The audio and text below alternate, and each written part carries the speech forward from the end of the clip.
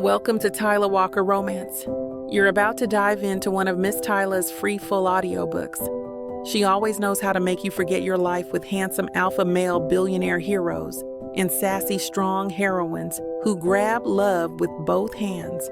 In order for this content to be free, we have to take out the dirty details. Otherwise, we risk disrupting this platform's rules and guidelines. Buy the unabridged version of any Tyler Walker audiobook from tylerwalker.com, and with code SAVE40, you can get 40% off any digital product at checkout. Take this moment to subscribe to the channel, and remember that liking and commenting is what makes these free full audiobooks possible. Thank you for choosing to treat yourself with Miss Tyler.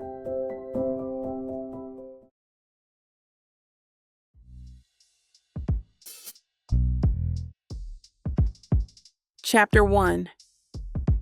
Juliet. The windshield wipers beat a steady rhythm against the fat snowflakes falling from the gray December sky.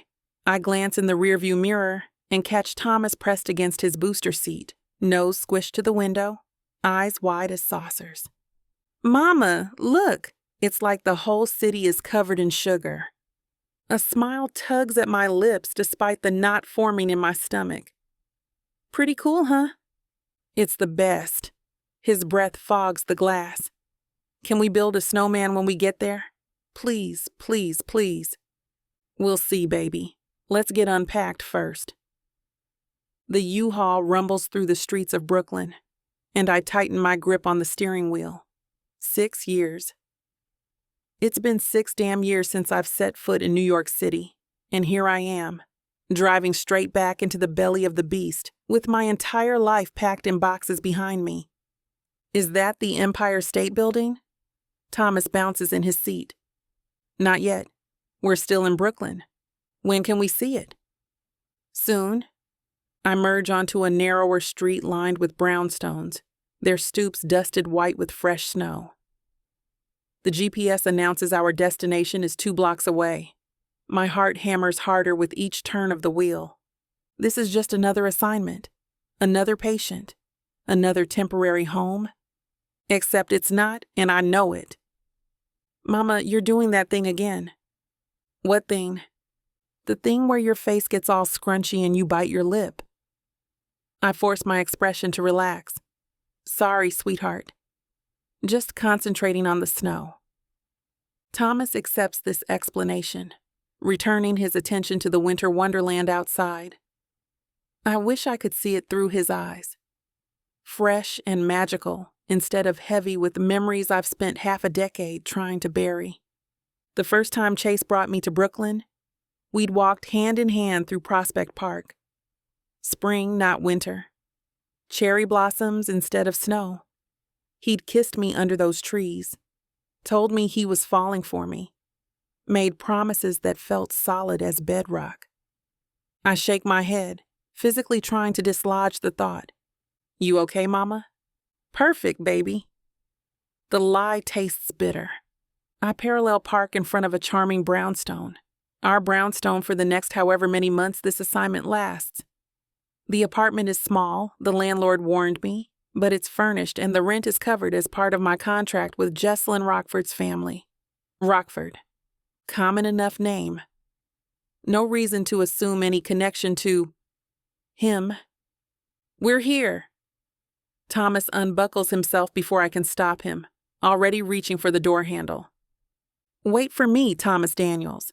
This isn't like Atlanta. There's actual traffic here." He freezes, then grins at me. "Yes, ma'am." I climb out of the truck, boots crunching in the snow, and circle around to help him down. The cold bites through my jacket, sharp and unforgiving. Atlanta was mild, comfortable, safe. This is something else entirely. Thomas lands in the snow with both feet, immediately scooping up a handful. "It's so cold and wet and perfect. Don't eat it." I wasn't gonna. He absolutely was. I survey the street, the neat row of brownstones, the skeletal trees reaching toward the white sky, a dog barking somewhere in the distance, car horns, the subway rumbling beneath our feet, the soundtrack of New York, a song I haven't heard in years but recognize instantly. We used to talk about living here together. Chase and me. He'd paint these vivid pictures of our future. Sunday mornings at corner cafes, walks across the Brooklyn Bridge, raising kids in a city that never sleeps. Then he chose his career over us, chose himself over us, and I chose to leave before he could destroy me completely. Mama, can I make a snow angel on the steps? After we bring some boxes in? Come on. I lower the truck's back door, eyeing the mountain of our belongings. Not much, really. A traveling nurse learns to pack light, but with Thomas, there are always more toys, more books, more little pieces of childhood that I refuse to deny him just because his mother can't stay in one place for long. I can carry something. Thomas tugs on my coat. Grab your backpack from the front seat. That's your job. He salutes me. Aye, aye, Captain Mama. The kid's been watching too many cartoons. I haul out the first box, kitchen supplies, and make my way up the snow-dusted steps. The brownstone's front door opens to reveal a narrow entryway and a steep staircase. Our apartment is on the 3rd floor, naturally. The landlord mentioned something about it being a walk-up, but I'd been too focused on the proximity to my patient's home to care about the details. My nursing bag digs into my shoulder as I climb, the box growing heavier with each step. Thomas thunders behind me, his backpack bouncing against his small frame. This is like a castle. Do we live in a castle now? More like a tower. Even better.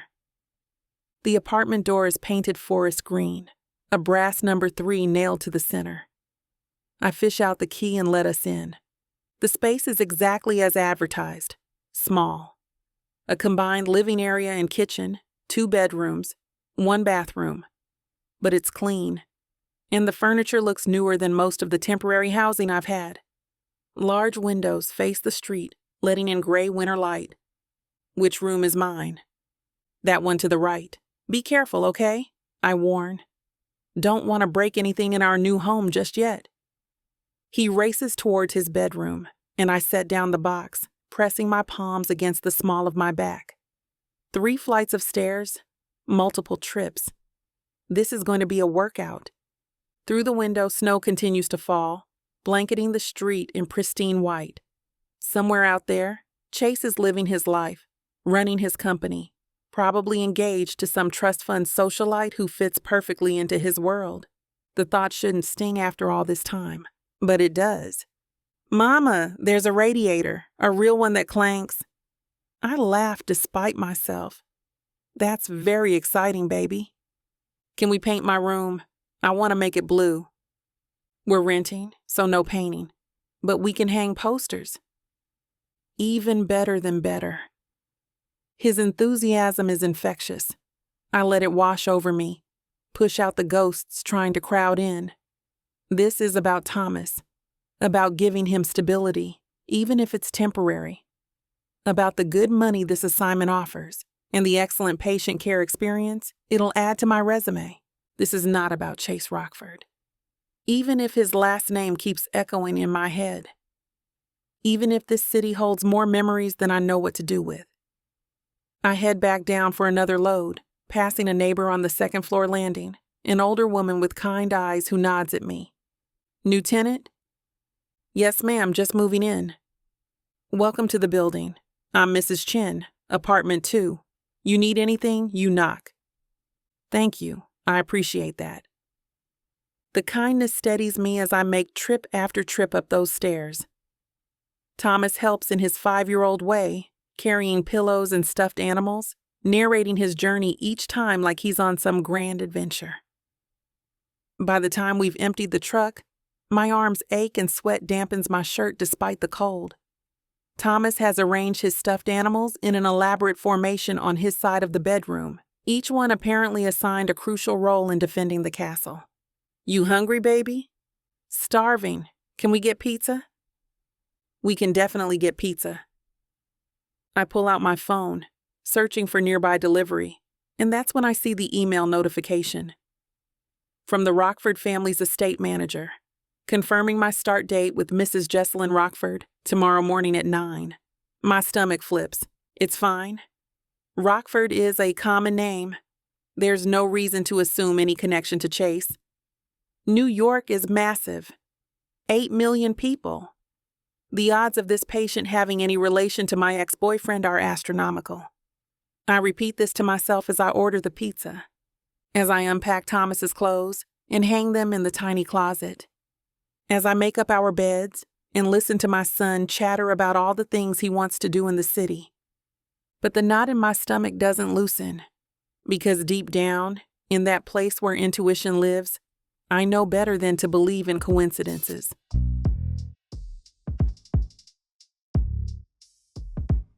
Chapter 2. Chase. The conference room feels like a tomb. 14 faces stare at me from around the mahogany table, waiting for answers I don't have. The morning light filtering through windows does nothing to warm the sterile atmosphere. The world outside is just as cold as it is in this damn room. The board is demanding a statement by end of day, Richard from PR says, his voice tight. We can't keep dodging the press. We're not dodging. I lean back in my chair, forcing my expression to remain neutral, even though my gut churns. We're being strategic. Strategic looks a hell of a lot like stalling when the former CFO's face is plastered across every news outlet. This from Michelle in legal, her fingers drumming against her leather portfolio. Marcus Webb's arrest for accessory to murder isn't exactly the kind of publicity that inspires investor confidence. I drag a hand through my hair. What's our exposure? Minimal, if we move fast. Michelle flips through her notes. Webb's been gone 6 weeks. We can demonstrate that his activities were personal, not corporate. But we need to get ahead of this narrative before someone decides to dig deeper into our financials. The financials are clean. My voice comes out sharper than intended. I've had 3 separate audits run since Webb resigned. Every goddamn number checks out. I'm not questioning that. She meets my gaze without flinching. I'm saying perception matters. Right now, Rockford Inc. is associated with scandal and murder. That's what we need to fix. The word murder sits heavy in the air. Christ, what a mess. I glance at the stack of folders in front of me. Damage control strategies, media talking points, investor reassurance plans, all of it crucial, all of it overwhelming when I can barely sleep through the night thinking about Mom's next chemo session. Chase, Richard prompts, your call on the statement. Draft something that emphasizes our cooperation with law enforcement and our commitment to ethical business practices. Get it to me by 2. I'll review before it goes out. Done. Anything else? Silence stretches. The executives exchange glances, the kind that say they're thinking plenty but won't voice it. Can't really blame them. The company's been through hell these past months and morale's shot. Used to be we'd have these meetings and there'd be energy. Ideas bouncing around, people excited about quarterly projections and new ventures. Now everyone just looks tired and suspicious, like they're waiting for the next bomb to drop. Can't say I feel much different. All right. I stand, signaling the end. Keep me updated on any press inquiries. And someone schedule a call with our top 5 investors. I want to hear their concerns directly. They file out in subdued silence. I stay at the head of the table, staring at the New York skyline through the window. Somewhere out there, Marcus Webb sits in a jail cell. His perfect life imploded. His wife dead under suspicious circumstances. His mistress charged with murder. The whole thing reads like a bad crime drama, the kind you'd flip past on cable at 2 a.m. Corporate executive goes down in flames, takes his reputation, and everyone connected to him along for the ride. Except it's my company's name getting dragged through the mud with every news cycle. My employees wondering if their jobs are secure. My investors watching their portfolios take hit after hit. The door opens behind me, the soft click barely audible over the ambient hum of the HVAC system. That went better than expected. I don't need to turn around to recognize Monique's voice. Smooth as aged whiskey, confident in a way that borders on presumptuous, always perfectly modulated to convey exactly what she wants you to hear. Nothing more, nothing less. Better would have been not having the meeting at all, I say, keeping my gaze fixed on the skyline.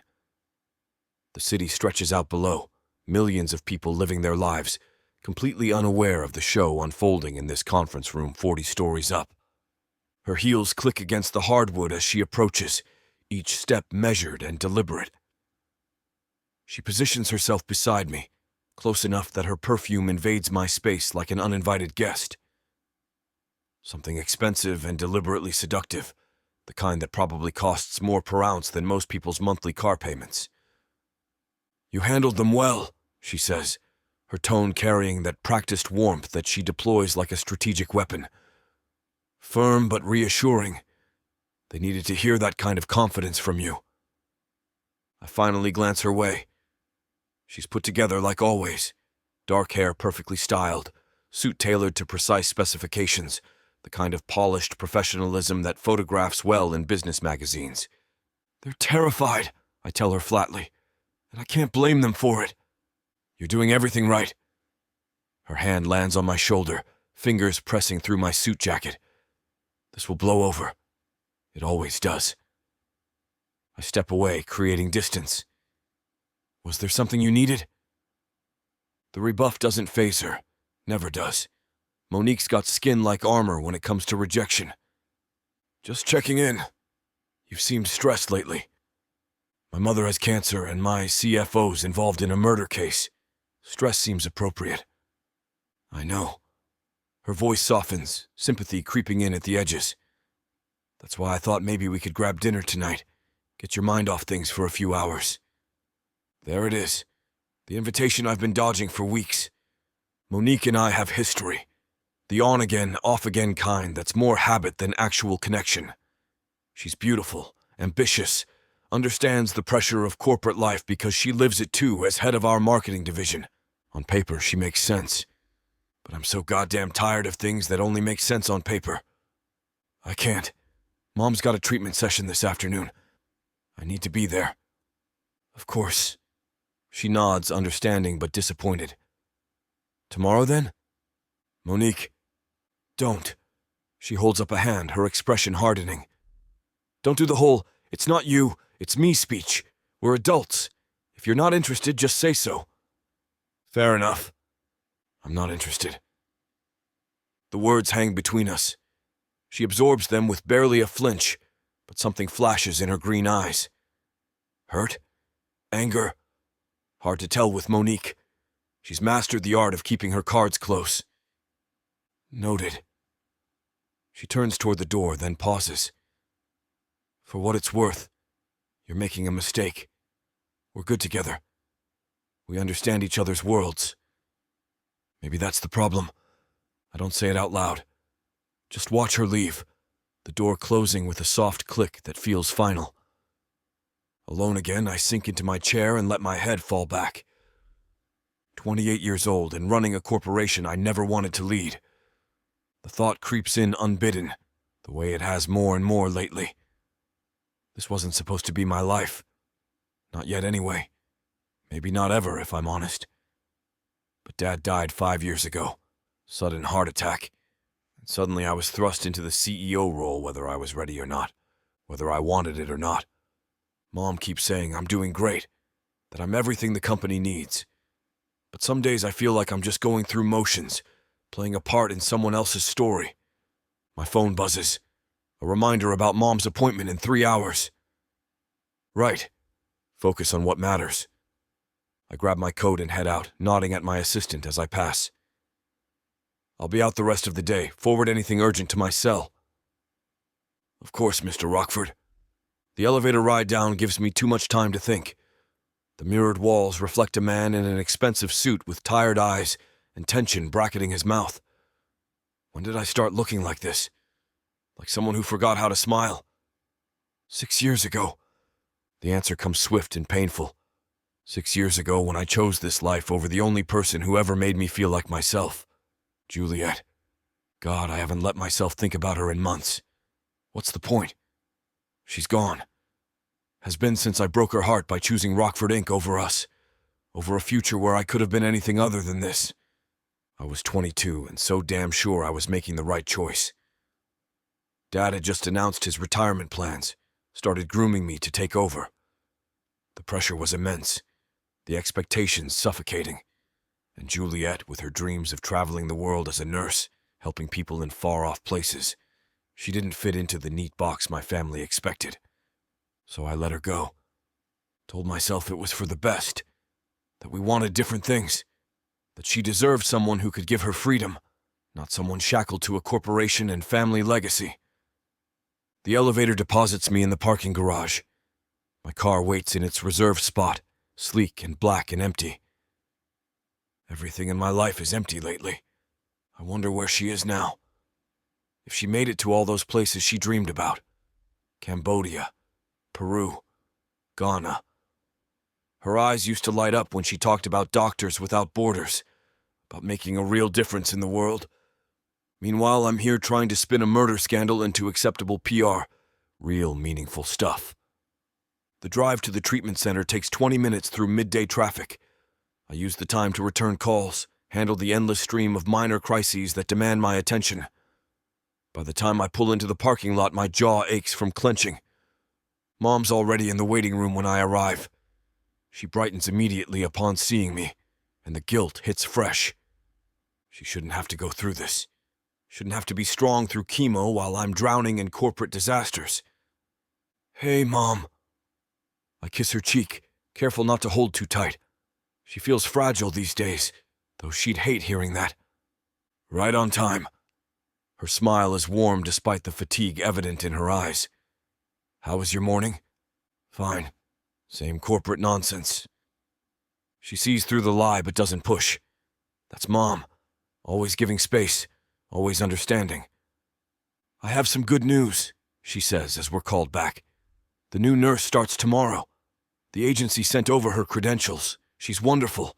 Lots of experience with oncology patients." "That's great. Anything to make this easier on her."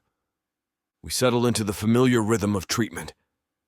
Mom in the chair, IV in her arm, me in the seat beside her pretending to read emails while really just being present. This is what matters, not board meetings or press statements or Monique's disappointed eyes. This. If only I'd figured that out 6 years ago, maybe I wouldn't be sitting here alone, wondering where Juliet Daniels ended up, and if she ever thinks about the life we could have had. Chapter 3. Juliet.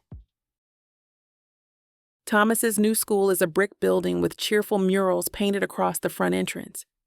Snowmen and winter scenes in bright primary colors that seem determined to combat the gray December morning.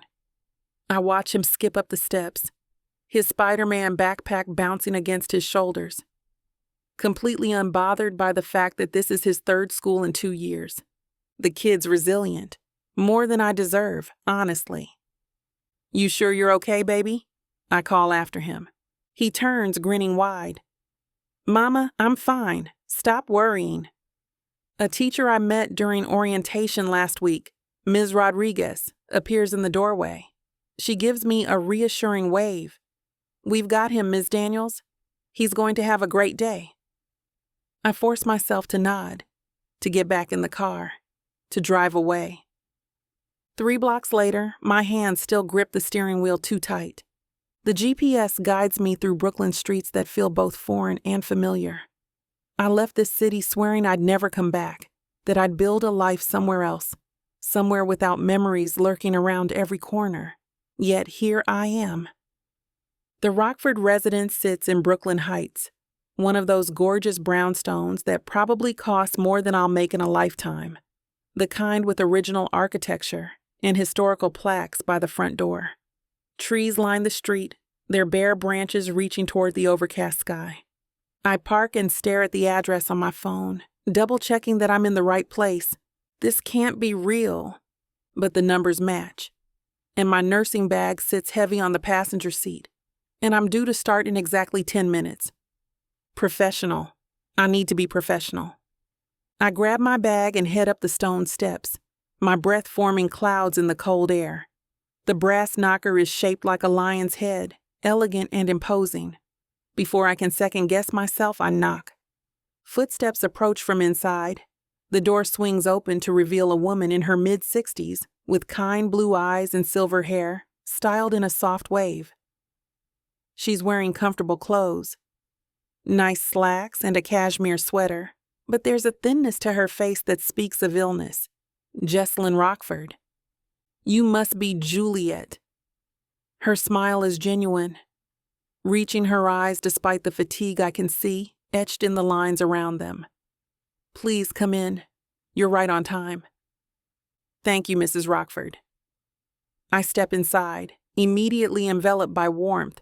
The interior is stunning. High ceilings, original woodwork, furniture that looks both antique and well-loved. It's nice to meet you. Please, call me Jessalyn. Mrs. Rockford makes me feel ancient. She laughs, the sound light and welcoming. Let me show you around. I follow her through the first floor, taking mental notes. Kitchen to the right, spacious and modern despite the historic bones of the house. Living room to the left with a fireplace that's actually burning, casting dancing shadows across hardwood floors. Family photos line the mantel and cover side tables. My gaze snags on one in particular. A young man in a cap and gown, dark blonde hair catching sunlight, blue eyes bright with accomplishment. He's got his arm around Jessalyn, both of them beaming at the camera. Chase.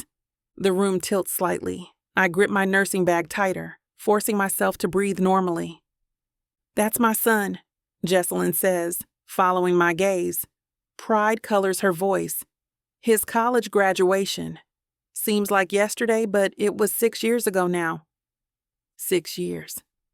Right when we were together. Right before he destroyed us. He looks happy. I manage, my voice sounding distant to my own ears. He was. Such a bright future ahead of him. Something wistful crosses her face. Though sometimes I wonder if all this success has cost him more than he realizes. I don't know how to respond to that, so I don't. Instead, I redirect. Should we go over your care plan? I reviewed your medical history, but I'd like to hear directly from you about how you're feeling. Of course. She gestures toward the living room. Let's sit. Would you like coffee? Tea? I'm fine, thank you. We settle onto a cream-colored sofa that's somehow both elegant and comfortable. Jessalyn moves carefully, and I note the slight wince she tries to hide. Pain level? I ask gently. Manageable. Maybe a 4 today. She waves a hand dismissively. I've had worse. Any nausea? Fatigue? The fatigue is constant, but that's nothing new. Nausea comes and goes. The anti-nausea meds help. I pull out my tablet, making notes. Your last treatment was yesterday? Yes. My son took me. Another smile, this one tinged with something I can't quite identify. He's been wonderful through all this, very attentive. Of course he has. Chase always was good at showing up for his mother, just not for me. The bitter thought surfaces before I can stop it. I shove it down, force my focus back to where it belongs. I'll need to do a full assessment, I say. Vitals, check your port site. Go over medications. Is now a good time? Now is perfect. I spend the next 30 minutes falling into the familiar rhythm of nursing. Blood pressure, pulse, temperature. Examining her central line for any signs of infection. Reviewing her medication schedule. This I can do. This is safe, predictable, something I'm damn good at. You're very thorough, Jessalyn observes as I finish documenting. I like to be. Better to catch potential problems early. The agency said you specialize in oncology. I do. I've been working with cancer patients for the past 4 years. What drew you to it? I pause, considering how much to share. My grandmother died of breast cancer when I was in nursing school. I was with her at the end, and the nurses who cared for her. I trail off, swallowing against the tightness in my throat. They made such a difference, not just medically but emotionally, for her and for our whole family. I wanted to be able to do that for others. Jesselyn's expression softens. I'm sorry about your grandmother. Thank you. But I'm grateful her experience led you here. I have a good feeling about this. The warmth in her voice catches me off guard. There's something genuinely kind about this woman, something that makes me want to do more than just the clinical basics. I want to actually help her, to make this awful process a little bit easier. Can I get you anything? I ask. Water? Something to eat? I'm all right for now, but I'd love some company if you don't mind. The hours get long between treatments. Of course. She gestures around the room. This house has been in my husband's family for 3 generations. Sometimes I think it holds more memories than any one person should have to carry. I follow her gaze, taking in more of the photos, a wedding picture featuring Jesselyn and a handsome man with Chase's eyes, family portraits spanning decades, Chase as a child, gap-toothed and grinning, Chase as a teenager, all awkward angles, Chase as a young man, Chase everywhere. It's beautiful, I say, because it is, even if it feels like I'm standing in a museum dedicated to the man who broke my heart. My husband passed 5 years ago. Heart attack. Jesselyn's voice catches. Chase had to grow up so fast after that. Too fast, really. He took over the company, took care of me, put his whole life on hold to fill his father's shoes. The revelation hits like a punch to the gut. His father died? Chase never mentioned, but then again, why would he? We haven't spoken in 6 years. For all I know, he's married with kids of his own now, living the life he chose over the one we could have built together. I'm so sorry for your loss, I say quietly. Thank you, dear. She pats my hand, and the simple gesture nearly undoes me. But enough heavy talk. Tell me about you. The agency mentioned you have a son? Thomas. He's 5. What a wonderful age. Full of questions and energy, I imagine. You have no idea. I smile despite myself. He thinks New York is the most exciting place in the world. Made me promise we'd see the Empire State Building. Chase used to love going up there as a child. The view is spectacular. Of course she'd bring it back to him. The universe is clearly having a laugh at my expense. I redirect again, asking about her dietary preferences, her sleep patterns, anything to steer the conversation away from dangerous territory. Jesselyn answers easily, and we fall into a comfortable exchange that feels less like patient nurse and more like friends. That's dangerous too, in its own way.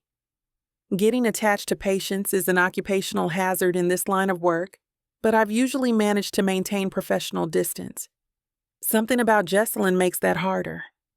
Maybe it's the way she looks at me, like she actually sees me, and not just the nurse who's here to manage her care.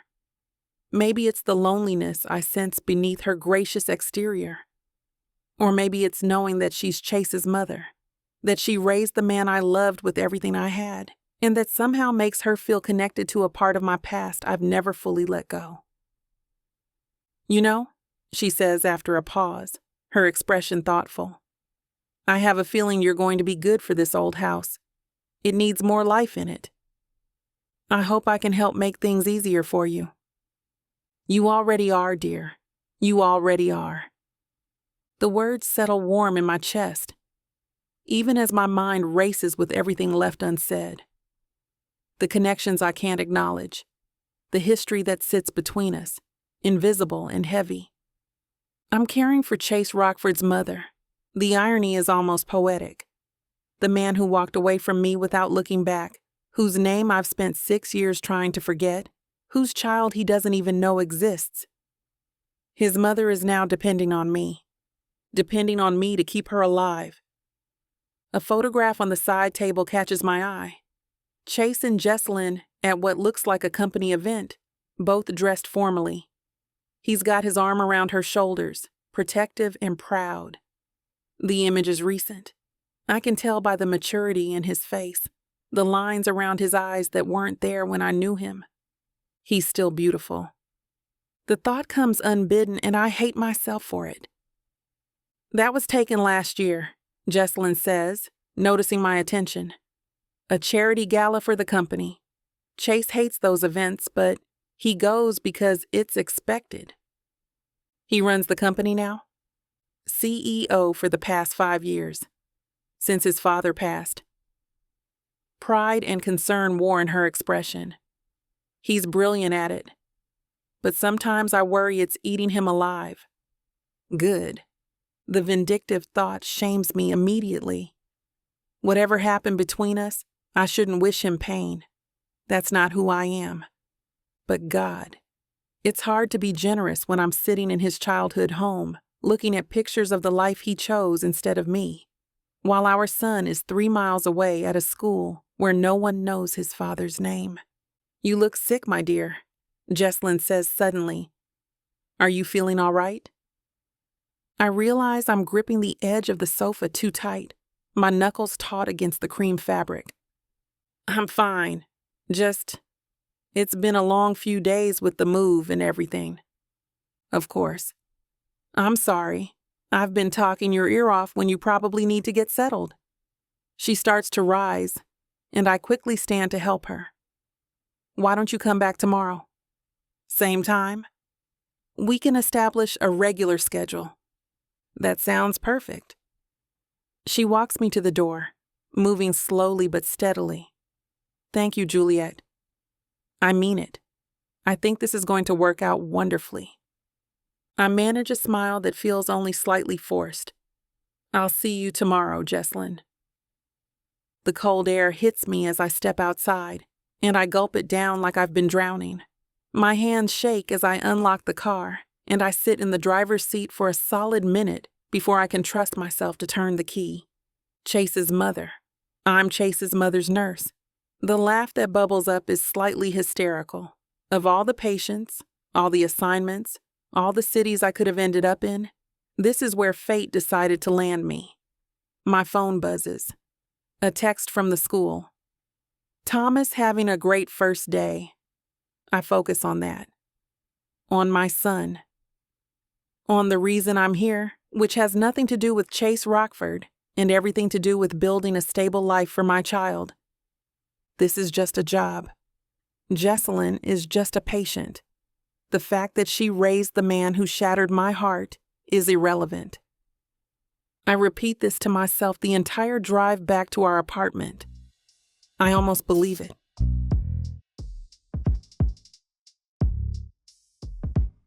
Chapter 4. Chase. Snow falls heavy as I navigate through Brooklyn traffic, 3 grocery bags from Whole Foods sitting in the passenger seat. The wipers can barely keep up with the accumulation, and visibility is trash, but I've driven through worse. Mom texted an hour ago asking if I could pick up some ginger tea and crackers. The nausea's been hitting her hard this week, and the thought of her suffering alone in that big house makes my chest tight. I should have stayed after yesterday's treatment. Should have made sure she was settled, that she had everything she needed. But I got pulled back to the office for a crisis that turned out to be nothing, and by the time I realized how late it had gotten... Damn, I'm doing the best I can, but it never feels like enough. The brownstone appears through the curtain of white, warm light glowing from the windows. I park and grab the bags, jogging up the steps before the snow can soak through my coat. The key turns smooth in the lock. I've had my own key since college, and I shoulder inside, stomping snow off my boots. Mom? In the living room. Her voice sounds stronger than yesterday. That's good. I carry the bags toward the kitchen, already mentally cataloging what I'll make for dinner. She needs to eat more, even if the chemo makes everything taste like cardboard. Brought you the ginger tea, I call out. And those crackers you like. The expensive ones that cost more than my first car. Her laugh drifts from the other room. They're not that expensive. They're $12 a box, Mom. For crackers. I set the bags on the counter and start unpacking. Ginger tea, crackers, fresh vegetables for soup, chicken stock, bread from the bakery she likes. The routine is familiar, grounding. This I can do. This I can control. Chase, come sit with me for a minute. I abandon the groceries and head into the living room. She's on the sofa, wrapped in the cashmere throw I bought her last month, and there's color in her cheeks that wasn't there yesterday. The fire crackles in the hearth, casting dancing shadows across her face. You look better. I feel better. She pats the cushion beside her. The new nurse started today. Right, the nurse from the agency. I sink onto the sofa, exhaustion pulling at my bones. How'd it go? Wonderfully. Mom's entire face lights up. Chase, she's absolutely lovely. So kind and thorough. She spent over an hour going through everything, making sure I was comfortable, asking about my needs. That's great, Mom, really. And beautiful, she continues, something mischievous creeping into her tone. Absolutely stunning. Late 20s, I'd guess, with these gorgeous hazel eyes and the warmest smile. I raise an eyebrow. Are you trying to set me up with your nurse? I'm just making an observation. Uh-huh. Her name is Juliet. The name hits like a fist to the sternum. Juliet. My hands go still where they're resting on my knees. What? Juliet. Isn't that a beautiful name? Very romantic. No, it can't be. Juliet's a common enough name. There's got to be thousands of women named Juliet in New York alone. The odds of it being my Juliet. Not mine. Never was. Not after what I did. She has a son, Mom continues, oblivious to the way my world just tilted sideways. 5 years old. Single mother, which can't be easy. But she seems to handle it with such grace. My mouth has gone dry. What? I clear my throat, force the words out steady. What'd she look like? Mom's eyebrows lift. I just told you. Beautiful. Late 20s. Be more specific. Something in my tone makes her study me closer. Well, she's black. Shoulder-length curly hair that she had pulled back in a bun. Those hazel eyes I mentioned. Tall, maybe 5'7". Athletic build. She tilts her head. Why? The description locks into place with horrifying precision. Juliet Daniels. Here, in my mother's house. Caring for my mother. The universe has a real messed up sense of humor. Chase? Mom's voice sharpens with concern. What's wrong? You've gone pale. I shake my head, trying to organize thoughts that are careening in 17 directions at once. Nothing. Just work stuff. The board's breathing down my neck about the web situation. The lie tastes bitter. But what the hell am I supposed to say? Oh, your new nurse is the woman I destroyed 6 years ago. The only person who ever made me feel like I was more than just a Rockford. I haven't stopped thinking about her since. Yeah, that'll go over well. You work too hard. Mom reaches over and squeezes my hand. You should take some time for yourself. Maybe even meet someone nice. Mom, I'm serious. You and Monique clearly aren't working out despite her best efforts. She gives me a knowing look. And before you say you don't have time, I'll remind you that life is short. Cancer has a way of putting that in perspective. Don't. The word comes out sharper than intended. Don't talk like that. I'm just being realistic, sweetheart. And I'm telling you that I want to see you happy before... You're going to beat this. I know. Her voice softens. But happiness shouldn't wait for after. It should be now. I don't know how to respond to that, so I stand, needing movement, needing to do something with the restless energy suddenly flooding my system. I'm going to start dinner. You need to eat. You don't have to. Yeah, I do. I escape to the kitchen before she can argue further. My hands move on autopilot, cutting vegetables, pulling out the stock pot, measuring ingredients for the soup I've made 100 times before. Juliet. Here. After 6 years of radio silence, of wondering where she ended up, if she's happy, if she ever thinks about what we had. She's back in my life through the most twisted route possible. And she has a kid. 5 years old, Mom said. The math tries to creep in, but I shut it down. Not my business. Not my place to wonder or calculate or consider possibilities that would shatter what's left of my sanity. She moved on. Obviously. Built a life without me. Became a mother. Is doing exactly what she wanted. Traveling. Nursing. Helping people. Good for her. The knife comes down harder than necessary, splitting a carrot in half with more force than required. You're going to cut off a finger at that rate. Mom's voice startles me. She's standing in the doorway, leaning against the frame, watching me with those two perceptive eyes that see everything I'm trying to hide. I'm fine. You're a terrible liar. She moves into the kitchen slowly, settling onto one of the bar stools. What's really going on? Everything. Nothing. The past colliding with the present in the worst possible way. Just stress, I manage. The company, your treatment, everything with Webb. It's a lot. I know it is. Her expression gentles. Which is why I think you should meet Juliet properly. She mentioned something about needing recommendations for her son to find a nice sports team, and you know everyone in this city. It'd be a nice gesture. A nice gesture. Meeting the woman whose heart I shattered because I was too much of a coward to choose her over family expectations. Yeah, real nice. We'll see. I think you'd like her, Mom continues, and there's something wistful in her tone. She reminds me a bit of that girl you dated in college. What was her name? The one you never talked about, but I could tell meant something to you. My hands freeze mid-chop. She can't possibly. I never really understood why that ended, Mom muses. You were different with her, lighter, more yourself. Mom, I'm just saying this Juliet has that same quality. Like she sees the world clearly but hasn't let it make her cynical. You could use more of that energy in your life. The irony is suffocating. I'll think about it, I say, just to end this conversation before it veers into territory I can't handle. Good. She smiles, satisfied. She's coming back tomorrow at 9. You should stop by. Bring coffee or something. Stop by. Face the woman I've spent 6 years trying to forget. Pretend we're strangers while my mother sits there, oblivious to the history stretching between us like a live wire.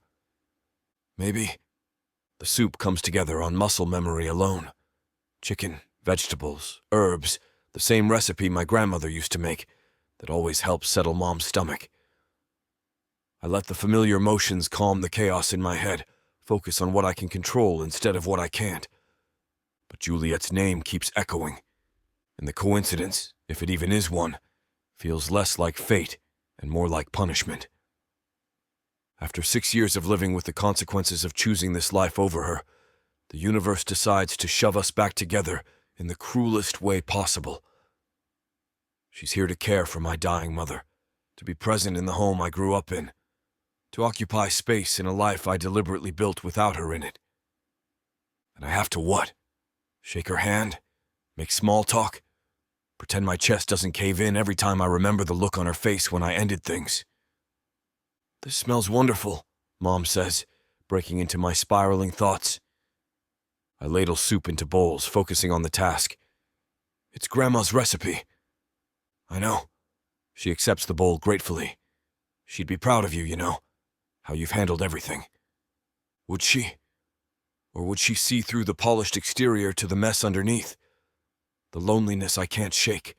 The relationships that never go anywhere because they're not her. Not Juliet. We eat in companionable silence, the snow still falling outside the windows, the fire still crackling in the hearth. Normal. Peaceful. Everything I'm definitely not feeling. You'll like her, Mom says again as I'm cleaning up. I promise. I rinse the bowls, my back to her so she can't see my expression. Like her. As if that's ever been the problem. I loved her. 6 years ago. I loved her more than I knew how to handle. More than I was ready for.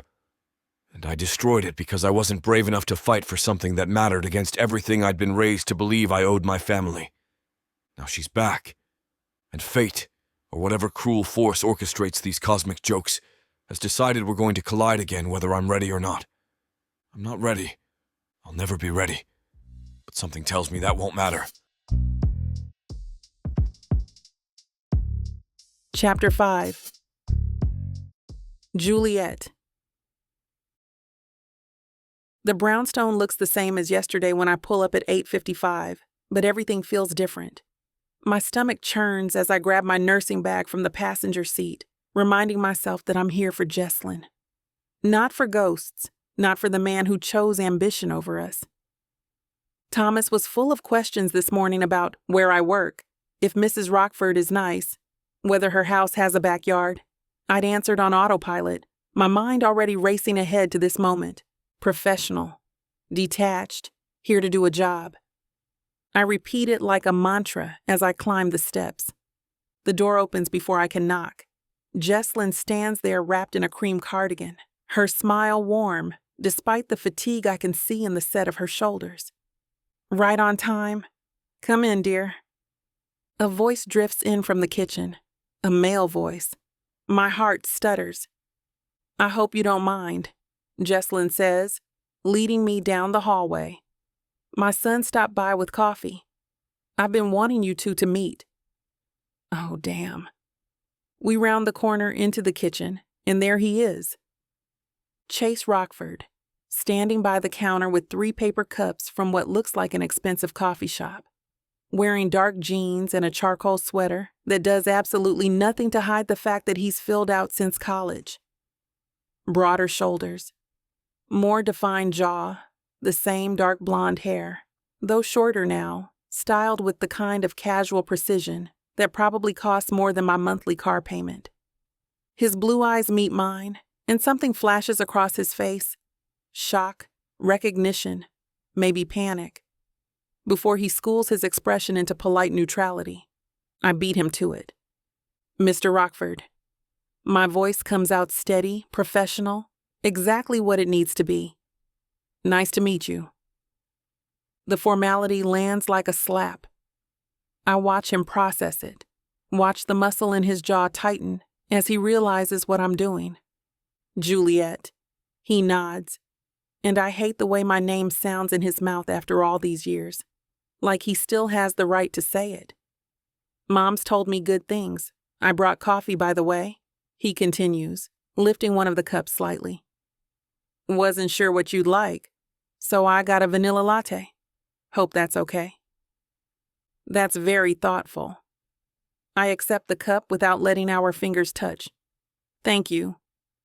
Jesselyn beams between us, completely oblivious to the tension crackling through the air, like static electricity. Isn't this nice? My 2 favorite people in one room. I want to laugh, or scream, or both. Instead, I turn my attention to Jesselyn, professional mask firmly in place. How are you feeling this morning? Any nausea? Pain? A bit tired, but that's normal after treatment. Let's get your vitals checked. I gesture toward the living room. If you want to sit, I'll grab my equipment. I can carry. Chase starts. I've got it. The words come out clipped. Thank you.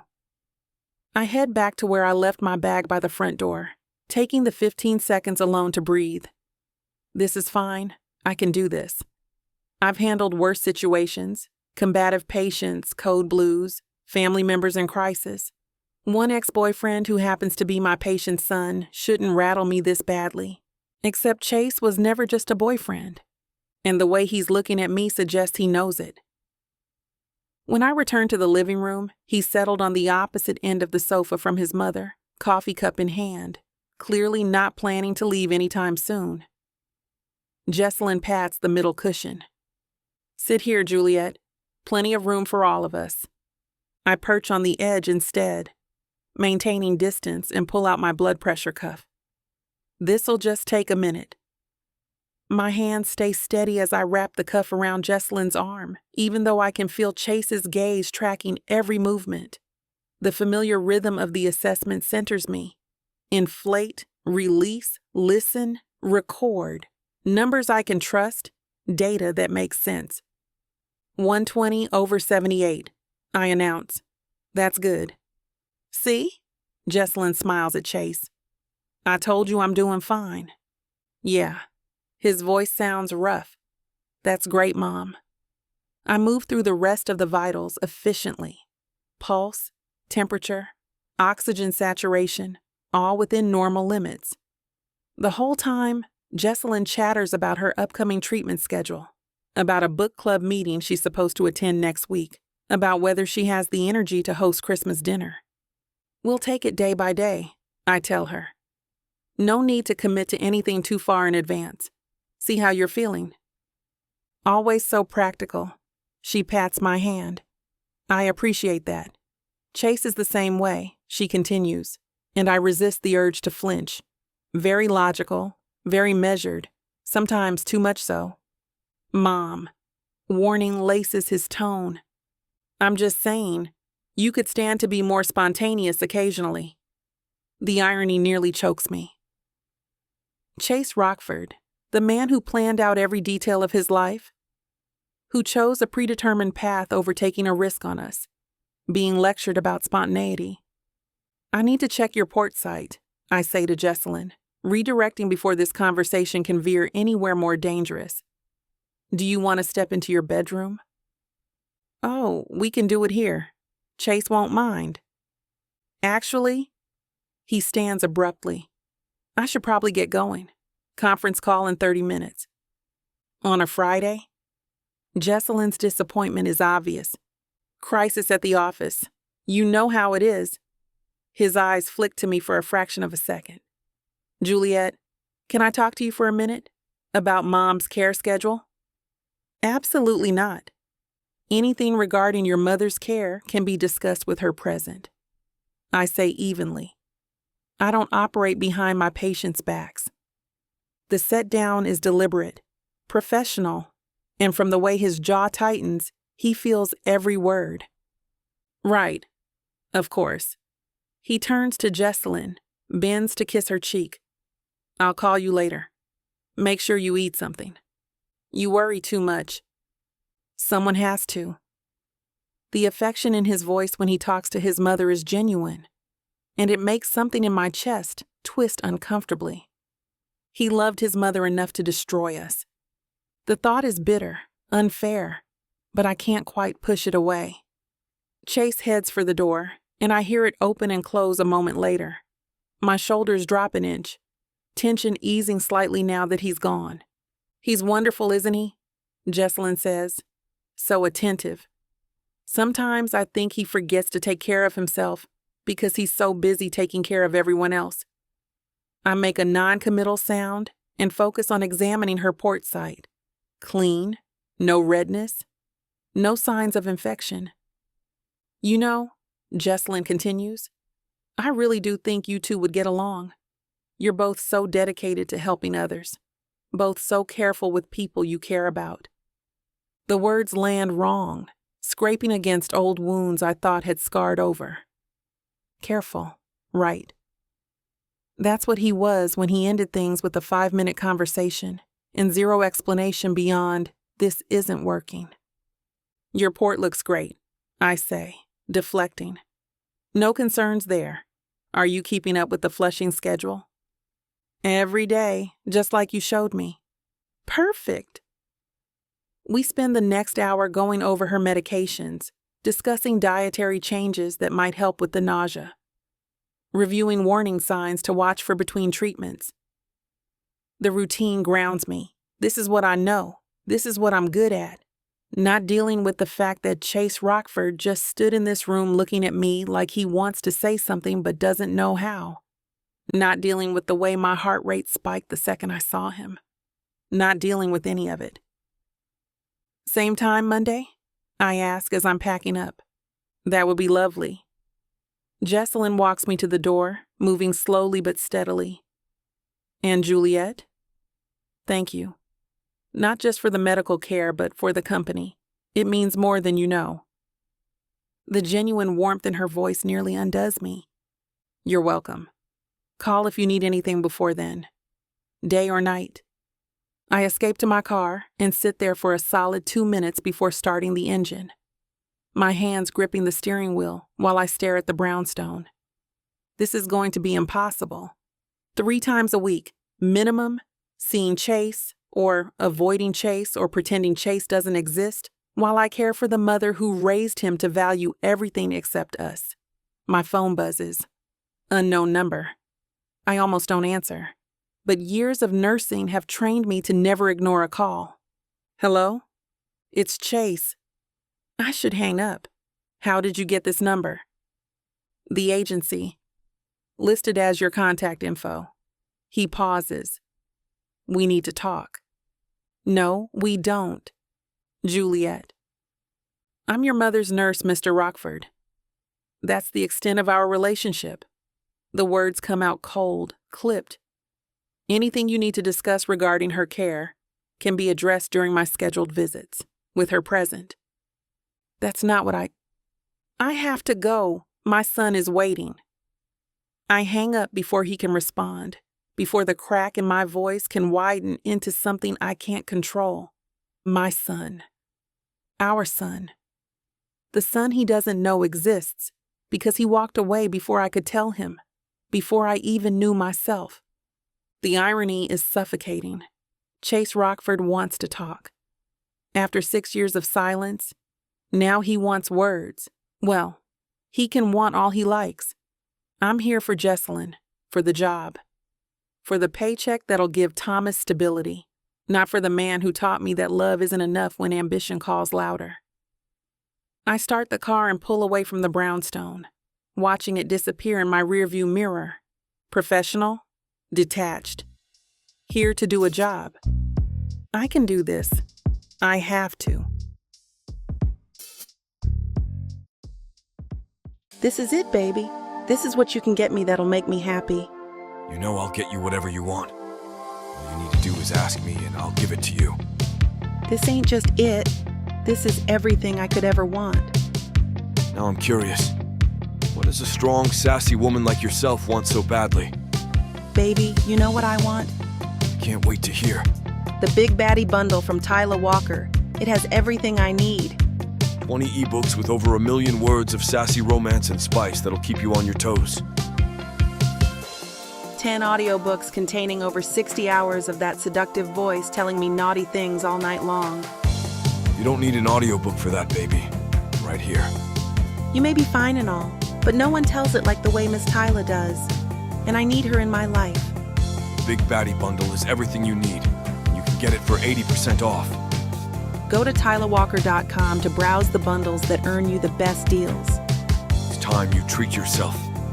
Because you deserve it. Escape your life with Miss Tyler.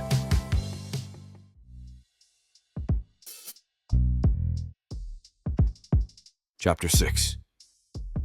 Chase. The office feels like a cage.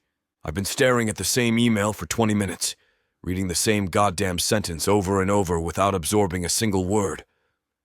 My coffee's gone cold in its mug, and the stack of files that need my attention before the board meeting at 3 might as well be written in Sanskrit for all the sense they're making. Juliet. Her name loops through my head on repeat, dragging every memory I've spent 6 years trying to bury along with it. The way she looked at me this morning, or rather, didn't look at me.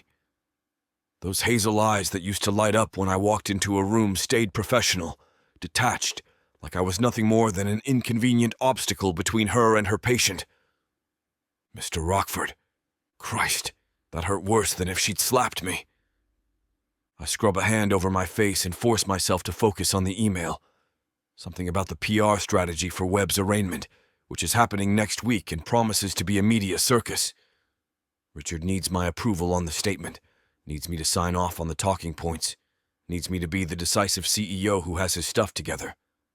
Instead, I'm sitting here obsessing over a woman who made it crystal clear she wants nothing to do with me. Can't really blame her for that. My phone buzzes. A text from Mom. Thank you for the coffee. Juliet says my vitals look good. She's wonderful, isn't she? Yeah, she is. Always has been. That was never the problem. I set the phone down without responding and turned to my computer instead, opening a new browser tab before I can talk myself out of it. My fingers move on autopilot, typing her name into the search bar. Juliet Daniels. Pages of results load. LinkedIn profile. A few professional articles. Recognition from various medical organizations. I click through them methodically, absorbing details like I'm gathering intel for a hostile takeover instead of stalking my ex-girlfriend like some pathetic... She got her oncology certification 4 years ago, top of her class. Published an article in a nursing journal about palliative care approaches for terminal cancer patients. Received an award last year for excellence in patient advocacy. Every achievement is listed with the kind of sparse professionalism that probably undersells what she actually accomplished. That was always Juliet's way. Let the work speak for itself, never oversell, never demand recognition she'd earned 10 times over. A photo accompanies one of the articles. She's in scrubs, standing with a group of other nurses, smiling that warm smile that used to make my chest tight. She looks older than I remember.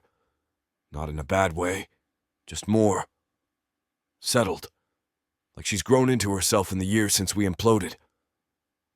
While I was drowning in corporate nonsense and family obligations, she was out there actually making a difference. The irony tastes like ash. I clicked to her LinkedIn profile. The professional summary is brief. Oncology nurse specializing in home care. Passionate about patient-centered treatment and end-of-life dignity. Her employment history reads like a travelogue. Atlanta, Austin, Portland, Denver. Never staying anywhere longer than 18 months. Always moving. Always seeking the next assignment. Running, maybe. The thought surfaces before I can stop it. Was she running from something? Or just toward the life she always wanted? Traveling, helping people, refusing to be tied down to any one place. Refusing to be tied down to me. I should close the browser.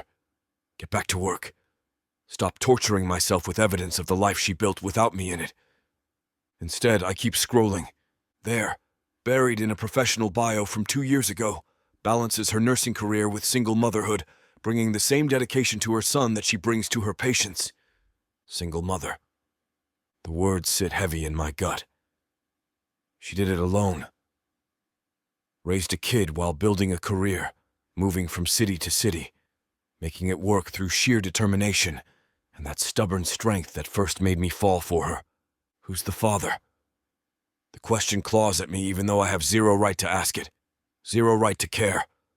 Someone she met after me, obviously. Someone who got her pregnant and then, what? Bailed? Died? Never knew? The not knowing eats at me worse than any answer could. My office door opens without warning. I close the browser tab reflexively, looking up to find Monique standing in the doorway with a leather portfolio under one arm, and an expression that suggests she's already annoyed before this conversation even starts. Got those revised projections you wanted? She crosses to my desk, dropping the portfolio with more force than necessary. Marketing's convinced we can spin Webb's mess into a transparency narrative. I think it's nonsense, but Richard's on board. Thanks. I flip open the portfolio, grateful for the distraction even if Monique's the one providing it. She doesn't leave. Just stands there watching me with those sharp green eyes that miss nothing. What were you looking at? What? Just now, when I walked in. She gestures toward my computer. You closed it pretty quick. Damn. Nothing important, just research. Research. The skepticism in her tone could cut glass. On what? I should tell her to mind her own business. Should remind her that what I do on my computer isn't her concern unless it directly impacts her department. Instead, I go for a version of the truth that might satisfy her curiosity without revealing anything I'm not ready to examine too closely myself. Mom's new nurse, making sure she's qualified. Monique's eyebrows lift. You're vetting the nurse? Isn't that what the agency's for? My mother has cancer. I'm not leaving her care to chance. Fair enough. She pulls out one of the chairs across from my desk and sits without invitation. Find anything concerning? No, she's got solid credentials. Oncology certification, good patient reviews, lots of experience. Then why do you look like someone kicked your dog? Because seeing Juliet again ripped open wounds I thought had healed. Because she has a kid and I can't stop wondering about the story there. Because she called me Mr. Rockford like we're strangers. And maybe we are now, but Christ, we weren't always.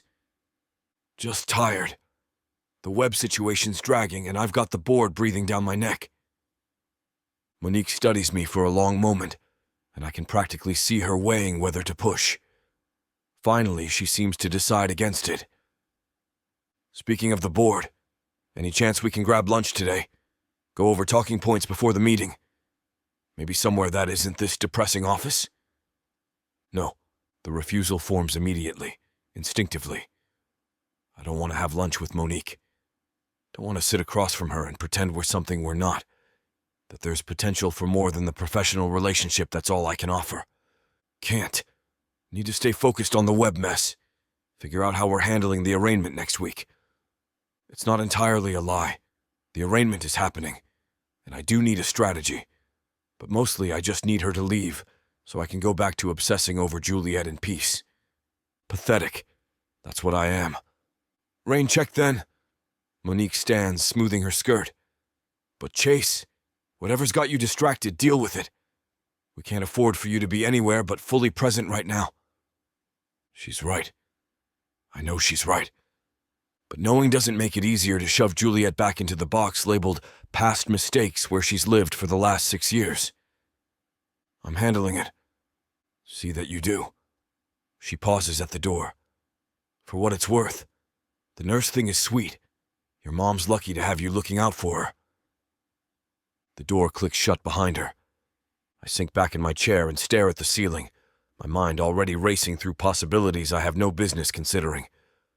Juliet made it clear she doesn't want to talk. Made it clear our only connection is professional. Her caring for my mother, nothing more. I should respect that. Should keep my distance. Should focus on Mom's health and the company's crisis and all the responsibilities that come with being Chase Rockford CEO. But I can't stop thinking about the way she refused to meet my eyes this morning. The careful distance she maintained. The walls she'd built that weren't there 6 years ago when she used to curl against me in bed and talk about all the places she wanted to go, all the people she wanted to help. I did that to her. Built those walls brick by brick when I chose this life over her. And now she's back, close enough to touch but completely out of reach. And I don't know what the hell I'm supposed to do with that. My phone buzzes again. This time it's Richard. Statement ready for your review. Need approval ASAP. Right. Work. The thing I chose over everything else. The thing that's supposed to matter more than the memory of hazel eyes and a smile that used to make me believe in futures I was too much of a coward to fight for. I pull up the statement and force myself to read it, to engage with the words, to be the CEO everyone needs me to be. But in the back of my mind, I'm already planning. Already figuring out how to see her again. How to make her understand that 6 years ago, I was an idiot who made the worst mistake of his life. How to convince her that maybe, just maybe, we deserve a second chance. Even if I have no idea what I'd do with one if she gave it to me. Chapter 7. Juliet.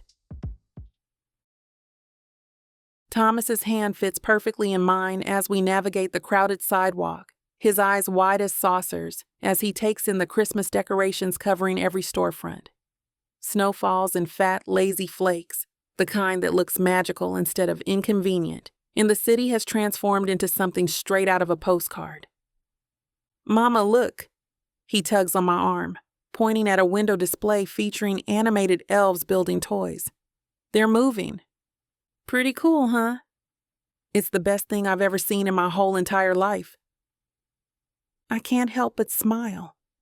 His enthusiasm is infectious, a balm against the tension that's been coiled tight in my chest since this morning. Since seeing Chase. I push the thought away and focus on my son, on the way his breath forms little clouds in the cold air, on the wonder in his voice as he catalogs every decoration we pass. Can we see the big tree? The one you told me about? Rockefeller Center, maybe later this week. Tomorrow? We'll see, baby. He accepts this with a little hop, his sneakers crunching in the fresh snow. We're heading toward a hot chocolate place I looked up last night, one that's supposed to have the best cocoa in Brooklyn. Thomas deserves a treat after his first week at a new school, after being uprooted from Atlanta without complaint because his mother needed another assignment. Because I'm always running. The thought surfaces sharp and unwelcome. Is that what I'm doing? Running? Or am I just, what did that LinkedIn summary say? Seeking the next opportunity, building a career, refusing to get stuck in one place when there's so much world to see, so many patients who need help. Except Thomas is getting older, starting to notice that he doesn't have the kind of stability other kids have. The kind with a permanent home and a school where he'll graduate, friends he'll know for years instead of months. The kind with 2 parents. Mama, you're doing the face thing again. I blinked down at him. What face thing? The worried face, where your eyebrows get all scrunchy. Sorry, sweetheart. Just thinking about what kind of hot chocolate to get. He grins, showing the gap where he lost his first tooth last month. The biggest kind. The cafe materializes ahead, its windows fogged with warmth, string lights wrapped around the awning. We push inside, and the heat hits immediately, along with the rich smell of chocolate and cinnamon. Welcome, a barista with a Santa hat calls from behind the counter. What can I get you? Thomas presses his face against the display case, studying the pastries with the gravity of someone making a life-altering decision. Can I have hot chocolate with marshmallows and whipped cream and... He looks up at me hopefully. Maybe a cookie. Sure, baby. His entire face lights up. I order for both of us. His with all the fixings, mine simpler. And we find a table by the window. Thomas climbs into the chair, already unwinding his scarf, cheeks pink from the cold. This is the best day, he announces. Yeah? We got to walk in the snow and now we get treats, and everything is so pretty. He gazes out the window at the decorated street. I really like it here, Mama. The words hit deeper than they should. You do? Uh-huh. Mrs. Rodriguez is really nice. And there's a kid in my class who likes Spider-Man too. And the playground has this huge slide. He swings his legs, not quite reaching the floor. Plus, we live near Mrs. Rockford, and she's the nicest lady ever. My chest tightens. You like Mrs. Rockford? She's so pretty and sweet. And you said I could visit her sometime when you're working. She has books and games and said, maybe we could do puzzles together. His expression turned serious. Is she gonna be okay? From the cancer? The question catches me off guard. I knew he'd picked up on Jesselyn's illness. Hard not to when I'm leaving for work, talking about medication schedules and treatment protocols, but I hadn't realized how much he'd been thinking about it. I'm going to take really good care of her, I tell him carefully. That's my job, to help her feel better. Good. He nods, satisfied. I want her to get all the way better. She reminds me of Grandma, except not as old. God, this kid. The barista brings our order, and Thomas immediately dives into his hot chocolate, emerging with a whipped cream mustache that makes him giggle. I sip mine slower, watching him, trying not to think about how Jesselyn is his grandmother and he has no idea. How Chase is his father and doesn't know he exists. How I'm sitting here keeping secrets that could blow up everyone's lives, including my son's. Mama? Thomas licks chocolate off his spoon. When I grow up, I want to help people too. Like you. Yeah? Yeah, maybe I could be a doctor. Or a superhero. Or both. Both sounds good. He grins and returns his attention to the cookie I've put in front of him, breaking off pieces with sticky fingers. This right here. This moment. This is why I do it. Why I take assignment after assignment. Why I work so hard to give him experiences and stability even when we're constantly moving. Why I protect him from the truth about his father. Because Chase made his choice 6 years ago. And it wasn't us. Memory crashes over me unbidden. Chase and me walking through Central Park on a day not unlike this one. Snow falling, his arm around my shoulders, both of us laughing about something stupid. He'd bought us hot chocolate from a street vendor, and we'd shared it, passing the cup back and forth, not caring that we looked ridiculous. He told me he was falling for me, that he could see a future with me, that after graduation, we'd figure it out together. My nursing career, his business degree, a life built on compromise and commitment. Then his father started talking about retirement, about succession planning, about Chase's responsibility to the family legacy. And I became expendable. The bitterness rises fast, sharp enough to make me set down my mug before my hands start shaking. This is yummy. Thomas breaks through my spiral. Can we come back here? Sure, baby. Whenever you want. Tomorrow? I laugh despite myself. Not tomorrow, but soon. He accepts this, distracted by the snow falling heavier outside the window. It's like we're in a snow globe. It is. The whole city looks magical right now. Lights twinkling, people bundled in scarves and coats. Storefronts glowing with holiday cheer. New York at Christmas is something special. The kind of scene that makes you believe in fresh starts and second chances. I don't believe in second chances anymore. Not with Chase Rockford. Mama, can I ask you something? Always. Thomas fidgets with his napkin. Do I have a dad? The question lands like a punch to the sternum. I set my mug down carefully, buying time. Why are you asking that, sweetheart? 'Cause at school, everyone was talking about what they're doing for Christmas with their families, and Marcus said he's going to his dad's house, and Emma said her parents are divorced, but she gets 2 Christmases and... He trails off, looking at me with those big blue eyes that are so much like Chase's, it physically hurts. I just have you, and that's good. You're the best mama ever, but I was just wondering. Christ. I've prepared for this conversation 100 times in my head, practiced different versions depending on his age and maturity level. But sitting here in a cafe with Christmas music playing, and my 5-year-old looking at me with such earnest curiosity, all those rehearsed speeches evaporate. You do have a dad, I say carefully. Everyone has a biological father. Where is he? He lives far away and he doesn't know about you. Thomas processes this, his brow furrowing.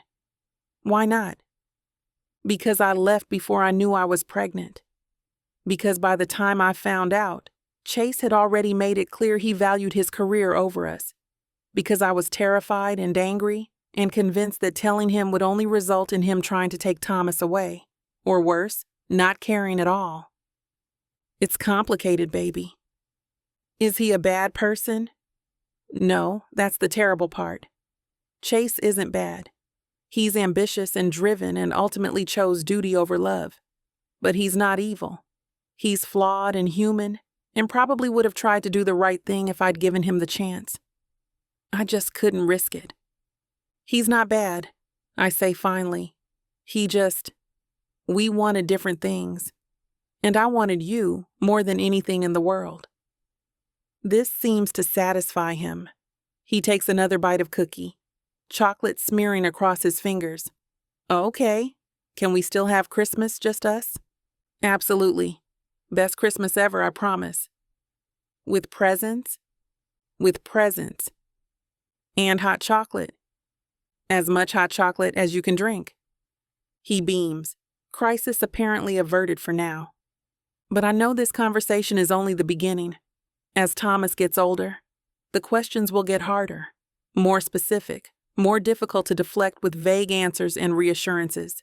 Eventually, he'll want to know his father's name, where he lives, why I never told him, and I'll have to find better answers than it's complicated. We finish our treats and bundle back up, stepping into the snowy afternoon. Thomas immediately tries to catch snowflakes on his tongue, dancing ahead of me on the sidewalk while I keep a careful eye on him. This is my life, my son, my career, the constant motion that keeps us both moving forward instead of dwelling on what could have been. I will not let Chase Rockford disrupt that. I don't care that seeing him this morning made my heart rate spike. Don't care that his voice on the phone this afternoon sent butterflies through my stomach that I thought had died 6 years ago. Don't care that some traitorous part of me registered how good he looked, how he'd grown into himself, how those blue eyes still have the power to make me forget how to breathe. None of it matters. I'm here for Jesslyn, for the job, for Thomas. Not for the man who proved that love isn't enough when family legacy calls louder.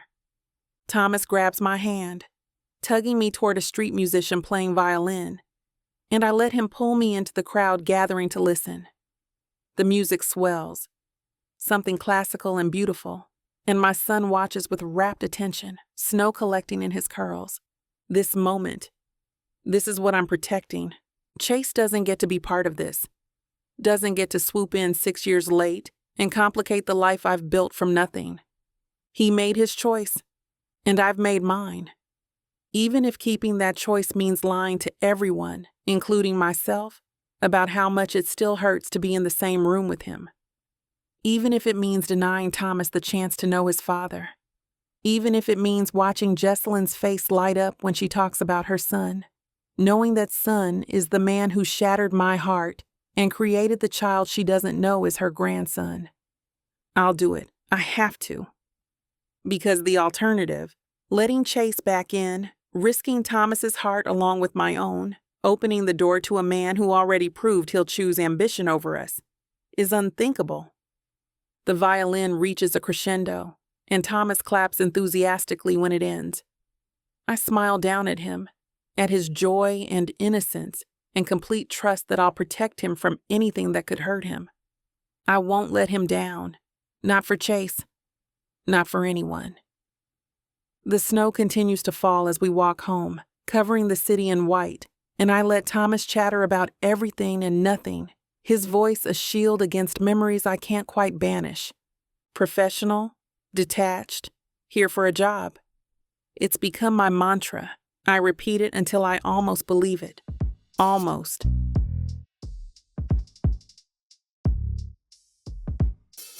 Chapter 8. Chase. The brownstone glows with white Christmas lights when I pull up at 8:30.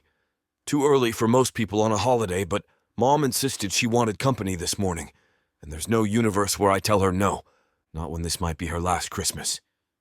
The thought crashes through me like it does every damn time, unwelcome and suffocating. I shove it down, grab the bags of presents from the passenger seat, and head up the steps. My key turns in the lock, and warmth hits immediately. Mom's got the heat cranked, and something smells like cinnamon. Christmas music drifts from the living room, some instrumental version of Silent Night that she's played every year since I was a kid. In here! Her voice carries the kind of energy that makes my chest loosen slightly. She's on the sofa wrapped in a red cashmere blanket, her face brighter than it's been in weeks. The tree in the corner is lit up, ornaments catching the light, presents scattered underneath in cheerful chaos. Merry Christmas, Mom. I bend to kiss her cheek, careful as always. Merry Christmas, sweetheart. She pats the cushion beside her. Sit. I want to open presents before Juliet gets here. Right. Juliet's doing a quick check-in this morning. My stomach does something complicated at the thought. You sure you're feeling up to all this? I gesture at the decorations, the presents, the general festive explosion happening in her living room. I'm feeling wonderful. Best I have in weeks. She squeezes my hand. Now stop fussing and open this. She hands me a wrapped box and I recognize the paper. Same pattern she's used since I was 12. Some things never change, thank Christ. I tear into it, revealing a leather portfolio with my initials embossed on the front. Expensive, thoughtful, completely Mom. For all those board meetings, she says. Figured you could use something that doesn't look like you stole it from a college freshman. I laugh despite the heaviness sitting in my chest. My current one's not that bad. It has coffee stains, Chase. Fair point. I lean over and hug her, breathing in the familiar scent of her perfume. Thank you. It's perfect. We exchange a few more gifts. Cashmere socks for her because she's always cold now. A first edition book she's been wanting. Gift certificates to her favorite restaurants for when she's feeling stronger. The doorbell rings at 9 exactly. My pulse kicks up before I can stop it. That'll be Juliet! Mom brightens even more if that's possible. Can you get it? I want to surprise her with cookies. I head to the door, forcing my expression into something neutral, and pull it open. Juliet stands on the steps in dark jeans and a cream sweater, her nursing bag over one shoulder, and her hand gripping the mitten of a small boy who's staring up at me with wide blue eyes. Blue eyes. The same shade as mine. What the hell? I'm so sorry. Juliet's words come out rushed, apologetic, not quite meeting my gaze. His regular sitter canceled last minute because of the holiday, and I couldn't find anyone else. And I tried to reschedule, but your mother insisted. It's fine. The words come out rougher than intended.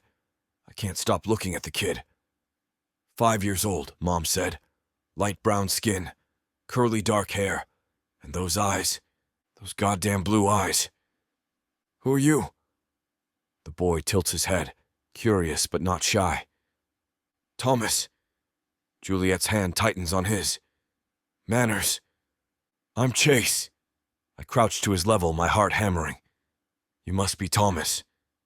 Yep, that's me. He grins, showing a gap where his front tooth should be. Mama says we're going to visit Mrs. Rockford, and she's really nice and has a big tree. She does. I glance up at Juliet, who's staring at a point past my shoulder like she can't bear to look directly at me. Come in. It's freezing. They step inside, and I close the door, my mind racing through calculations I have no business making. 5 years old, blue eyes, single mother who left New York 6 years ago, right after we broke up. No, it's not possible. Except the math lines up perfectly, and those eyes... Juliet! Mom appears in the hallway, her face lighting up. And you brought your son! Oh, how wonderful! I'm so sorry, Jesselyn. I know this is unprofessional, but... Nonsense. Mom waves her off, already moving toward Thomas with the kind of warmth that's pure Jesselyn Rockford. What's your name, sweetheart? Thomas Daniels. He offers his hand with surprising formality for a 5-year-old. It's nice to meet you, Mrs. Rockford. Mom laughs, delighted, and shakes his hand seriously. You have excellent manners, Thomas. And please call me Miss Jesselyn. Okay, Miss Jesselyn.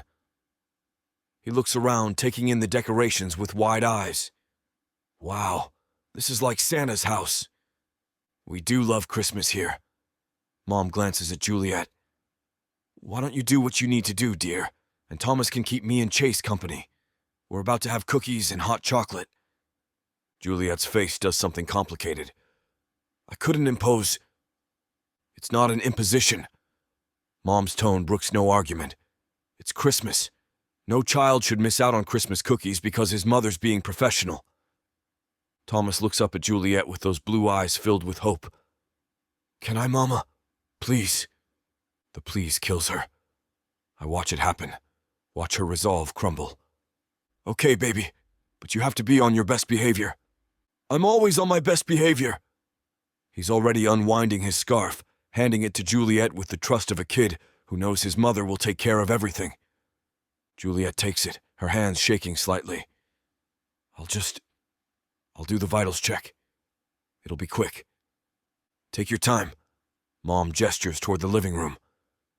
Chase, why don't you set Thomas up with cookies and milk while we handle the boring medical stuff? This is a setup. My mother is actively setting me up to spend time alone with Juliet's son, and she has no idea what she's doing. Or maybe the universe does. Sure. I hold out a hand to Thomas. You like chocolate chip? They're my favorite. He slips his hand into mine without hesitation, and the trust in the gesture nearly levels me. If he's mine? No, stop. Don't go there until you know. But those eyes, those blue eyes that are staring up at me like I'm already someone he can depend on. I lead him to the kitchen while Juliet and Mom disappear toward the bedroom, and I'm acutely aware of how quiet it is, except for the Christmas music still playing in the background. You live here? Thomas climbs onto a bar stool, his legs swinging. No, this is my mom's house. I live in Manhattan. That's far. Not too far. About 20 minutes. Oh. He watches me pull out the container of cookies Mom made yesterday. Do you work with my mama? The question catches me off guard. No, my mom is her patient. 'Cause of the cancer? Yeah. He nods seriously. Mama's really good at helping people. She's the best nurse in the whole world. Something in my chest cracks. I bet she is. I pour him a glass of milk and set out cookies, and Thomas digs in with the enthusiasm of a kid who's been promised treats and doesn't plan to waste the opportunity. Do you have kids? He asks between bites. No. How come? Just haven't yet. My mama doesn't have a husband, but that's okay 'cause she's really good at taking care of me all by herself. He swings his legs. Do you have a wife? No. A girlfriend? Christ, this kid asks a lot of questions. No girlfriend. How come? Haven't found the right person yet. Thomas considers this, chocolate smearing across his fingers. My mama's really pretty and nice, and she makes the best pancakes. I nearly choke on nothing. I'm sure she does. She doesn't have a boyfriend either. Maybe you could... Thomas.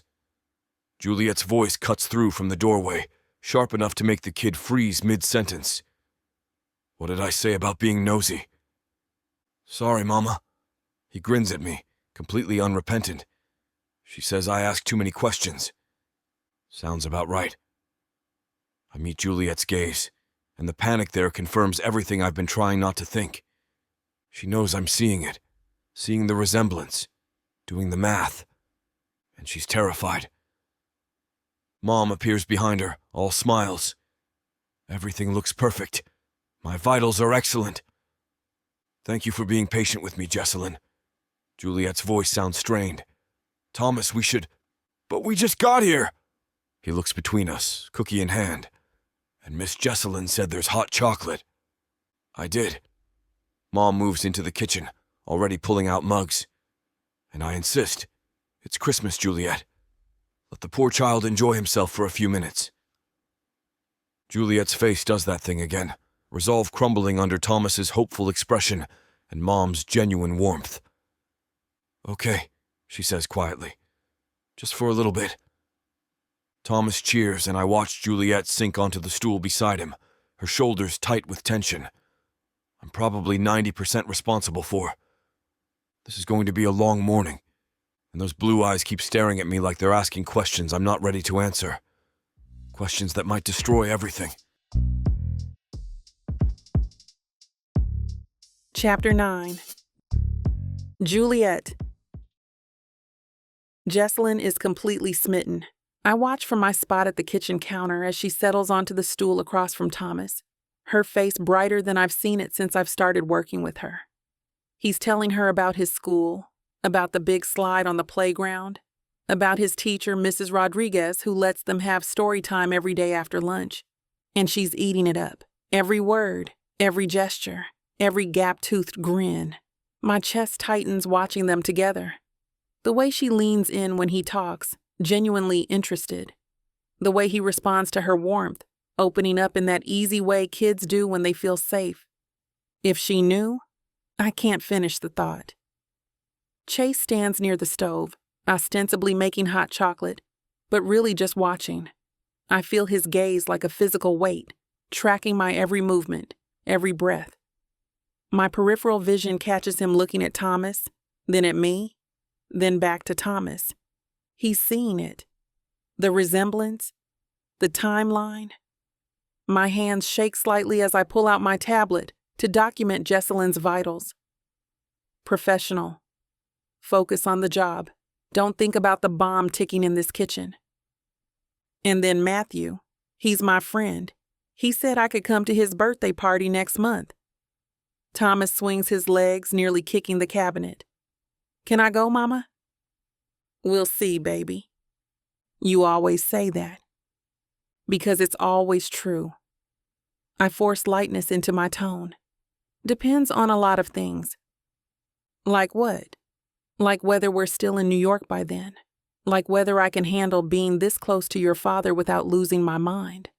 Like whether this whole situation implodes before February. Like whether you keep up your good behavior at school. He nods seriously. I'm always good. Jesselyn laughs, the sound warm. I can tell. You're a wonderful boy, Thomas. Thank you, Miss Jesselyn. He takes another cookie. Mama says you're sick, but you're going to get better because she's the best nurse. Her expression softens, and she glances at me. Your mama is pretty amazing, isn't she? The most amazing in the whole world. The words hit harder than they should. I busy myself with the tablet, entering numbers that blur slightly at the edges. Hot chocolate's ready. Chase's voice cuts through, rougher than it was before. He sets mugs in front of Thomas and Jesselyn, then slides one toward me. Our fingers don't touch, but it's close. Too close. I pull back like I've been burned. Thank you, I mutter. Thomas immediately dives into his hot chocolate, emerging with a whipped cream mustache that makes Jesselyn laugh again.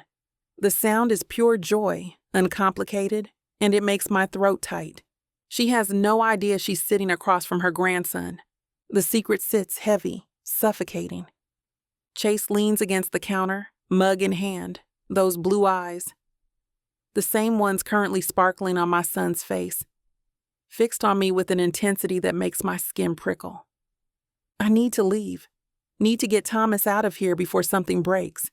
Before Chase asks questions I can't answer. Before Jesselyn gets more attached to a child she doesn't know belongs to her family.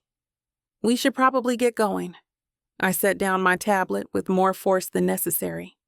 Let you enjoy your Christmas. Oh, but you just got here. Jesselyn's disappointment is immediate. Thomas hasn't even finished his hot chocolate. Mama, please. Thomas looks up at me with those eyes that are weapons-grade manipulation. Just a little bit longer? Baby, I'd really like the company. Jesselyn reaches across and touches my hand. Both of you. It's been wonderful having life in this house again. Guilt crashes over me. She's sick. It's Christmas. She's alone except for Chase, and she's genuinely happy to have us here. And I'm the one keeping her from knowing her grandson exists. Okay, I hear myself say. A little bit longer. Thomas cheers, and Jesselyn beams, and Chase's gaze doesn't leave my face. 20 minutes. I can survive 20 more minutes. Except 20 turns into 40, which turns into an hour, and somehow we end up in the living room. Thomas is on the floor near the tree, carefully examining ornaments while Jesselyn tells him stories about each one. Chase has retreated to the armchair, watching everything with an expression I can't read. And I'm perched on the edge of the sofa, trapped between professional responsibility and personal disaster. This one's beautiful. Thomas holds up a glass snowflake that catches the light. That was my husband's favorite. Jesselyn's voice goes soft. He bought it on our honeymoon in Switzerland. Where's Switzerland? Very far away, across the ocean. Mama and I used to live far away too, in Atlanta, but now we're here. He carefully replaces the ornament. I like it here better. The words lance through me. He's never said that before. Never indicated a preference for anywhere we've lived. Why's that? Jesselyn asks gently. 'Cause Mama seems happier. And I get to meet nice people like you. He grins at her. And Mr. Chase makes really good hot chocolate. Just Chase, Chase corrects, his voice strained. You don't have to call me Mr. Okay, Chase. Thomas tests out the name, seems satisfied. Do you like Spider-Man? Sure. He's the best superhero. Better than all the others. Strong opinion. It's the right opinion. Thomas stands, moves closer to Chase's chair with zero hesitation. Who's your favorite? I watch Chase's face do something complicated as my 5-year-old settles on the floor near his feet, looking up at him with complete trust. Probably Iron Man, Chase says after a pause. Iron Man's cool too. He's really smart. Thomas nods seriously. You seem smart? Like him. Jesselyn makes a soft sound, half laugh, half something else. Chase is very smart. He runs a big company. What's a company? And just like that, Chase is explaining business in 5-year-old terms, his voice warming as Thomas asks question after question with that insatiable curiosity that defines him. I should intervene, should redirect, should get my son away from the man who doesn't know he's his father. But I can't seem to move. Because watching them together, Thomas animated and comfortable, Chase patient and engaged, is like looking at an alternate timeline. One where I told him 6 years ago, where he stepped up, where they knew each other, the life we could have had. The thought hurts worse than it should after all this time. Juliet, are you all right? Jesselyn's voice breaks through. You look a bit worried, dear. I'm fine, just I stand abruptly. We really should go. Thomas, say thank you to Miss Jesselyn and Chase. But Mama, now, baby. Something in my tone must register because he doesn't argue. Just scrambles to his feet, moving to hug Jesselyn with the easy affection of a kid who doesn't know stranger danger applies. Thank you for the cookies and hot chocolate. Anytime, sweetheart. She hugs him back, careful but warm. You're welcome here whenever you want. The words are kindness, pure, uncomplicated kindness. They feel like knives. Thomas turns to Chase, suddenly shy. Thanks for explaining about Iron Man. No problem. Chase stands, and the height difference is comical, but there's something in his expression that makes my stomach drop. Maybe I'll see you around. Yeah, that'd be cool. I grab Thomas's hand, maybe harder than necessary. Let's get your coat. We're at the door in under 2 minutes, me moving with the efficiency of someone fleeing a crime scene. Jesselyn walks us out despite my protests, and I'm acutely aware of Chase following, watching, thinking things I can't let him think. Thank you again for understanding about Thomas being here. I force the words out professionally. I'll see you Monday. Enjoy the rest of your holiday. Jesselyn's smile is genuine. Both of you. We're down the steps and halfway down the block when Chase's voice cuts through the cold air. Juliet. Wait. No, I keep walking. Juliet. Mama? Thomas tugs my hand. That man's calling you.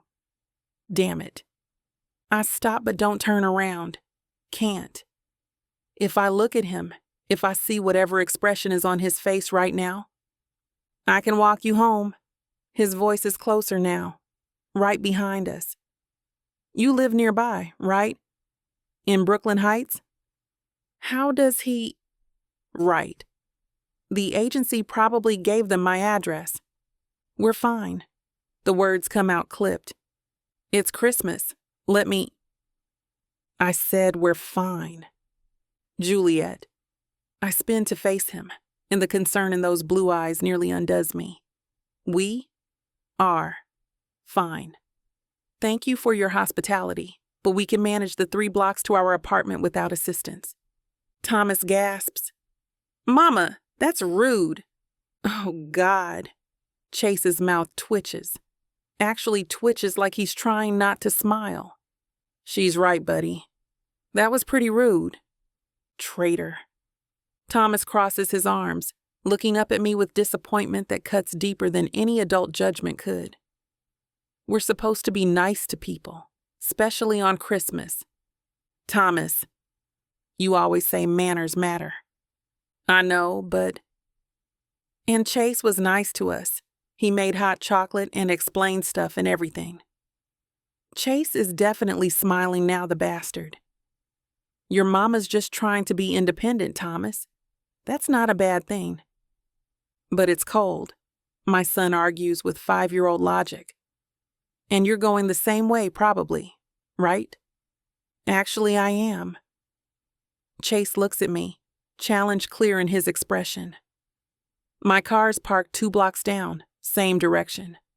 This is a trap. This is absolutely a trap. But Thomas is looking at me with those eyes, and there's no way to refuse, without looking like exactly the rude person my son just accused me of being. Fine. The word tastes like defeat. If you're going that way anyway. Thomas whoops like I've just agreed to take him to Disneyland instead of allowing a 3-block walk with his unknowing father. We start down the sidewalk, Thomas between us, chattering about the decorations and the snow and everything else his brain can process. I keep my gaze forward, hyper-aware of Chase's presence on Thomas's other side. This is fine. 3 blocks. I can survive 3 blocks. So, Chase says casually, like we're making small talk instead of navigating a minefield. You mentioned you lived in Atlanta before this? Yes. Like it there? It was fine. Thomas jumps in, oblivious to the tension. We lived in lots of places. Atlanta and Portland and... Where else, Mama? Austin. Denver. So many places. Thomas kicks at the snow. I like moving. Everything's always new. That's one way to look at it. Chase's tone is neutral, but I hear the question underneath. Why are you always running? I don't owe him answers. Don't owe him anything. We walk in silence for half a block, just Thomas's chatter filling the space. Then, he's a great kid. The words are quiet. Almost too quiet to hear over the city noise. I know. You've done an amazing job with him. My throat tightens. Thank you. Raising a kid alone can't be easy. There it is. The fishing expedition. I manage. Another half block. We're almost to my building. Almost free. Juliet, this is us. I point at the brownstone ahead, relief flooding through me. Thank you for walking with us. Mama, can Chase come up? I want to show him my Spider-Man collection. No, baby. I'm sure he has plans. Actually, Chase starts. He has plans. I repeat firmly. Say goodbye, Thomas. My son's face falls, but he's well trained enough not to argue in front of company. Bye, Chase. Thanks for walking with us. Anytime, buddy. They do some complicated handshake that Thomas apparently invented in the last 3 blocks, and then I'm steering my son toward the door. Juliet. I pause, hand on the doorknob, but don't turn. We need to talk. You know we do. About your mother's care, I'll see you Monday. That's not what I... Have a nice Christmas, Chase. I pull Thomas inside before he can respond, before those blue eyes can pin me in place, before I do something stupid like admit he's right. We do need to talk, but not today.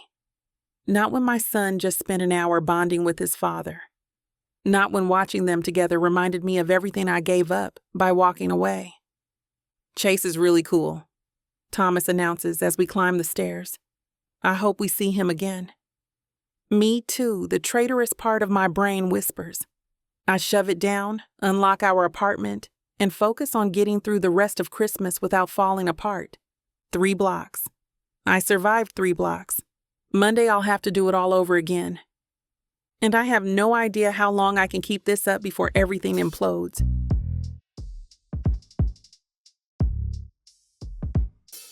Chapter 10. Chase. Monday drags toward 9 a.m. like it's moving through concrete. I've been at the office since 7, drowning in emails I can't focus on and financial reports that might as well be hieroglyphics.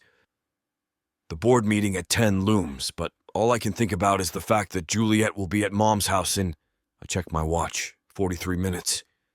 43 minutes until I can see those blue eyes again. Thomas's eyes. My son's eyes. Because he's mine. I know it in my bones, in the way my chest compressed when he looked up at me, in the mathematical certainty of the timeline. 5 years old. Conceived right around when Juliet and I broke up.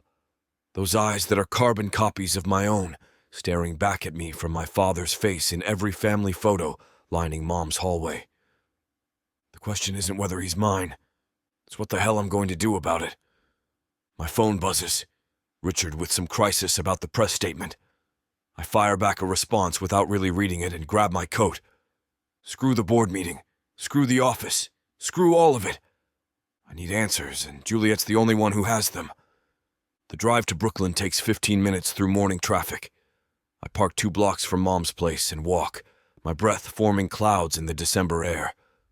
Snow from Christmas still clings to the edges of sidewalks, gray and slushy now instead of magical. Juliet's car sits in front of the brownstone when I arrive. Early. She's always been early, that particular brand of punctuality that comes from years of hospital shifts, where 5 minutes can mean the difference between life and death. I take the steps 2 at a time and let myself in with my key. Voices drift from the living room. Mom's laugh, warm and genuine. Then Juliet's voice, professional and measured, explaining something about medication timing. I shed my coat and move quietly down the hallway. They're on the sofa, Juliet with her tablet, Mom wrapped in that red cashmere blanket looking more alert than she has in weeks. The morning light streaming through the windows catches in Juliet's curls, and something in my chest twists at the sight of her in my mother's house, caring for the most important person in my life. Chase! Mom brightens when she sees me. What are you doing here? Don't you have that board meeting? Postponed it. The lie comes easy. Wanted to check on you. Juliet's shoulders go rigid. She doesn't look at me, just keeps her attention fixed on the tablet, like those numbers are the most fascinating thing she's ever seen. Well, that's lovely. Mom pats the cushion beside her. Juliet was just explaining my new medication schedule. Apparently I've been taking the anti-nausea pills at the wrong time. Not wrong exactly, Juliet corrects gently. Just not optimal for maximum effectiveness. Same difference. Mom waves a hand. Point is, she's brilliant, and I'm lucky to have her. The praise makes Juliet smile slightly, and I hate that I notice. Hate that after 6 years, I still catalog every detail of her reactions like I'm studying for a test I'll never pass. I'm just doing my job, Jessalyn. You're doing far more than that, dear. Mom squeezes her hand. You've been a godsend. The moment stretches, weighted with things unsaid. Then Juliet stands abruptly, tablet clutched like a shield. I need to check your port site, if you want to. Oh, Chase can stay. Mom settles back against the cushions. He's seen it all before. Actually, I move toward the doorway. Mom, do you mind if I steal Juliet for a minute? Need to ask her something about your care schedule. Juliet's gaze snaps to mine, panic flashing across her face before she locks it down. Anything regarding Jessalyn's care can be discussed with her present. Her words from Christmas echo back at me, that professional distance she wields like armor. This is about coordinating with my schedule, I push, for when I'm here. Won't take long. Mom looks between us, something curious crossing her expression.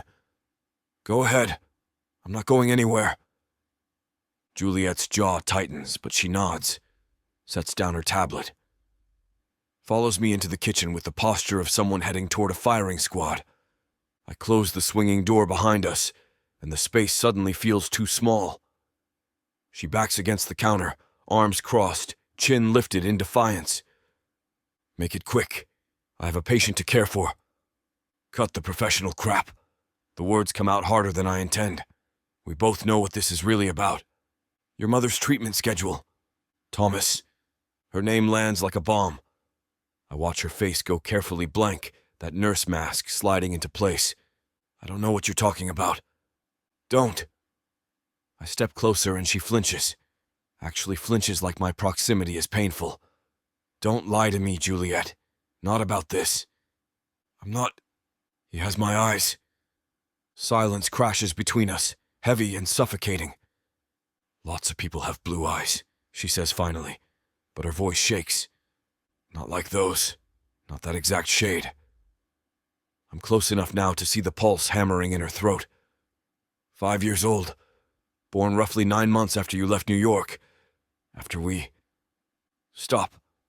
Is he mine? The question hangs in the air, and I watch her face crack, just slightly, before she rebuilds those walls. That's none of your business. Like hell it's not. Anger surges, hot and sharp. If I have a son... You don't. The words slice through, cold and final. You have a company. A legacy. A mother who needs you. That's what you chose 6 years ago, remember? That's what mattered more than us. The accusation hits like a fist to the sternum. Juliet, I'm here to care for Jessalyn. She pushes past me, heading for the door. That's all. My personal life is none of your concern. I catch her wrist before she can escape. You can't just drop a bomb like that and walk away. Watch me. God damn it, Juliet. I turn her to face me, and the pain in her eyes nearly levels me. If Thomas is my son, I have a right to know. You have no rights, her voice cracks. You gave those up when you walked away. I was 22 and an idiot. You were old enough to make a choice, and you made it. She yanks her wrist free, stepping back. So don't you dare stand there 6 years later and demand answers like you're entitled to them. He deserves to know his father. He has everything he needs. Does he? The challenge comes out harsh. Or does he ask questions about why all the other kids have dads and he doesn't? About why you're always moving, always running, never staying anywhere long enough to build a life? Her hand connects with my cheek before I see it coming. The slap echoes in the kitchen, sharp and final. You don't get to judge how I raise my son. Her voice shakes with fury. You don't get to waltz back in after 6 years and question my choices when you're the reason I had to make them alone. My cheek stings, but I don't move. Just stare at her, at the tears she's fighting to contain, at the woman I destroyed standing in my mother's kitchen looking like she wants to hit me again. I'm not going anywhere, Juliet. I don't care what you... I'm not. I cut through her protest. Whether you answer my questions or not, whether you admit the truth or keep lying, I'm done pretending we can exist in the same space and act like strangers. We are strangers. Nonsense. The word comes out rough. You know it. I know it. And Thomas... I pause, watching her face. Thomas sure as hell doesn't deserve to be caught in the middle of whatever this is. There is no this. She steps back, creating distance. There's your mother, who I'm here to help. That's it. Then answer one question. No. Please. The word costs me, but I force it out anyway. Just one question, and I'll drop it for today. She hesitates, clearly warring with herself. Finally, what? Is Thomas mine? Her face does something complicated. Pain and anger and resignation all at once. For a second, I think she might actually tell me the truth. Then that professional mask slides back into place. I need to check on your mother. She pushes past me, through the door, back to where Mom's waiting with questions I'm sure she heard echoing through the walls. I stand in the kitchen, my cheek still stinging, my heart hammering against my ribs. She didn't deny it. That's answer enough. Thomas is my son. My 5-year-old son who I just met 3 days ago, who shook my hand and asked about Iron Man, and has no idea that I'm his father. And Juliet, the woman I never stopped loving even when I tried, is keeping him from me. The anger returns, sharp and justified. But underneath it, there's something else. Understanding, maybe. Because I was the one who walked away, who chose duty over her, who proved I couldn't be trusted with her heart. Why would she trust me with our son? The realization settles heavy in my chest. I destroyed us 6 years ago, and now I'm going to have to find a way to rebuild from rubble, to prove I'm not that same coward who let her go. Because I'm not taking no for an answer. Not this time. Not when it comes to my son. Juliet can politely tell me to get off all she wants. I'm done walking away. Chapter 11. Juliet. The pot of mac and cheese bubbles on the stove while I watch Thomas color at the kitchen table. His tongue pokes out in concentration as he fills in Spider-Man's suit with careful red strokes, staying mostly inside the lines. Normal. We're having a normal Monday evening. Except my hands won't stop shaking. Chase's face keeps flashing through my mind. The way his jaw tightened when I wouldn't answer. The hurt that flickered across his features before anger replaced it. The sting of my palm against his cheek that I felt all the way home. Mama, this one's for Miss Jesselyn. Thomas holds up the finished page. Can I give it to her next time? My heart clenches. Sure, baby. She's so nice. I really like her. He pulls out a fresh page, already reaching for the blue crayon. And Chase is cool too. Can we see them again soon? The question hits like a punch. I set down the spoon too hard, sauce splattering on the counter. We'll see. You always say that. He doesn't look up, focused on his coloring. But I really want to see them. They were fun on Christmas, and Miss Jesselyn said I could come back anytime. Thomas, please, Mama. I promise I'll be good. I won't ask too many questions or anything. The earnestness in his voice cracks something in my chest. He has no idea what he's asking. No idea that the nice lady and the cool man are his family. That every visit tangles us deeper into a web I don't know how to escape. That might not be possible, baby. His head snaps up. Blue eyes fixing on me with sudden intensity.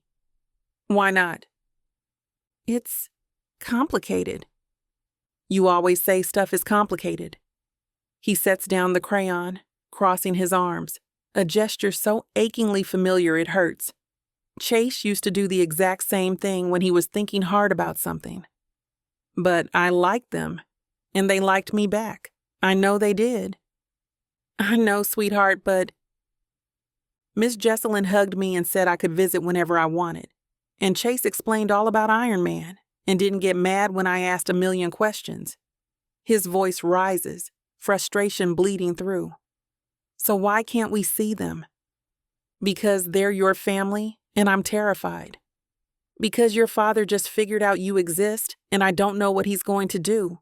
Because everything is falling apart and I can't protect you from the fallout. It's not that simple. Why? He stands now, small hands planted on the table. You're being mean, Mama. Chase was nice to us, and you were rude to him. You said thank you, but you said it in that voice you use when you don't really mean it. The observation stuns me. When did my 5-year-old get so perceptive? Thomas, and when he wanted to walk us home, you said no until I said it wasn't nice. His chin juts out, defiant. You're always telling me to use my manners and be kind to people. But you weren't kind to Chase. He didn't do anything wrong. The words land like daggers. He didn't do anything wrong, except he did. 6 years ago, he walked away, chose his family's expectations over us, proved that love wasn't enough when duty called louder. But Thomas doesn't know that, can't know that. All he sees is a man who made him hot chocolate and listened to his stories and treated him like he mattered. I sink into the chair across from him, suddenly exhausted. You're right, I say quietly. I wasn't very kind to Chase. I'm sorry you saw that. His expression softens slightly. How come you don't like him? It's not that I don't like him. It's just... We knew each other a long time ago. and things didn't end well between us. Thomas processes this, his little brain working through the adult complications. Did you have a fight? Something like that? Did you say sorry? If only it were that simple. It's more complicated than that, baby. Grown-up stuff? Yeah, grown-up stuff. He climbs into my lap, wrapping his arms around my neck. The gesture nearly undoes me. 5 years old and already trying to comfort his mother because he can sense something's wrong. Maybe you could try being friends again, he suggests against my shoulder. Miss Rodriguez says sometimes people have fights, but they can still be friends after, if they both say sorry. Miss Rodriguez is very wise.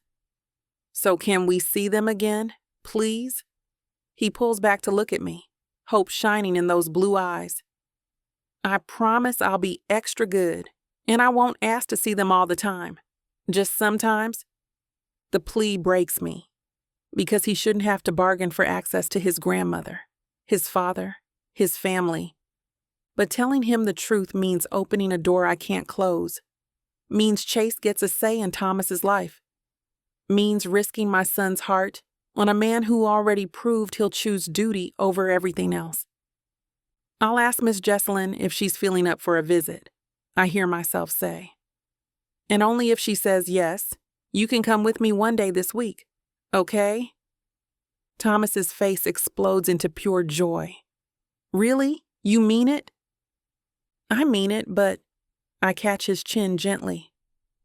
You have to understand that Miss Jesselyn is sick, so if she's not feeling well, we can't visit.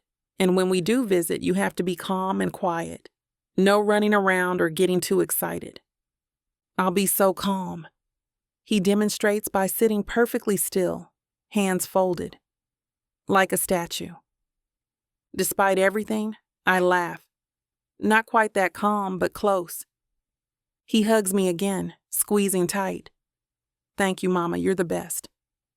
The best at lying to my son about who his father is. Sure. I hold him close, breathing in his little boy smell of crayons and shampoo, and try not to think about how everything is about to change. Because Chase isn't going to drop this. I saw it in his face, heard it in his voice when he said he wasn't walking away. And Thomas, sweet, innocent Thomas, just made it impossible for me to keep them apart without breaking my son's heart. The water boils over on the stove with a sharp hiss. I set Thomas down and move to rescue dinner, blinking against tears that have no business being there. Can I color another picture for Chase? Thomas is already back at the table, pulling out a fresh page. I want to make him something cool. Sure, baby. I watch him bend over his coloring book, completely oblivious to the storm brewing around him. 1 week, maybe 2. That's how long I have before this all implodes. Before Chase demands a DNA test, or tells Jesselyn or forces my hand in ways I can't predict. Before my careful walls come crashing down and everyone gets hurt. The mac and cheese is ready, but I've lost my appetite. I plate it anyway, set it in front of Thomas, and watch him eat while narrating his picture. Something about Iron Man and Spider-Man teaming up to save the city. Heroes working together? If only it were that simple. If only I knew how to be the hero in this story instead of the villain keeping a father from his son. But I'm not ready. Not ready to share Thomas. Not ready to trust Chase won't hurt him the way he hurt me. Not ready for any of this. Thomas finishes his dinner and holds up the completed picture. 2 superheroes side by side, crudely drawn but full of heart. This is gonna make Chase so happy, he announces with absolute certainty. I force a smile and pray he's right. Pray that when everything falls apart, and it will fall apart, Chase proves to be the kind of father Thomas deserves. The kind I never got to see because I ran before giving him the chance. The water's rising, and I'm drowning. And my 5-year-old has no idea he just pulled the last brick from the dam.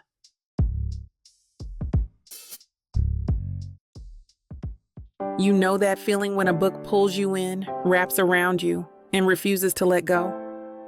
When the tension is so thick, you swear you can feel it?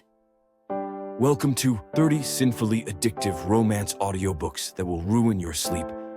Wow, I wasn't ready for this. One chapter in, and I'm already hooked. Oh, you thought this was just another audiobook collection. No, sweetheart. This is the Dirty 30. Forbidden love, dangerous desires, billionaires with secrets, bad boys who bite back. And every last word is dripped in temptation. I thought I could just listen to one chapter before bed. Now it's 2 a.m. and I need answers. Need. So what are you waiting for? Click the link. Start listening. Let the Dirty 30 ruin you in the best way possible. Escape your life with Miss Tyler.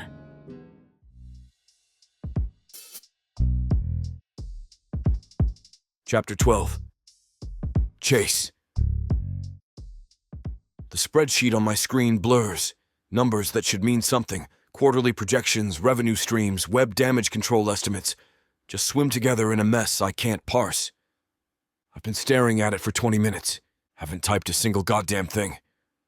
My mind keeps circling back to the kitchen, to Juliet's hand cracking across my face, to the way she looked at me like I was a stranger who had no right to ask questions about a kid who shares my DNA. Is he mine? She didn't answer. Didn't have to.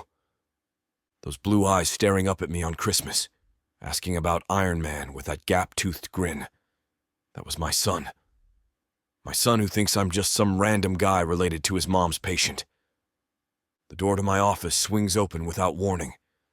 Monique strides in, tablet under one arm, wearing a fitted black dress that probably turns a lot of heads around here. Her heels click sharp against the hardwood as she approaches, green eyes already assessing. Got the revised marketing budget. She drops the tablet on my desk. Need your sign-off before the meeting tomorrow. Thanks. I don't look up, don't reach for it. Just keep my gaze fixed on the spreadsheet I'm not actually reading. Silence stretches. She doesn't leave. You planning to actually review it? Her voice carries that edge it gets when she's annoyed.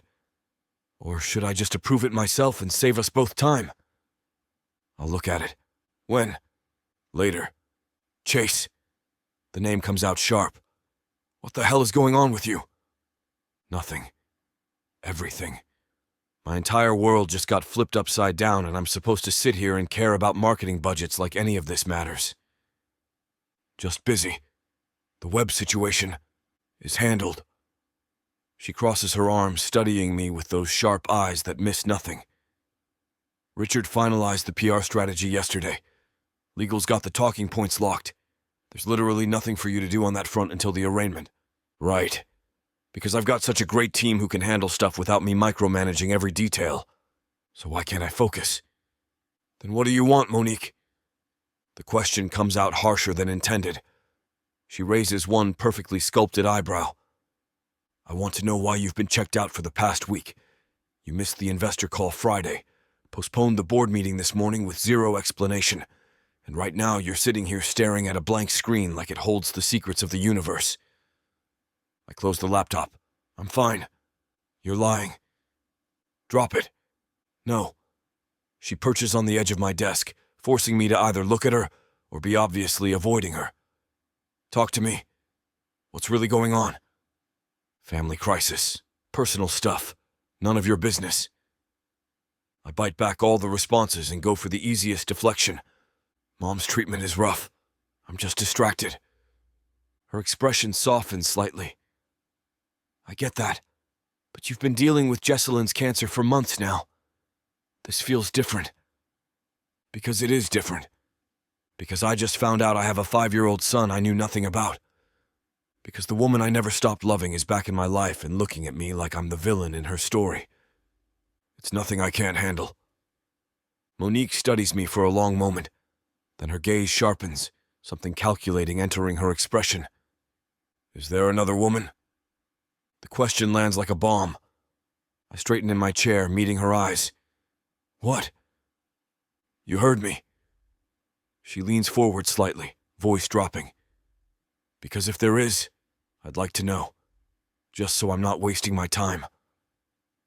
Anger flares, hot and immediate. We're not exclusive, Monique. We've never been exclusive. I know that.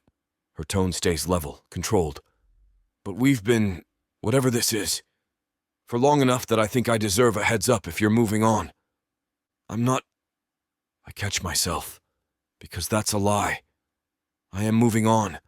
Have been since the second I saw Juliet standing in Mom's living room. This isn't about you. Then what's it about? Personal stuff that's none of your concern. Her jaw tightens. So there is someone. I stand, needing distance. My personal life is exactly that. Personal. We've never made promises to each other, never agreed to anything beyond what we have. So don't stand there acting like I owe you explanations. I'm not asking for promises. She stands too, facing me across the desk. I'm asking if I'm getting played. Because if you're done with this... She gestures between us. Just say so. I'm a big girl. I can handle rejection. What I can't handle is being strung along while you figure your stuff out. I'm not one to be played with. Fair. That's completely fair. And I'm being a jerk. I'm not stringing you along. Then what are you doing? Trying to process the fact that I have a son. Trying to figure out how to convince Juliet to let me be part of his life. Trying not to completely implode while juggling a company crisis and my mother's cancer treatment and feelings I thought I'd buried 6 years ago. Figuring things out, I say finally. Things. She repeats the word flatly. That's all you're giving me? That's all I have right now. She studies me for a long moment, something unreadable crossing her face. Then she reaches for her tablet, tucking it back under her arm. You know what? Fine. Figure your things out. But do it fast, Chase. Because I don't have time for men who can't make up their minds. She turns toward the door. Monique, review the budget by end of day. Her voice goes cold, professional. Email me your approval or changes. I'll handle the rest. The door closes behind her with more force than necessary. I sink back into my chair, scrubbing both hands over my face. That went well. My phone buzzes. A text from an unknown number. This is Juliet. Please don't contact me outside of scheduled visits regarding your mother's care. This is the only warning you'll get. The message sits there on my screen, formal and distant and completely unacceptable. I type back before I can stop myself. We need to talk about Thomas. 3 dots appear immediately, then disappear, then appear again. Finally, there's nothing to discuss. Nonsense. Is he mine? The dots vanish. Don't return. I wait 5 minutes. 10. 15. Nothing. God damn it. I throw the phone on the desk harder than necessary. She can ignore me all she wants, can draw professional boundaries and threaten warnings, and pretend we can exist in the same city without addressing the elephant crushing the room. But I'm not backing down. Not this time. I grab my phone, dial my lawyer.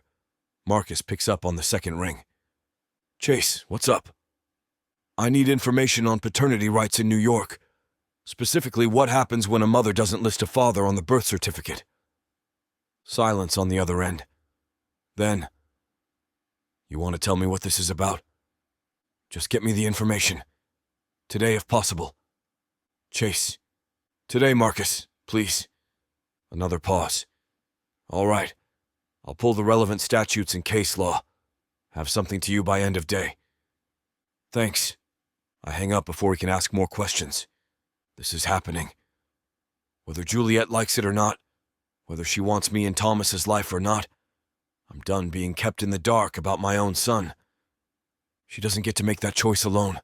Not anymore. My office phone rings. I ignore it. Someone knocks on the door. I call out that I'm busy without looking up. The city stretches outside my window. Millions of people going about their lives, completely unaware that mine just imploded. Monique's words echo. I'm not one to be played with. Neither am I. And Juliet's about to find that out. Chapter 13. Juliet. The snow's coming down heavy when I pull up to Jesselyn's brownstone Wednesday morning. Fat flakes that turn the city into something from a postcard, all white and pristine and deceiving. Nothing about this situation is pristine. Thomas bounces in his booster seat, nose pressed to the window. "It's so pretty, Mama." "Sure is, baby." I kill the engine and twist to face him. "Remember what we talked about? Be calm, be quiet, don't ask too many questions." He recites it dutifully, then grins. "Can I still give Miss Jesselyn the picture?" The Spider-Man drawing he's been perfecting for 2 days, adding details and colors with the kind of dedication he usually reserves for cartoons. "Yes, you can give her the picture." "And the one for Chase?" My stomach tightens. If he's there. He's always there. Thomas unbuckles himself. "You said so. You said he visits his mama a lot 'cause she's sick." I did say that. In a moment of weakness, when Thomas asked why we kept seeing Chase, I'd explained that he was Jesselyn's son, that he cared about his mother, that good sons visit when their parents need them. The irony wasn't lost on me. "Come on." I grab my nursing bag and circle around to help Thomas out. "And keep your mittens on. It's freezing." We make our way up the snow-dusted steps, Thomas chattering about how he's going to build a snowman after school, and my heart hammers against my ribs with each step. Please don't let Chase be here. Please let this be quick and professional, and the door swings open before I can knock.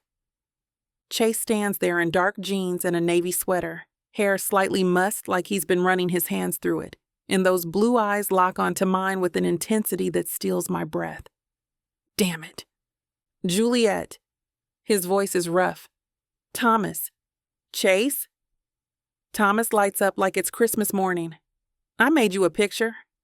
He holds up the drawing. Iron Man and Spider-Man fighting some villain I don't recognize. And Chase's expression does something complicated. "That's awesome, buddy." He crouches to Thomas's level, accepting the paper like it's precious. "This is really good. You drew all this yourself?" "Uh-huh. Mama helped with the background, but I did all the people." Thomas points at various details. "See? That's Iron Man's repulsor beams, and Spider-Man's shooting webs, and—" "Thomas!" I put a hand on his shoulder. "Let's get inside before we freeze." "Right." Chase steps back, gesturing us in. His gaze flicks to me, something unreadable in his expression. "Mom's in the living room.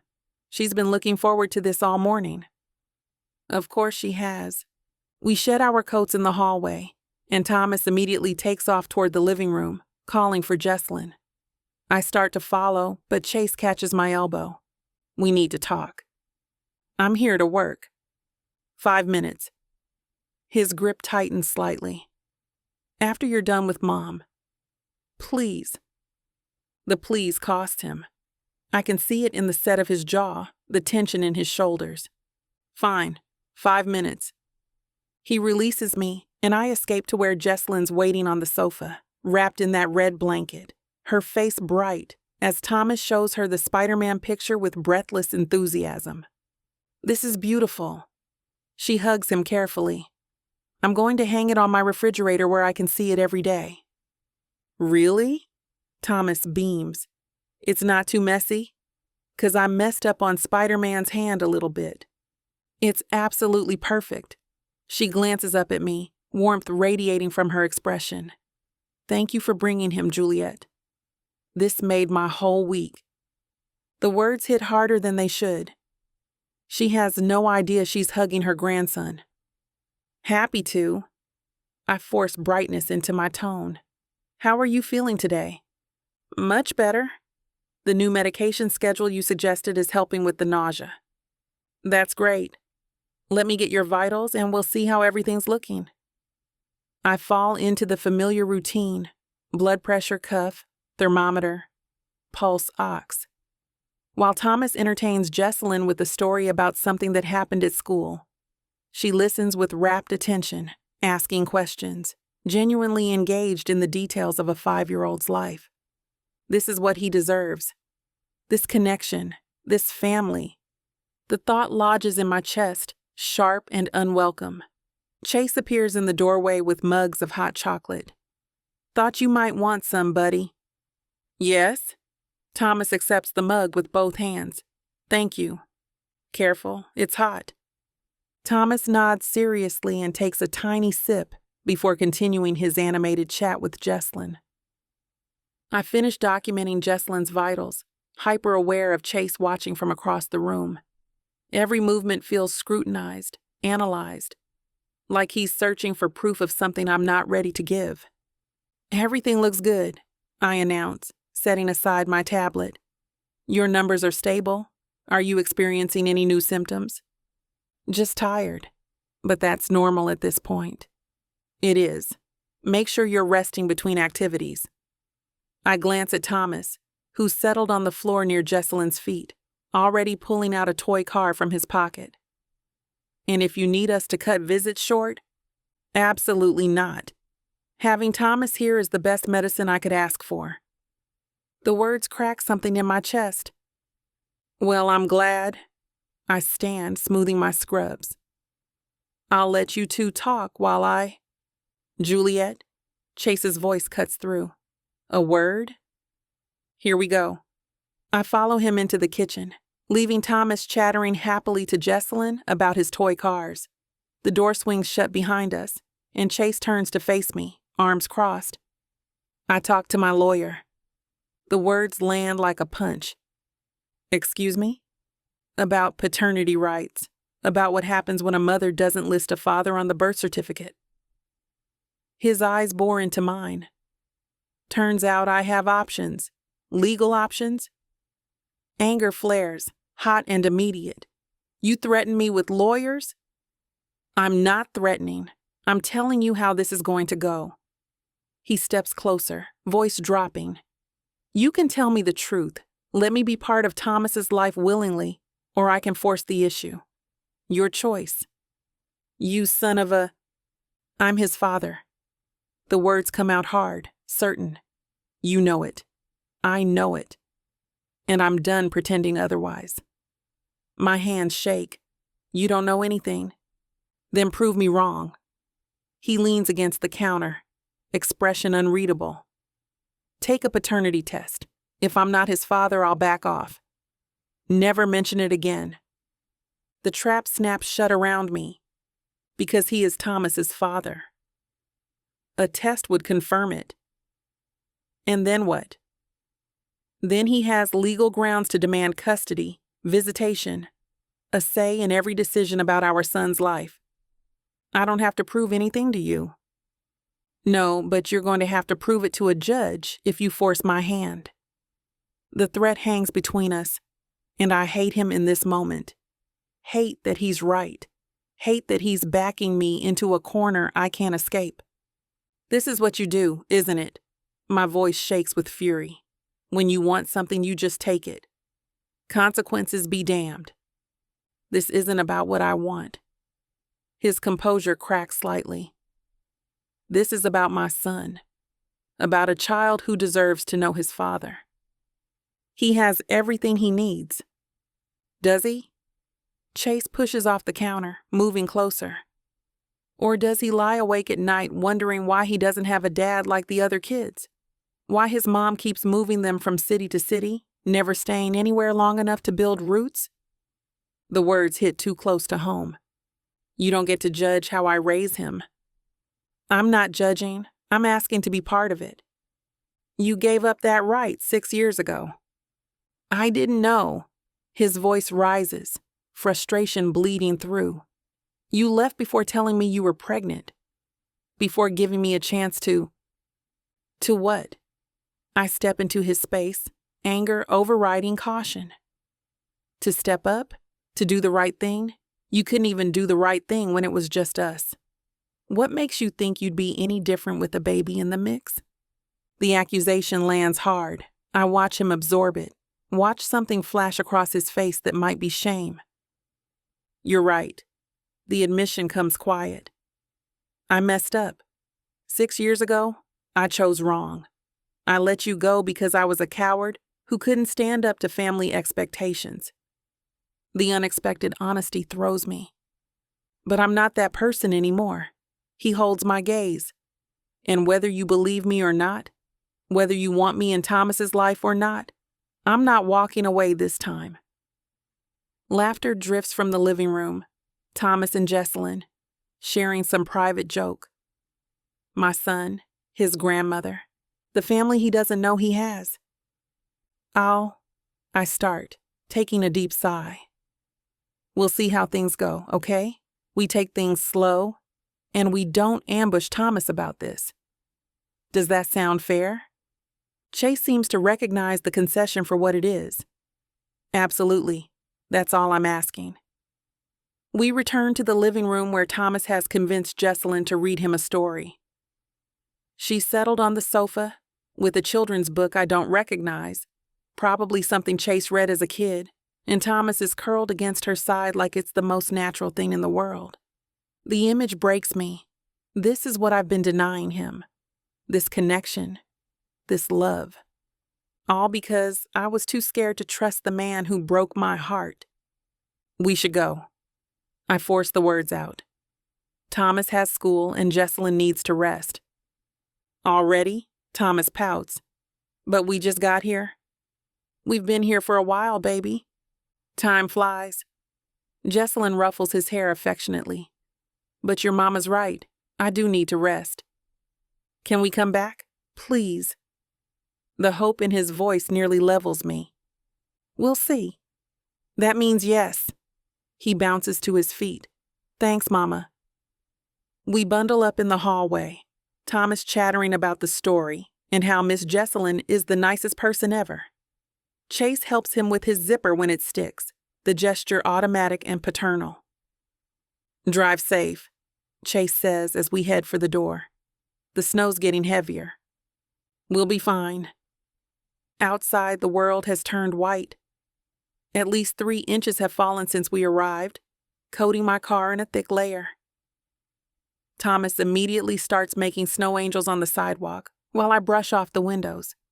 The cold bites through my jacket, sharp and unforgiving. I finish clearing the windshield and herd Thomas toward the car. He climbs into his booster seat, still chattering happily about lunch and puzzles and when we can visit again. I slide behind the wheel and turn the key. Nothing. I try again. The engine makes a sick clicking sound, then silence. Jerk. Mama? Thomas's voice goes uncertain. What's wrong? The car won't start, baby. I keep my voice calm even as panic rises. It's okay. We'll figure it out. I try again and again. The battery's dead. Completely dead. Of course it is. I drop my forehead against the steering wheel, fighting the urge to scream. A knock on the window makes me jump. Chase stands there, concern etched across his face. I roll down the window. Battery's dead. I figured. He glances at Thomas in the back seat. I can jumpstart it, but that'll take time to set up in this snow. I can call a service. Or I can drive you to Thomas's school. It's on my way to the office. Absolutely not. We're fine. I'll figure something out. Juliet. His voice goes firm. It's snowing. Your kid needs to get to school. Let me help. Mama? Thomas leans forward. I don't want to be late. Mrs. Rodriguez said if we're late, we miss morning circle time. Trapped? Again? I glance at the clock. We've got 20 minutes before the late bell. Even if I call a car service, they might not get here in time. Please, Thomas adds. I really don't want to miss circle time. Chase's expression softens looking at him. I promise to drive safe, and I'll come back after to jumpstart your car. Every instinct screams to refuse. But Thomas is looking at me with those blue eyes full of hope, and the snow's falling heavier, and I'm out of options. Fine. The word tastes like surrender. But just to school. Just to school. Chase agrees. I help Thomas out of my car and into Chase's sleek black sedan parked 2 spaces down. The interior is leather and expensive, and so perfectly Chase it makes my chest ache. Thomas buckles himself into the back seat, completely unfazed. This is so cool. Your car is really fancy. Thanks, buddy. Chase adjusts his mirrors, glancing at me in the passenger seat. Address? I rattle it off, hyper-aware of the confined space, the way his cologne fills the car, the proximity that makes my skin prickle. This is fine. 20 minutes max. I can survive 20 minutes. Chase pulls into traffic smoothly, navigating the snowy streets with practiced ease. Thomas immediately launches into questions about the car, about where Chase works, about whether he's ever seen a real Iron Man suit. And Chase answers. Every single question, patient and engaged in a way that makes something in my chest twist uncomfortably. This is what Thomas deserves, a father who listens, who cares, who shows up. Maybe I've been wrong. Maybe Chase has changed. Or maybe he's just good at playing the part until duty calls again. Make a left here, I direct as we approach the school. The brick building comes into view, parents and kids navigating the snowy sidewalk. Chase pulls up to the curb and puts the car in park. Thanks for the ride. Thomas unbuckles, already reaching for his backpack. This was awesome. Anytime, buddy. Thomas pauses, then throws his arms around Chase's headrest in an awkward hug. You're really cool, Chase. The gesture clearly catches Chase off guard. I watch his expression crack, something raw flashing across his face before he recovers. You're pretty cool too, Thomas. I help Thomas out and walk him to the entrance, my heart hammering. He waves goodbye to Chase with enthusiasm, then disappears inside with his classmates. When I return to the car, Chase is gripping the steering wheel like it's the only thing keeping him grounded. He's perfect, he says quietly. Absolutely perfect.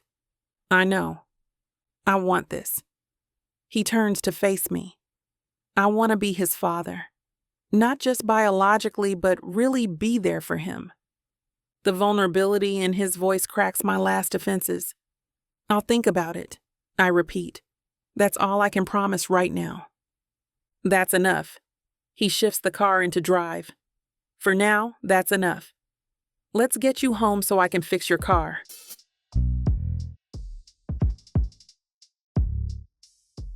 Chapter 14. Chase.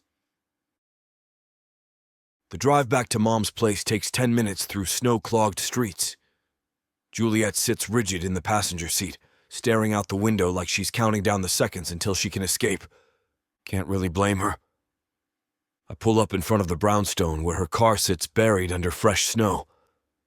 Pop the hood, and I'll take a look. She's out before the car fully stops, crossing to her sedan without a word. I grab my jumper cables from the trunk and follow, the cold biting through my sweater. The battery's shot. I know it before I even hook up the cables.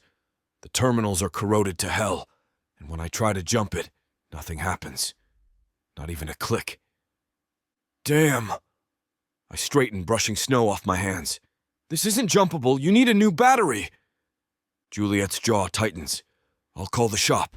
Get it towed. Or I can run to AutoZone, grab a battery, and have you up and running in 30 minutes. Chase. It's not a big deal. I'm already pulling out my phone, looking up the nearest location. I know what kind you need. Be back before you know it. I can't ask you to. You're not asking. I'm offering. I meet her gaze over the hood.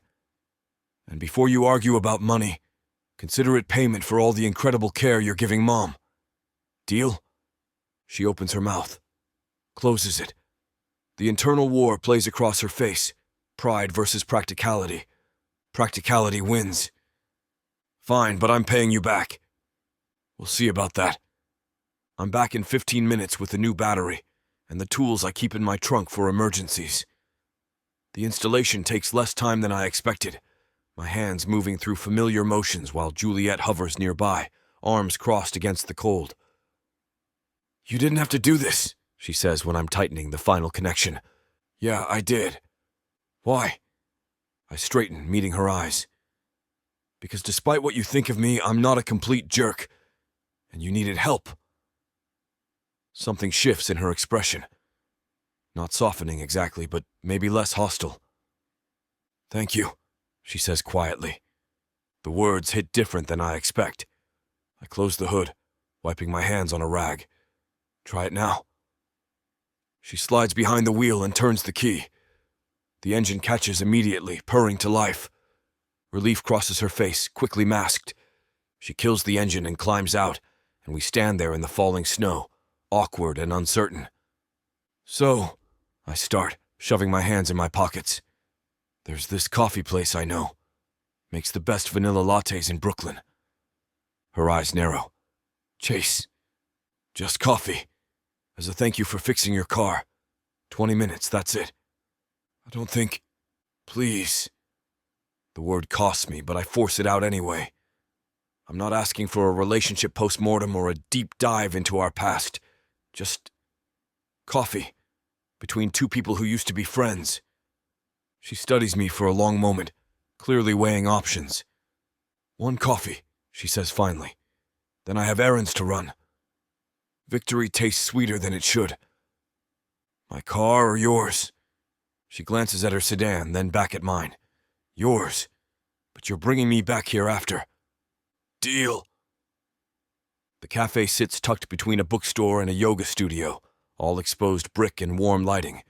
The kind of place that serves artisanal everything and charges accordingly. Juliet settles into a corner booth while I grab our drinks. Vanilla latte for her, black coffee for me. When I return, she's shed her coat and is checking her phone with the focused attention of someone avoiding eye contact. "Thanks." She accepts the latte, wrapping both hands around the cup. I slide into the seat across from her, and for a minute we just sit there. The silence stretches, not quite comfortable, but not hostile either. She takes a sip, and something in her expression eases. "This is really good." "Told you." Still overpriced. "Welcome to Brooklyn." The corner of her mouth twitches, almost a smile. Almost. I'm counting it as progress. "So," I venture, "how's Thomas liking his new school?" Her walls go back up immediately. "He's adjusting. That's good. He seems like a resilient kid." "He is." Pride colors her voice. "He's had to be." The implication hangs between us, that she's had to move him around, uproot him constantly, because of circumstances I'm only beginning to understand. "The traveling nurse thing," I say carefully. "That's by choice or necessity?" She sets down her cup. "Does it matter? I'm just trying to understand." "Why?" "Because I want to know about your life, about what the past 6 years have been like for you." "Why?" she repeats, harder this time. "So you can judge my choices? Decide whether I'm a good enough mother?" Jesus, no. The accusation stings. I'm not trying to judge anything. I'm trying to, I don't know, connect maybe. Figure out who you are now.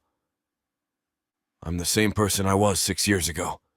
Her fingers tighten around the cup. Just older, more tired, better at protecting what matters. The words land like arrows. You think I'm a threat to Thomas? I think you're an unknown variable in a life I've carefully built to keep him safe and stable. Stable. I can't keep the skepticism out of my voice. Moving every 18 months is stable? Her eyes flash. More stable than having a father who might stick around for a few months before deciding his career matters more. Direct hit. I lean back, absorbing the blow. That's fair. She blinks, clearly not expecting agreement. I messed up 6 years ago, I continue. Made the wrong choice for the wrong reasons. I'm not going to sit here and pretend otherwise. Then what are you doing? Her voice softens slightly. What do you want from me, Chase? Everything. Nothing. A chance to prove I'm not the same coward who let her walk away. I want to know my son.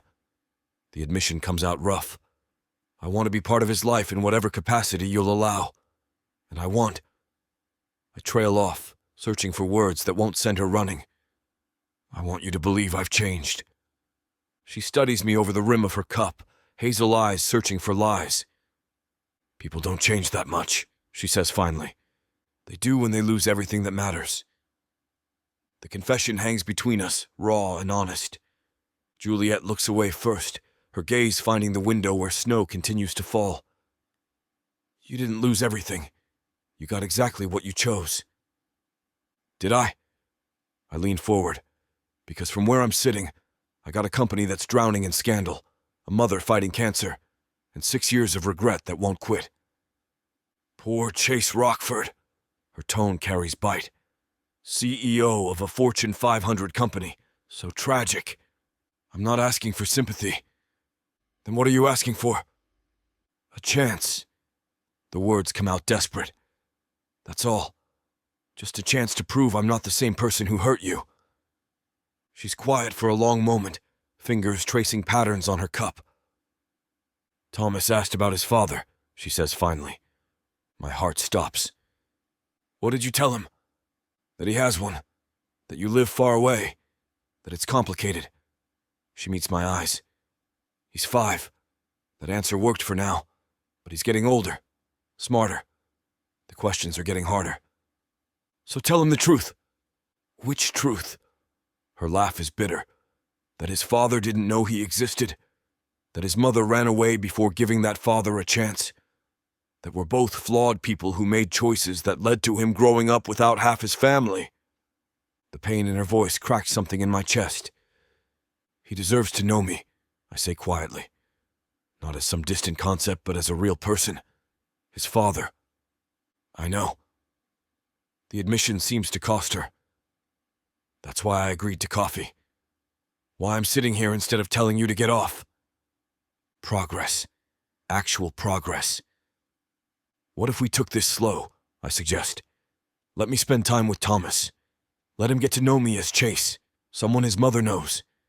And when you're ready, when he's ready, we tell him the truth. She chews her bottom lip, thinking.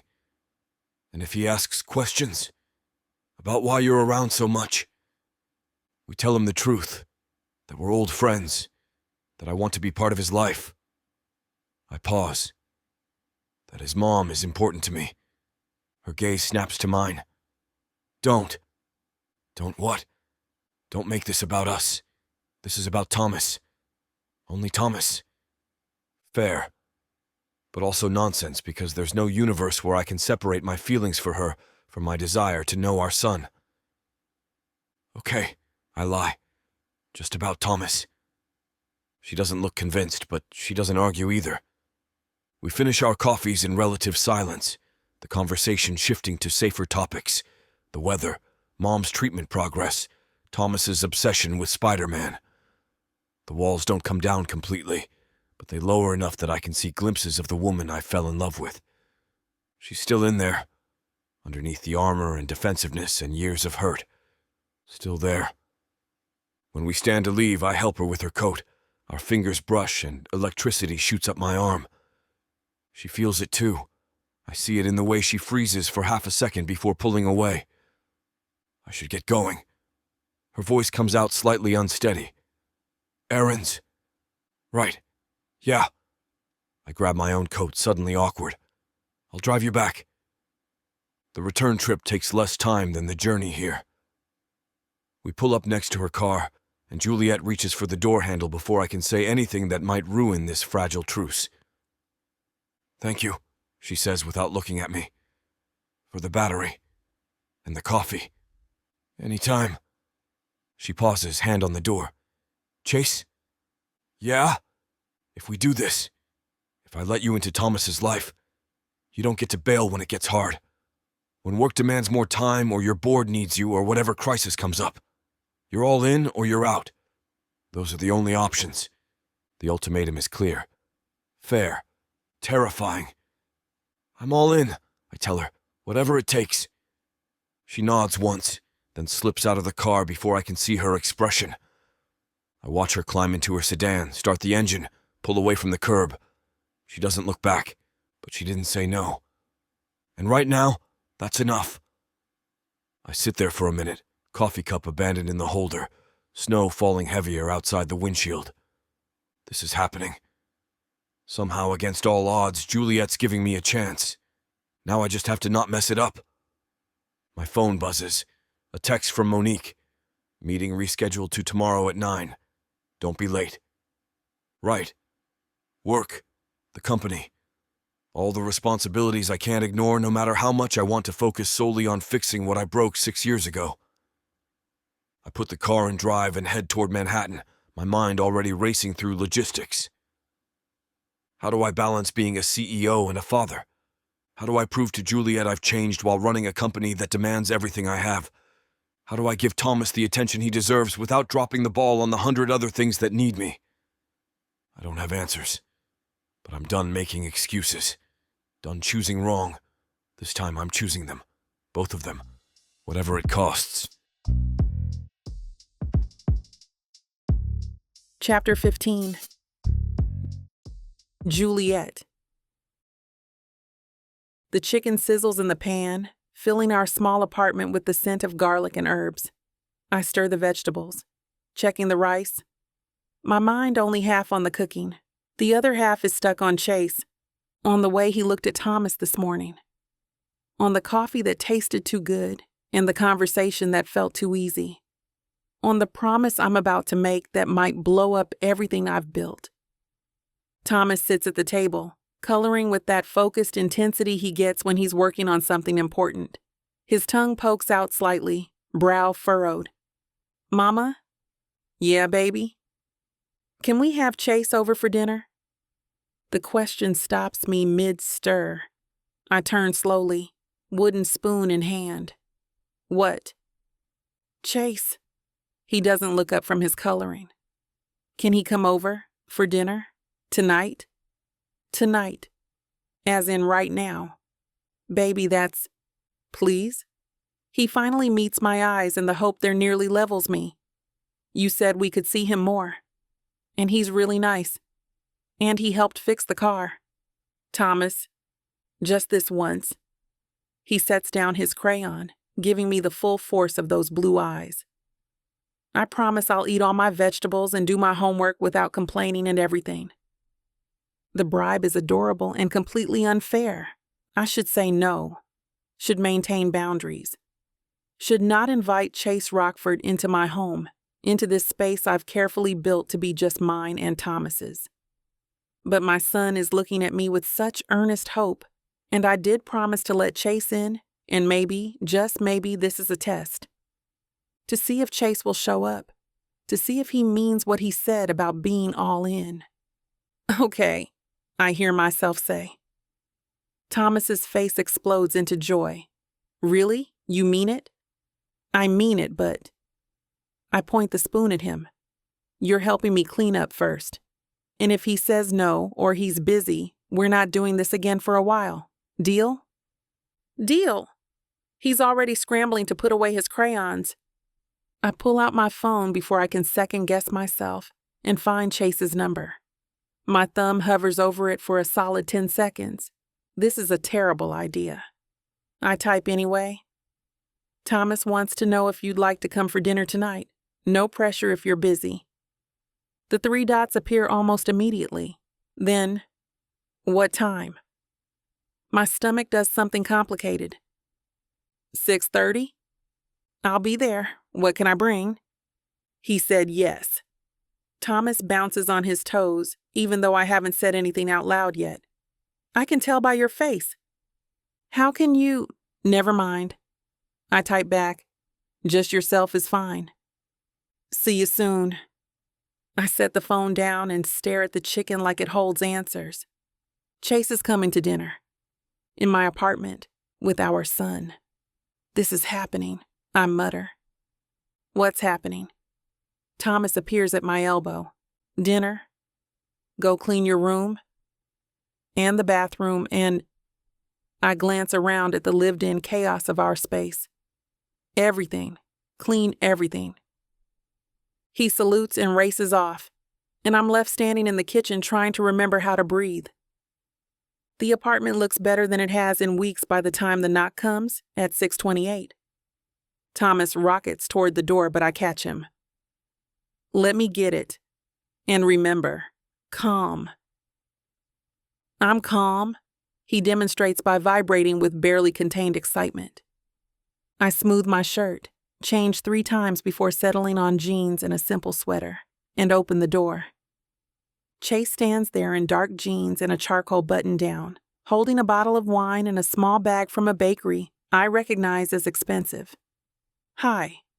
His smile is slightly uncertain. I know you said just myself, but I couldn't show up empty-handed. You didn't have to. Chase! Thomas pushes past me, grinning up at him.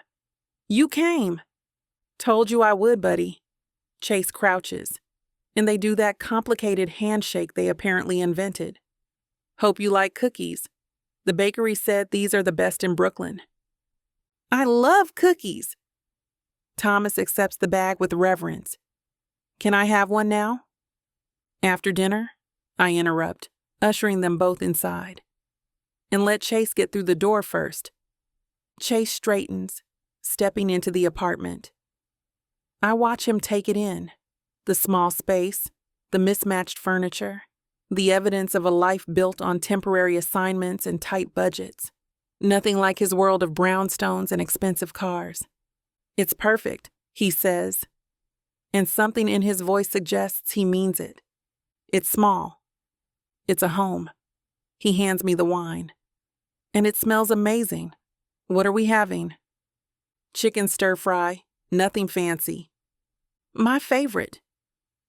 Thomas grabs Chase's hand, tugging him toward the kitchen.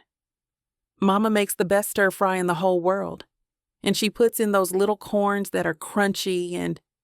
He chatters on, and I follow them into the kitchen, watching Chase listen with complete attention. Like Thomas's description of baby corn is the most fascinating thing he's heard all day. Can I help? Chase asks when Thomas pauses for breath. You're the guest. I want to help. Our eyes meet across the small kitchen, and something passes between us. Not quite truce, not quite forgiveness, but maybe the beginning of something. You can set the table, I concede. Plates are in that cabinet. Chase moves around my kitchen with surprising ease, finding what he needs, asking Thomas questions about school and friends and his Spider-Man collection. I watch them while finishing the stir-fry, and it's surreal.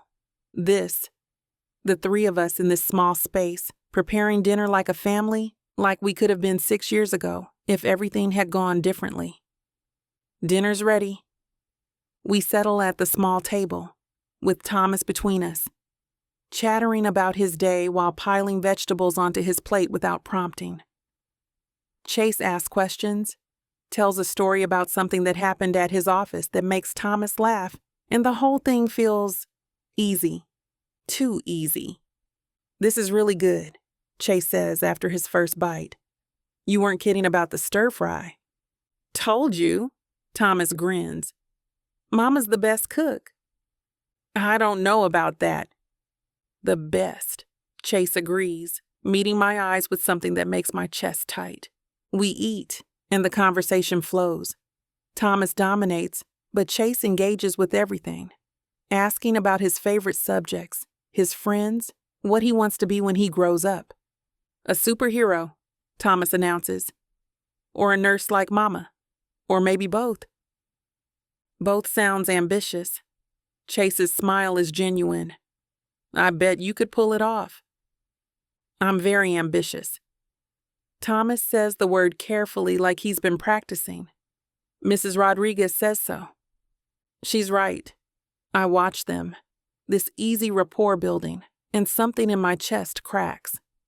This is what Thomas deserves. This attention, this interest, this bond with a father who actually sees him. After dinner, Thomas convinces Chase to see his room, with all the Spider-Man posters, the books, the elaborate setup of action figures defending against invisible villains. I clean the kitchen alone, listening to their voices drift through the thin walls. Thomas explaining his organization system. Chase asking about each character like it matters. And maybe it does matter. Maybe these small moments of showing up and paying attention, is what being a father actually means. The realization settles heavy. I've been so focused on protecting Thomas from potential hurt that I haven't considered what I might be denying him. A relationship with Chase, with Jessalyn, with the family he doesn't know he has. Mama? Thomas appears in the doorway. Can Chase see my Spider-Man drawings? The ones I did last week? If he wants to? I definitely want to. Chase follows Thomas back toward the bedroom, and I'm left alone with my thoughts and soapy water. This is real. This is actually happening. Chase is here, in my home, bonding with our son, and I'm running out of excuses to keep them apart. They emerge 20 minutes later, Thomas's energy finally flagging. It's past his bedtime, and his eyes are starting to droop despite his protests. Time for bed, baby. But Chase just got here. It's 8:30, way past your bedtime.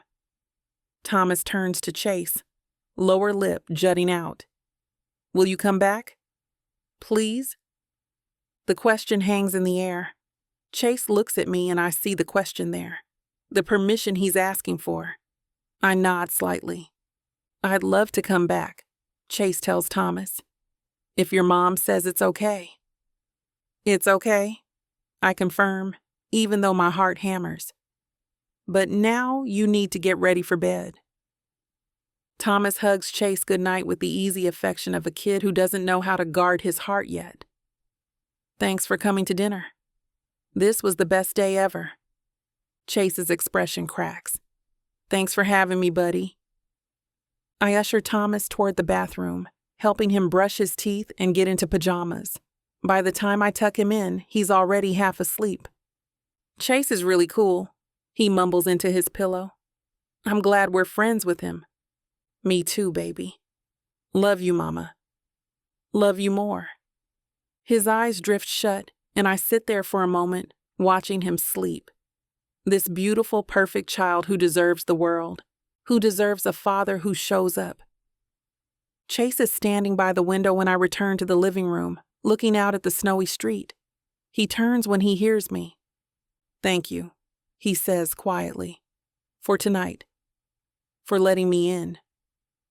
Thomas wanted you here. And you?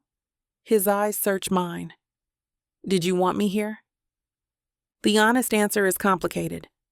I wanted to see, I admit, if you'd show up, if you meant what you said about being all in. And you showed up. I moved closer, maintaining space but not quite as much as before. You engaged with him, listened to his stories, looked at his room like it mattered. It does matter. He matters. Chase's voice goes rough. I meant what I said, Juliet. I'm not walking away from him. From this. The from this lingers between us, weighted with implications I'm not ready to examine. I should go. He moves toward the door, then pauses. But I'd like to do this again. Dinner? Or maybe I could take Thomas to the park. Or the Natural History Museum. He mentioned liking dinosaurs. He loves dinosaurs. So that's a yes? I should say no. Should maintain boundaries. Should not let this become a regular thing until I figure out what the hell I'm doing. That's a yes, I say instead. But Chase, yeah? If you're going to be in his life, you're in it. No halfway, no bailing when work gets busy or your board needs you. You show up or you don't. Those are the only options. I know. He holds my gaze. And I'm choosing to show up, whatever it takes. The promise settles between us, and I want to believe it. Want to believe he's changed. Want to believe this won't end the way it did before. Good night, Chase. Good night, Juliet. He slips out into the hallway and I close the door behind him, leaning against it. This is happening. Chase is in Thomas's life now. In our lives. And I have no idea if I just made the best decision or the worst one. But watching them together tonight, seeing the easy rapport, the genuine connection, the way Chase looked at our son like he hung the moon, I think maybe I made the only decision I could. Thomas deserves a father, and Chase is trying to be one.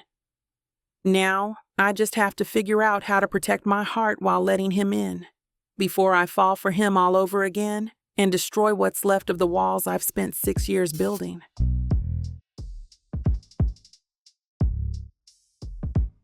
Chapter 16. Chase. The kitchen smells like Mom's famous cinnamon rolls when I let myself in at 8:15. She's got the radio playing some oldie station, humming along to a song I vaguely remember from childhood. "Hey, Mom." She turns from the oven, face bright. "Chase, you're here early. Wanted to catch you before Juliet arrived." I shed my coat, already moving toward the coffee maker. "How are you feeling?" "Good. Really good, actually." She sets the baking sheet on the counter. "The new medication schedule Juliet suggested has made such a difference." "That's great." I pour 2 mugs of coffee, handing one to her. We settle at the kitchen table, and she studies me with those 2 perceptive eyes that see everything. "So," she starts, wrapping both hands around her mug. "You've been around more lately." "Just checking on you." The skepticism is clear. "And it has nothing to do with a certain beautiful nurse who happens to be here 3 times a week?" Heat creeps up my neck. "Mom, I'm old, sweetheart, not blind." Her smile is knowing. "You look at her the way your father used to look at me." "Christ, it's not like that." "Then what's it like?" I take a long drink of coffee, buying time. Because how the hell do I explain this? That Juliet and I have history? That Thomas is my son? That everything's complicated and messy, and I'm just trying not to mess it up worse than I already have? "We knew each other," I say finally. "Back in college, we were close." "How close? Does it matter?" "It does if you're still carrying a torch 6 years later." The observation lands too close to home. "She's here to help you, Mom. That's what matters." "And Thomas?" She tilts her head.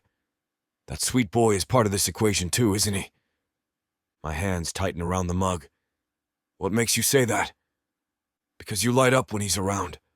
And Juliet gets this look on her face when you interact with him, like she's watching something both wonderful and terrifying unfold." Mom reaches across, covering my hand with hers. "Plus, he has your eyes, Chase. Exactly your eyes." Damn. "Mom, I'm not asking you to confirm or deny anything." Her voice goes gentle. "I'm just saying I see you. I see how you are with that little boy. And if there's something you need to tell me, I'm here." The confession sits right there, ready to spill out. But before I can form words, the doorbell rings, saved by Juliet's punctuality. "We'll talk later," Mom says, standing. "Let her in." I move to the door on autopilot, my mind still spinning from Mom's observation. She knows. Or suspects. Either way, the secret's getting harder to keep. Juliet stands on the steps in her scrubs, nursing bag over one shoulder, snowflakes catching in her curls. "No Thomas today. He's at school." "Morning." "Hey." I step back, letting her in. "Mom's in the kitchen. Fair warning, she made cinnamon rolls." "Is that supposed to be a warning?" "She's trying to fatten you up. Her words, not mine." The corner of Juliet's mouth twitches, almost a smile. Progress. She sheds her coat and we move toward the kitchen where Mom's already plating rolls with that particular enthusiasm she gets when feeding people. "Juliet, perfect timing." Mom gestures to the table. "Sit, eat. You're too thin." "I'm really not. Humor an old woman." Juliet catches my eye and I shrug.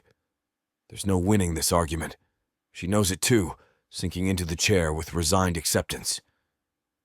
Mom sets a plate in front of her, then retreats to the counter. I need to grab something from upstairs.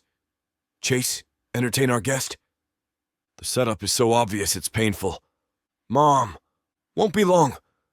She's already heading for the stairs, moving with more energy than she's had in weeks. Juliet stares at the cinnamon roll like it might explode. She's subtle, I offer, as a freight train. But she picks up her fork anyway, taking a bite, her eyes close slightly. Oh my God. Right? This is incredible. Family recipe. 3 generations of Rockford women perfecting the icing. We eat in silence for a minute, the awkwardness settling in now that we're alone. So, I venture, Thomas asked about coming back for another visit. Her fork pauses halfway to her mouth. He mentioned that. And I told him maybe, if Jessalyn's feeling up for it. She's always up for it.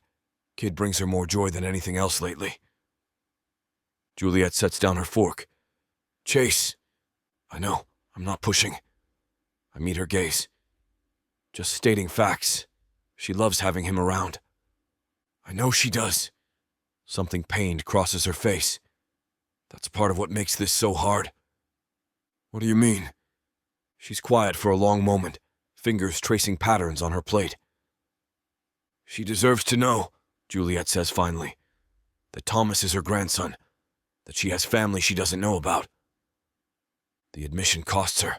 I can see it in the tension of her shoulders, the tightness around her mouth.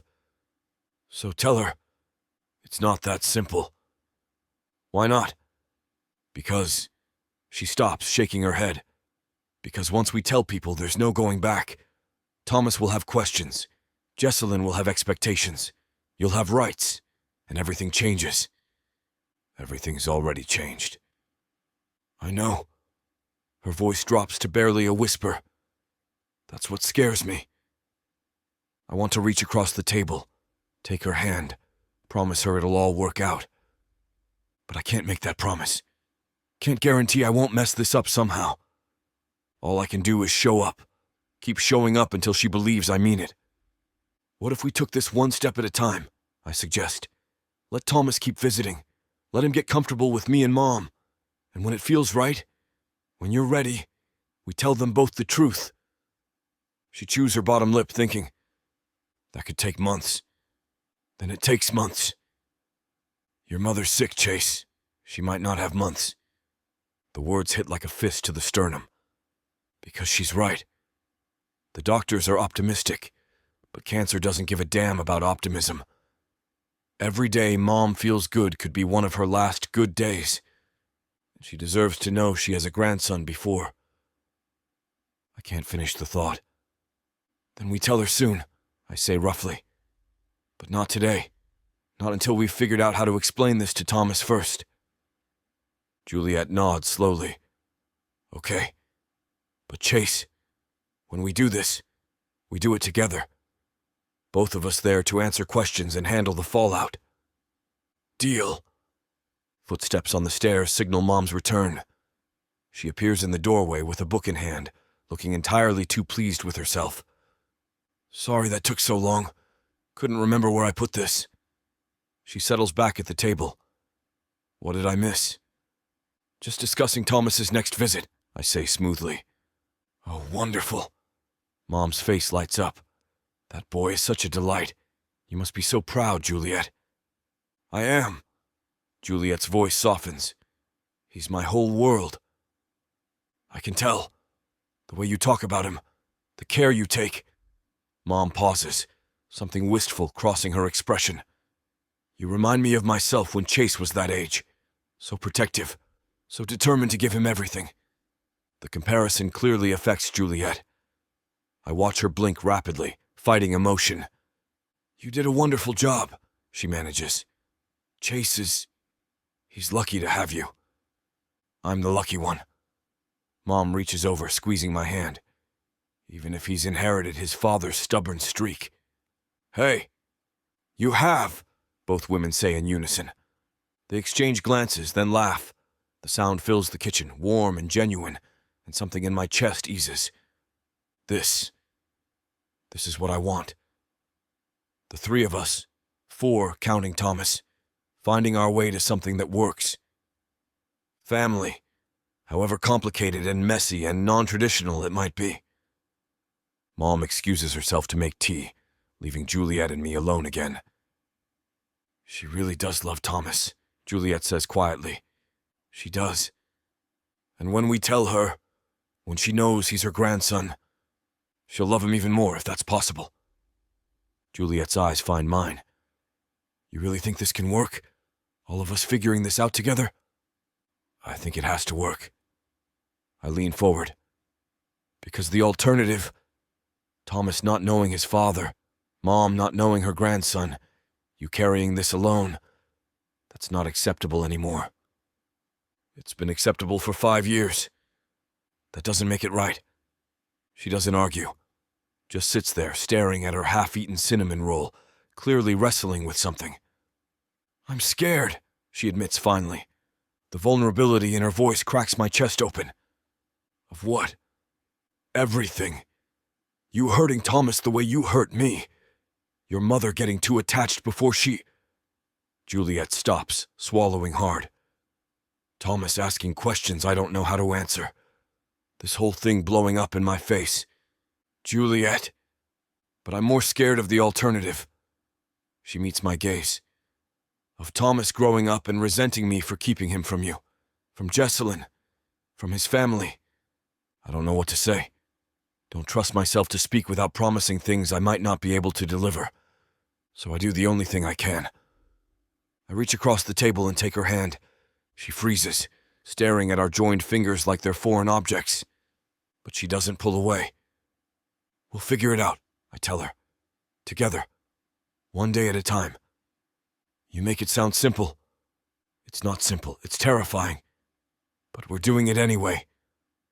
The corner of her mouth lifts. When did you get so wise? About 6 years too late. She laughs, actually laughs, and the sound is everything. Mom returns with tea and Juliet slips her hand from mine, but the moment lingers between us. Something shifting. Not quite trust, but maybe the foundation of it. We spend the next hour in easy conversation. Mom chatting about her book club, Juliet sharing a funny story from Thomas's school, me contributing when prompted, but mostly just watching them interact. Eventually, Juliet has to leave. There's nothing else for her to do here, after she checks all of Mom's vitals.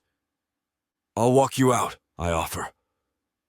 Mom waves us off with a knowing smile. At the door, Juliet turns to face me. Thank you for being patient with me, with all of this. You're worth being patient for. The words come out more intense than intended. She blinks, something flashing across her face too quick to identify. I should go. Wait. I catch her wrist gently. Walk with me through the snow? Thomas is at school until 3, right? She should say no. Should maintain boundaries. Where? Victory tastes sweet. Anywhere. Nowhere. Just... I don't want today to end yet. The honesty clearly catches her off guard. Okay, she says finally. Sure, you can come with me. Chapter 17. Juliet. The cold bites sharp as we leave Jesselyn's brownstone, but Chase falls into step beside me without complaint. Snow crunches under our boots, the city wrapped in that hushed quiet that only comes after fresh snowfall. Where are we going? He asks. My place? Need to grab something before picking up Thomas. It's a lie. I don't need anything, but I'm not ready for this to end. Not ready to go back to professional distance and careful boundaries. Not when his hand brushed mine at the table, and I felt it everywhere. We walk in silence for half a block. My apartment building appears ahead, and I pull out my keys before I can second-guess this terrible idea. You want coffee? The invitation tumbles out. I can make some, before Thomas gets home. Chase's eyes find mine, surprise flickering across his features. Yeah, I'd like that. We climb the 3 flights, and I unlock the door to the small space that's been home for exactly 2 weeks. It still doesn't feel permanent. Nothing ever does. Make yourself comfortable. I gesture toward the couch while heading to the kitchen. Fair warning, it's not cinnamon rolls, just regular coffee. Regular coffee's perfect. I pull out the grounds, measuring with shaking hands. This was stupid. Inviting him here. Creating intimacy in a space that's supposed to be just mine and Thomas's. But when I glance over, Chase is studying the photos on my bookshelf. Thomas at various ages. My family. Moments captured from cities we've lived in. He looks just like you here. Chase points at a picture from when Thomas was 2. Same smile. He has your eyes, though. That's pretty obvious. Chase turns slowly. You've always known. Of course I've always known. I pour water into the machine, needing something to do with my hands. You'd think I didn't see it the second he was born? Those eyes staring up at me? Then why? Because you made your choice. The words come out sharper than intended. And I made mine, to protect him, to protect myself. Juliet. The coffee will be ready in a minute. I move past him toward the living room, needing distance, but he catches my wrist, gentle but firm. I'm sorry. 2 words. That's all. But the way he says them, raw and honest, cracks something open in my chest. For what? My voice sounds distant. For choosing your family's company over us? For not fighting when I left? For missing 5 years of your son's life? All of it. His grip tightens slightly. Everything. I was 22 and scared and convinced I owed my family more than I owed you, more than I owed us. And now I know better. He steps closer, and I should pull away, but I can't seem to move. Now I know what I lost, what I gave up, and I'd do anything, to prove I'm not that same coward. The intensity in his voice steals my breath. Chase! Tell me you don't feel this. His free hand comes up, fingers grazing my jaw. Tell me it's just me and I'll back off. I'll keep my distance. Be nothing more than Thomas's father. I should lie, should protect what's left of my heart. But when his thumb brushes across my cheek and those blue eyes search mine with desperate hope, the truth spills out. I can't. Can't what? Tell you I don't feel this. The confession cost me everything. I've tried. God knows I've tried. But you're here and you're trying, and when I look at you with Thomas, he kisses me, not gentle, not tentative. His mouth crashes against mine with 6 years of longing compressed into a single desperate moment. My hands find his chest, and I should push him away, but instead I'm fisting his shirt, pulling him closer. I hate to put a stop to a good time, but it looks like we've hit this platform's limit for spiciness. This platform's got some rules we have to play by if we want to keep giving you these stories for free. And trust me, this scene isn't something you want to miss. While we can't get into all the details here, you can still dive into the full, uncut version at tylerwalker.com. Miss Tyler has an entire collection of unabridged audiobooks and ebooks waiting for you. And the best part?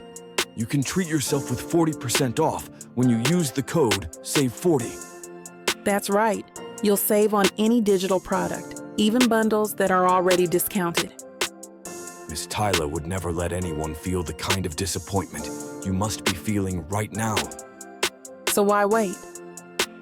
Treat yourself with Miss Tyler. Reality starts creeping back in. What we just did, what it means, all the complications we've created. But Chase's arms tighten around me and his lips brush my temple. Don't, he murmurs. Don't spiral yet.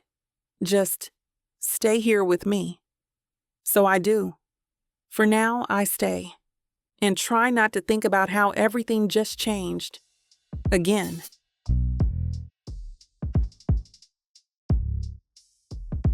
Chapter 18. Chase. The elevator doors slide open on the 42nd floor, and I step into the Rockford Inc. Headquarters like I'm walking through water. Everything feels distant, muffled, like I'm watching myself from outside my body. Juliet. Her name echoes through my head on repeat, dragging along every sensation. Her mouth on mine, her nails in my back, the way she gasped my name when she came apart beneath me. Mr. Rockford. My assistant, Karen, looks up from her desk with that particular expression that means trouble's waiting. You have messages from... Later. I wave her off, heading straight for my office. I need to think. Process. Figure out what the hell just happened and what it means for everything. 2 hours ago, I was inside Juliet Daniels. 2 hours ago, she was wrapped around me, looking at me like maybe we could find our way back to something. Now I'm supposed to care about quarterly reports and PR strategies and board meetings. Can't do it. My office door swings shut, and I sink into the leather chair, scrubbing both hands over my face. The scent of her still clings to my skin, something floral and clean that makes my chest tight. I should feel guilty. Should recognize this complicates everything with Thomas, with Mom, with the careful boundaries Juliet's been trying to maintain. Instead, I feel alive. For the first time in 6 years, I feel like I'm exactly where I'm supposed to be. My phone buzzes. A text from Juliet. That can't happen again. The words hit like a punch. I type back. Why not? 3 dots appear, disappear, appear again. Finally. Because Thomas comes first. And this, us, it's too complicated. Everything about this situation is complicated. Doesn't mean we ignore it. No response. I set the phone down and stare at the ceiling, my mind racing through arguments, counterpoints, ways to convince her that what just happened wasn't a mistake. A knock interrupts my spiral. Come in. The door opens to reveal Monique, tablet tucked under one arm, wearing a fitted charcoal dress. Her green eyes scan me with that analytical precision she's perfected over years of corporate warfare. You're late, she announces, moving into the office without invitation. The marketing meeting started 10 minutes ago. I completely forgot. Something came up. Something. She sets the tablet on my desk with more force than necessary. Care to elaborate? Personal matter. Her jaw tightens. Personal matters seem to be consuming a lot of your time lately. Can't really argue with that. I'll reschedule with the team. Send my apologies. Already did. She perches on the edge of my desk, studying me with those sharp eyes. But Chase, this is the 3rd meeting you've missed or rescheduled this week. People are starting to notice. Let them notice. The indifference in my voice clearly catches her off guard. Her eyebrows lift. Excuse me? I said let them notice. I lean back in my chair. The company will survive me missing a few meetings. That's not the point. Then what is the point, Monique? The question comes out harder than intended, because from where I'm sitting, I've spent 6 years putting this company above everything else, above relationships, above happiness, above having any kind of life outside these walls. And I'm done. Silence crashes between us. She studies me for a long moment, something calculating entering her expression. Then her gaze drops to my collar and her eyes narrow. Is that a hickey? My hand goes to my neck reflexively, finding the tender spot where Juliet's mouth had been. No, it's absolutely a hickey. She leans closer, examining. Right there, just peeking out above your collar. Damn. Monique, so there is someone. Her voice goes cold. And you've been lying about it. I haven't been lying, I've been... What, figuring things out? She stands abruptly. That's what you said last week, that you needed time to figure things out. Apparently, figuring things out means screwing someone else while stringing me along. We're not exclusive. We've never been... I know what we've never been. Her composure cracks slightly. But I thought we had an understanding. Professional respect at minimum. She's right. Completely right. And I'm being a jerk. You deserve better than this, I say quietly. Better than half my attention while I'm clearly somewhere else. Is it her? Monique's voice sharpens. Your mother's nurse? The one you've been vetting and researching and suddenly visiting Mom 3 times a week to see? The observation is too accurate to deflect. This isn't about... It's absolutely about her. Monique grabs her tablet, anger bleeding through her professional mask. You know what? Fine. Go ahead. Chase after whatever this is. But don't come crying to me when it blows up in your face. Monique, we're done. Professionally, we'll maintain courtesy. But anything else? She moves toward the door. Find someone else to be your backup plan. The door slams behind her with enough force to rattle the picture frames on my wall. I sink deeper into my chair, the guilt settling heavy in my chest. She didn't deserve that. Didn't deserve to be treated like an afterthought while I'm clearly consumed by Juliet. My phone buzzes again. Not Juliet this time. Richard from PR.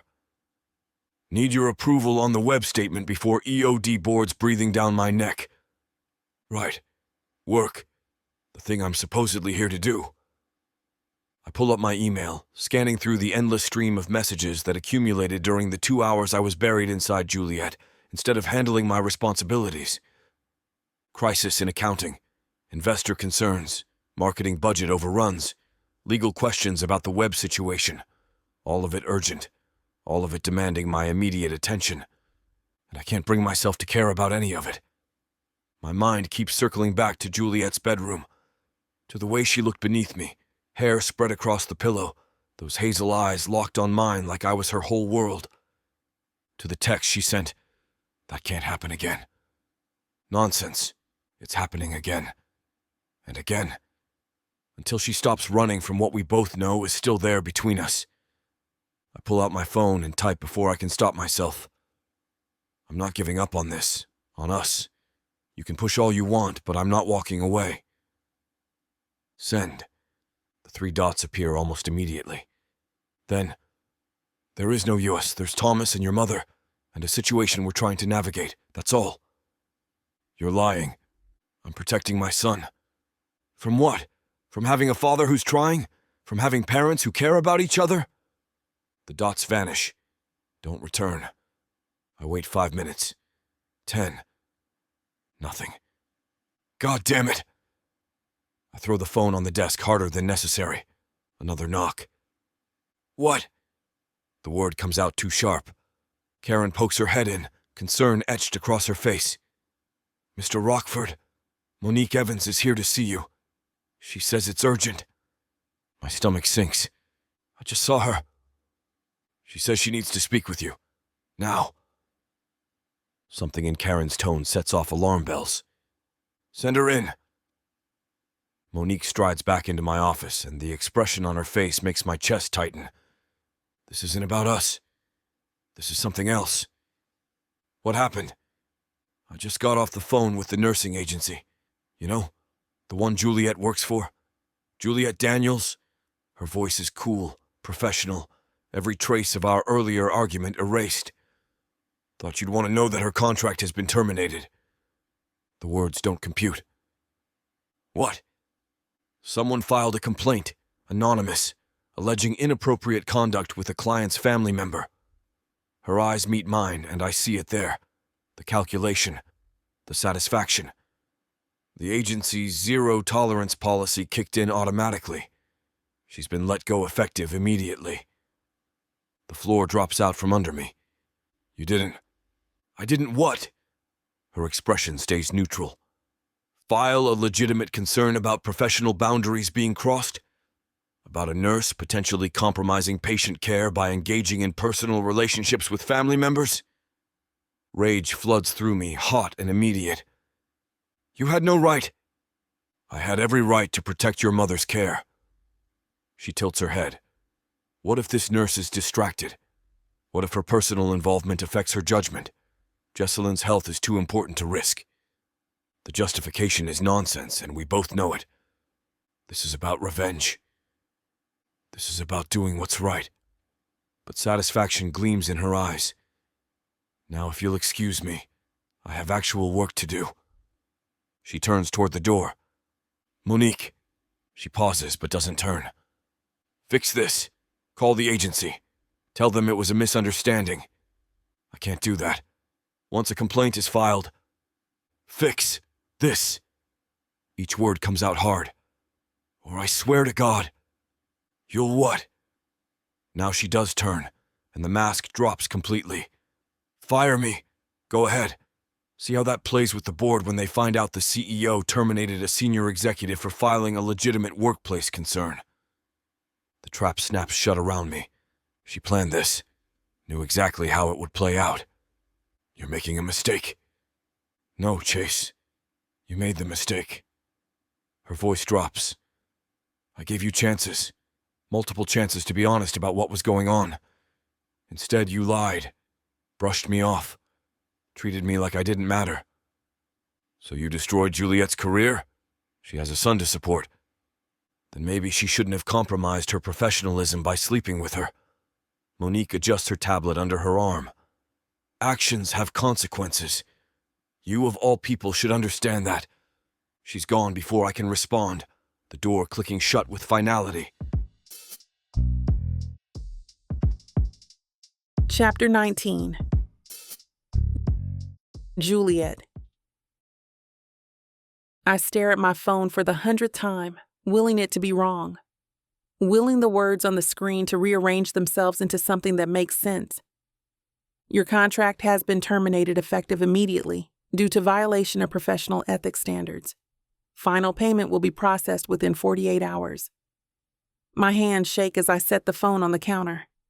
The apartment suddenly feels too small, the walls pressing in while my chest tightens with panic I can't afford to feel. Thomas is at school. I have 3 hours to figure out how to tell my 5-year-old that we're moving again, that Mama lost another job, that Miss Jesselyn won't be in our lives anymore, that Chase... No, I can't think about Chase right now. But my phone buzzes, his name lighting up the screen. I don't answer. It buzzes again and again. Finally, a text. I just heard. Juliet, please call me. We need to talk about this. Talk about what? About how sleeping with him cost me my job? About how I was stupid enough to think we could navigate this without consequences? About how he warned me this would get complicated and I did it anyway? My vision blurs. I blink hard, refusing to let the tears fall. I need to move, need to do something with this panic clawing up my throat. The apartment needs packing anyway. We won't be here much longer, can't afford the rent without steady income. And my emergency fund will last maybe 6 weeks if I'm careful. I yank open the closet, pulling out boxes I never fully unpacked. 2 weeks in New York and I'm already leaving. Story of my life. My phone rings. Chase again. I decline the call and turn it face down on the counter. Box after box gets pulled from storage. I work mechanically. Thomas's clothes first, his toys, the books he loves. Each item feels like failure compressing into cardboard. Another text from Chase. This is my fault. Let me fix it. Bitter laughter escapes before I can stop it. Fix it how? By admitting to his mother's care agency that we slept together? By confirming every accusation in that anonymous complaint? Someone saw us. At Jesselyn's place, maybe. Or leaving together. Someone noticed the way Chase looks at me, the tension crackling between us whenever we're in the same room. Someone wanted me gone, and they got their wish. I stand in my half-packed apartment, surrounded by evidence of another failed attempt at stability, and the tears finally come. Not the pretty kind. The ugly, gasping kind that shakes my whole body and makes breathing difficult. This is my fault. I knew better. Knew that getting involved with Chase again would end in disaster. Knew that mixing personal and professional was a line I couldn't cross. And I crossed it anyway. Because he looked at me like I mattered. Because he showed up for Thomas. Because 2 hours in his arms felt like coming home after 6 years of being lost. Stupid. So goddamn stupid. My phone buzzes. Chase again.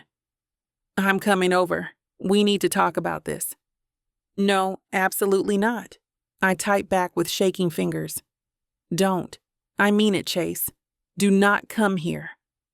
Juliet. I'm serious. Stay away from me. The dots appear and disappear several times. Finally, at least let me explain what happened. I know what happened. Someone saw us together and reported it. The agency terminated my contract. End of story. It wasn't just someone, it was Monique. The name stops me cold. There's another woman in his life. Why would she do that? Because she's vindictive and I ended things and she wanted to hurt me. His next text comes fast. But you're the one who got hurt instead. And I'm so sorry, Juliet. Sorry. He's sorry. Like sorry fixes anything. Like sorry pays my rent or explains to Thomas why we have to move again. Your apologies don't help. Then let me actually help. I can talk to the agency, explain that the complaint was malicious, get you reinstated. And say what? That we're not involved? That would be a lie. Then we tell them the truth, that we have history, that our relationship is complicated but professional. I laugh, the sound bitter even to my own ears. Professional. Right. Nothing says professional like having your patient's son between your thighs 2 hours before losing your job. The truth is, I made a mistake. I type. I let you back in. I let myself believe this could work, and now I'm paying for it. Don't do this. Do what? Push me away. Blame this on us when it's Monique's vindictive nonsense. She wouldn't have had ammunition if we'd kept our hands off each other. The message sends before I can stop it, before I can soften the accusation. His response takes longer this time. So that's it? We go back to pretending? To acting like strangers? I stare at the words, my chest aching. Yes, that's exactly it. Because the alternative, letting Chase deeper into our lives, risking Thomas's heart along with my own, opening the door to more complications and hurt, is unthinkable. I need to focus on Thomas right now, on finding another job and figuring out our next move. Next move? You're leaving? I can't afford to stay without income.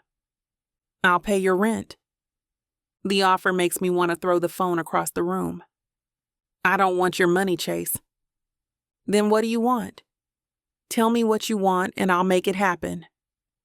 What do I want? I want a time machine. I want to go back to this morning and make different choices. I want to have never accepted this assignment, never walked into Jesselyn's brownstone, never let Chase back into my carefully constructed life. I want to protect my son from the fallout of my mistakes. I want you to leave us alone, I type, each word feeling like glass in my throat. I want you to let Thomas and me go, to stop showing up and complicating everything.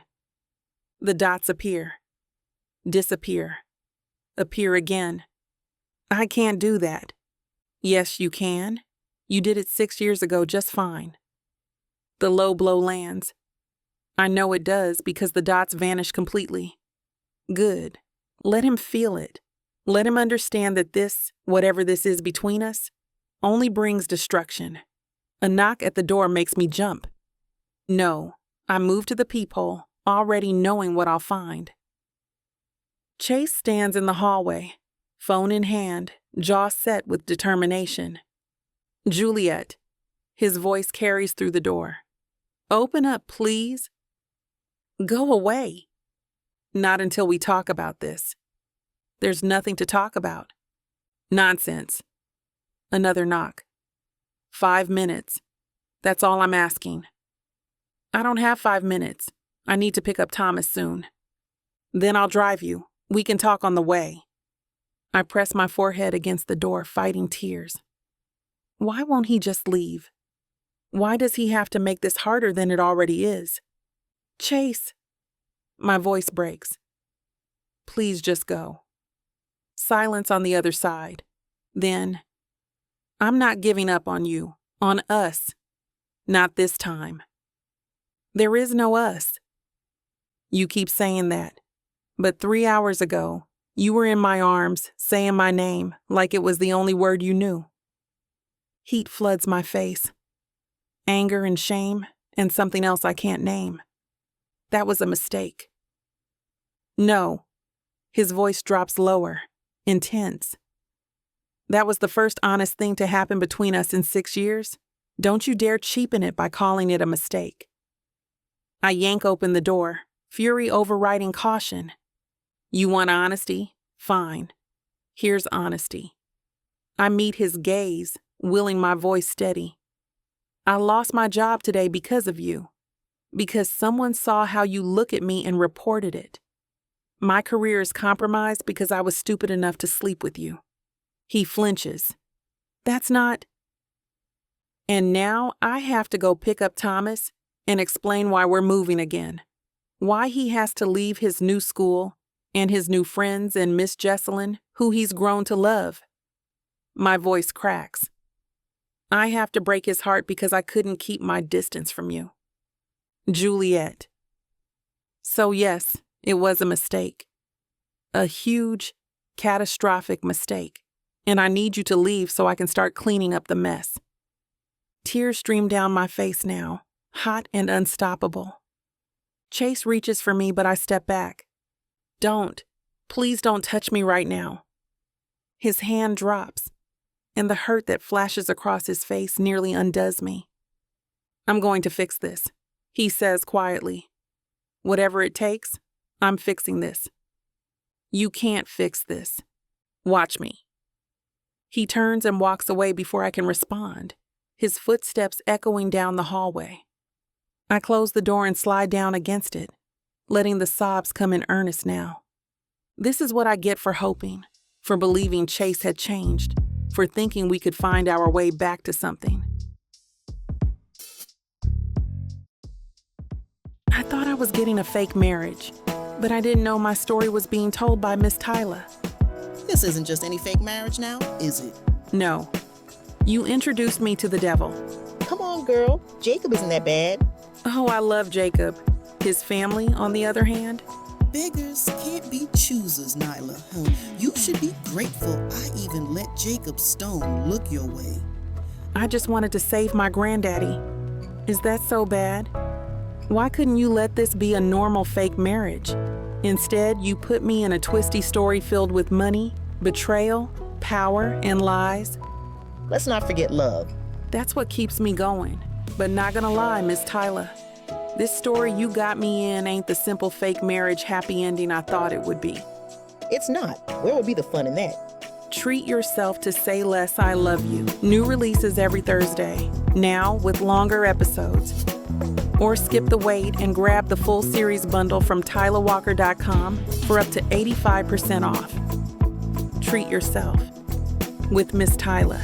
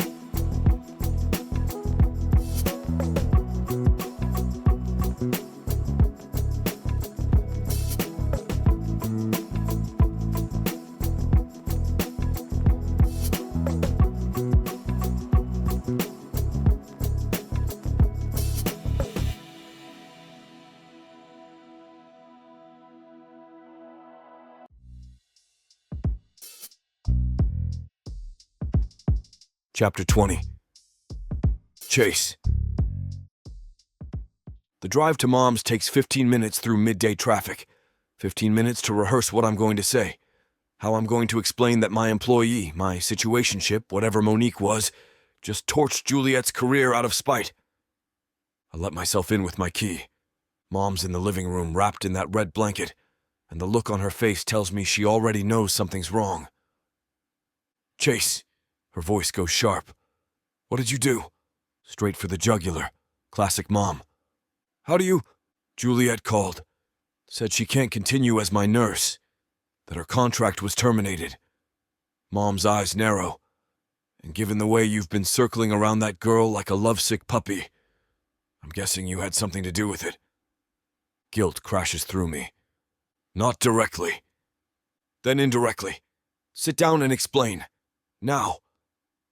I sink onto the couch across from her, suddenly feeling 12 years old and caught skipping school. There's this woman at work, Monique. We had a... thing.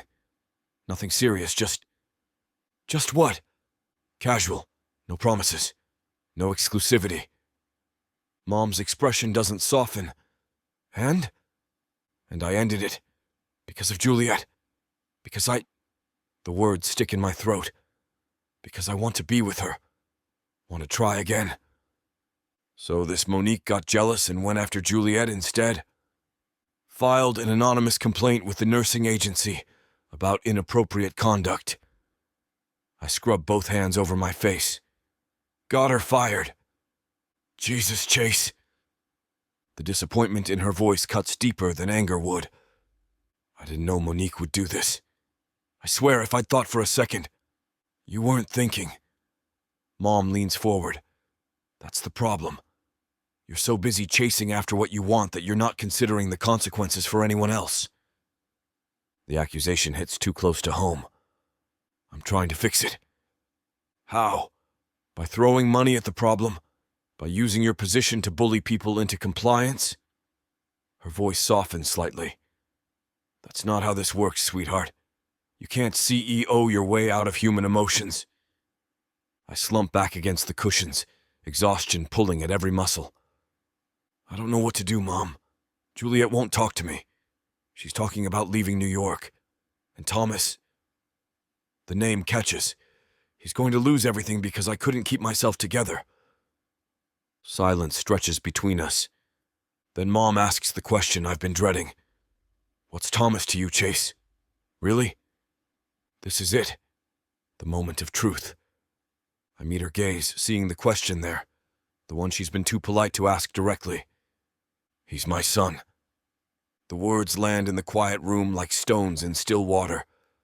Mom doesn't react, doesn't gasp or demand explanations. She just nods slowly like I've confirmed something she already suspected.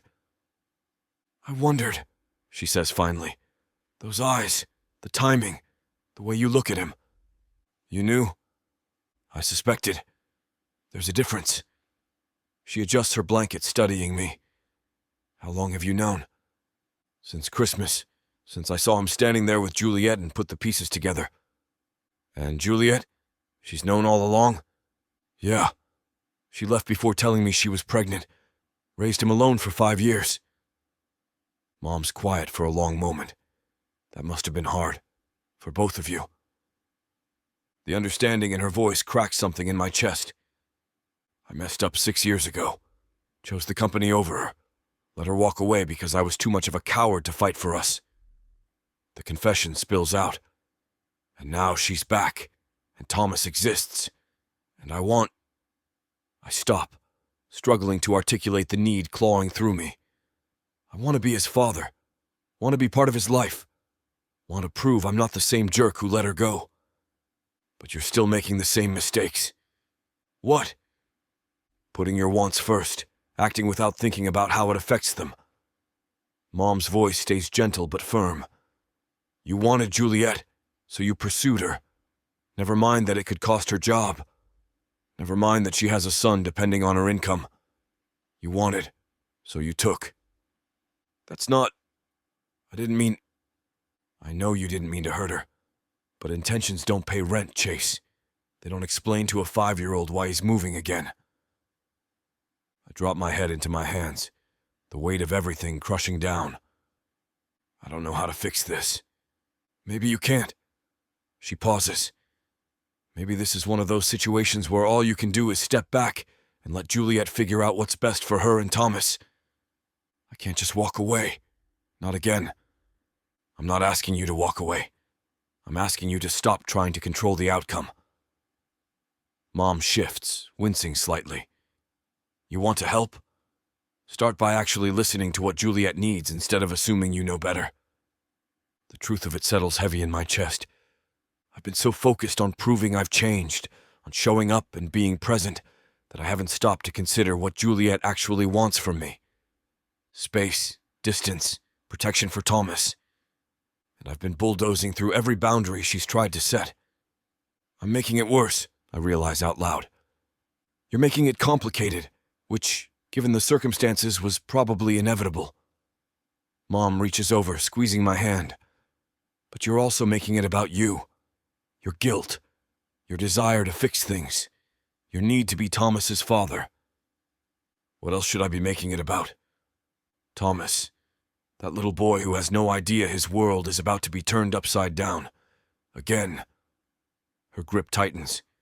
You want to be his father? Then start acting like one. Put his needs first, even if that means stepping back and giving Juliet the space she's asking for. The logic is sound. Painful, but sound. And if stepping back means losing them both, then you were never going to have them anyway. Not really. Mom's voice goes soft.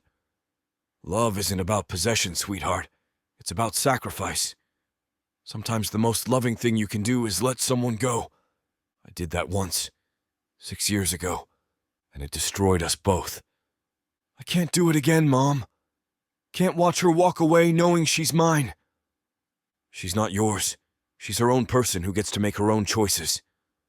Mom pulls back, settling against the cushions. And Thomas isn't yours to claim either. Not yet. Maybe not ever if Juliet decides that's what's best for him. The possibility opens a chasm in my chest. That's not fair. Life rarely is. We sit in silence, the weight of unspoken things pressing down. Finally, I ask the question that's been eating at me. Do you think I can be a good father? After everything? Mom's expression softens. I think you can be anything you decide to be. But being a good father starts with being a good man. And good men don't destroy women's careers because they can't handle rejection. I didn't destroy anything. Monique did that. You created the situation that gave her ammunition. You pursued Juliet knowing it could compromise her professionally. You made choices that put your desires ahead of her safety. Each word lands like an arrow. So what do? You fix what you can. You hold that Monique woman accountable for her actions. You make sure Juliet has resources to land on her feet, whether she takes them from you or not. Mom pauses. And then you give her the space to decide if she wants you in Thomas's life. And if she says no, then you respect it. And you find a way to be the father Thomas needs from whatever distance Juliet allows. The thought of seeing my son only on supervised visits, of being a stranger who sends checks and birthday cards, makes me want to punch something. But Mom's right. This isn't about what I want. It's about what's best for Thomas. And maybe, probably, what's best for Thomas is having his life not blown apart by a father who's still figuring his stuff out. I hate this, I admit. I know, sweetheart. Mom's smile is sad. But sometimes being a parent means hating every option and choosing the least terrible one anyway. I think about Thomas, about his gap-toothed grin and endless questions and the way he hugged me goodnight like I was someone who mattered, about Juliet's face when she opened the door today, the pain and anger and exhaustion etched there because of choices I made, about the mess I've created chasing after something I'm not sure I deserve. I don't want this CEO life anymore, I say quietly. Not if it comes with petty office politics and misery, and not having Juliet and Thomas around. The confession surprises me as much as it does Mom. Her eyebrows lift. You're serious. Dead serious. I lean forward, elbows on knees. 6 years I've given to this company. 6 years of board meetings and crisis management and putting out fires. And what do I have to show for it? A corner office and ulcers and a life so empty I didn't realize how much I'd lost until Juliet walked back into it. Chase, I want more than this, Mom. Want to come home at night to people who actually give a damn about me beyond what I can do for the stock price. Want to read bedtime stories and go to school plays and know what my kid's favorite dinosaur is. The words pour out faster now. Want to wake up next to someone who loves me for who I am, not what I represent. Mom's quiet for a long moment. Then, so what's stopping you? The company, the board, the legacy Dad built that I'm supposed to protect. Your father built that company for us, for our family, to give you a future. Her voice goes firm. He didn't build it to be a prison, and he sure as hell wouldn't want you sacrificing your happiness to preserve it. The words hit somewhere deep. The board would never accept me stepping down. So let them be unhappy. Hire a new CEO. Stay on as chairman if you want oversight. But Chase? She catches my gaze. You're 28 years old. You have your whole life ahead of you. Don't spend it doing something that makes you miserable just because you think you're supposed to. The permission I didn't know I needed settles warm in my chest. What if I can't get her back? What if I do all this? Step down, fix the Monique situation, give Juliet space, and she still says no? Then at least you'll have tried, and you'll have a life that's yours, not one you inherited out of obligation. I sit with that, turning it over in my mind. A life that's mine. When's the last time I could say that? When's the last time I made a choice based on what I wanted instead of what was expected? 6 years ago. When I chose wrong and lost everything that mattered. Maybe it's time to choose differently. I need to talk to Juliet, I say, standing. Need to apologize properly. Figure out how to fix this mess. Chase. Mom's voice stops me at the door. Remember what I said. Listen to what she needs, not what you want to give her. I will. And sweetheart, her smile is soft. For what it's worth, I think you'll be a wonderful father. When the time is right. When you're ready to put Thomas first. Chapter 21. Juliet. The walk to Thomas's school takes 12 minutes. 12 minutes where I practice what I'm going to say, how I'm going to explain that we're leaving without breaking his heart completely. Impossible task. I lean against the brick wall near the entrance, watching other parents gather. Some chatting in groups, others checking phones, all of them looking like they belong here. Like this is their permanent stop, not just another temporary station. The bell rings. Kids pour out in a chaotic stream of backpacks and winter coats. I scan for Thomas's red jacket, spotting him near the back of the group, walking with another boy. He sees me and his face lights up. Mama. He races over, that gap-toothed grin splitting his face, and crashes into my legs with the force of a 5-year-old who hasn't learned to temper his enthusiasm. Hey, baby. I catch him, holding on maybe a second too long. Can we get hot chocolate? Please? It's so cold, and Mrs. Rodriguez said it might snow more and... Sure. The word comes out rough. Hot chocolate sounds perfect. We walk hand in hand to the cafe 2 blocks over. Thomas chattering about his day. Something about art class and finger painting, and how Michael said his snowman was the best one. Normal. Everything so achingly normal. The cafe is warm, smelling of coffee and cinnamon. I order Thomas hot chocolate with extra whipped cream and get myself tea I won't drink. We settle into a corner booth, and Thomas attacks his drink with single-minded focus, getting whipped cream on his nose.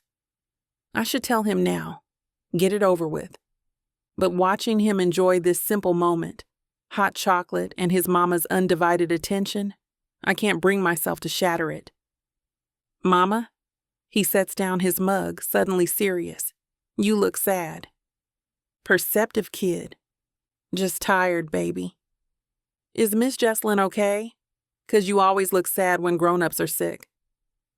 My chest tightens. Miss Jesselyn is doing fine. Good. I like her. And Chase. He grins. Can we see them this week? I made a new picture for Chase in art class today. It's Iron Man fighting a dragon. The question I've been dreading. Thomas? I reach across the table, taking his small hand in mine. We need to talk about something important. His smile fades. Kids have radar for bad news. What? You know how Mama's job is to take care of people when they're sick? He nods. Well, sometimes jobs end. And my job taking care of Miss Jesselyn, it ended today. Confusion crosses his face. Why? Did you do something wrong? No, baby, it's just complicated grown-up stuff. You always say that. His lower lip juts out. But what does it mean? How do I explain office politics and vindictive exes and professional boundaries to a 5-year-old? It means Mama won't be working for Miss Jesselyn anymore, which means we probably won't see her as much. But we can still visit, right? Hope fills his voice. Like friends? You said we're friends with them? It's not that simple. Why not? His voice rises, drawing looks from other tables. You said we could be friends. You promised. I know, baby, but no. Tears well in his eyes. I don't want to stop seeing them.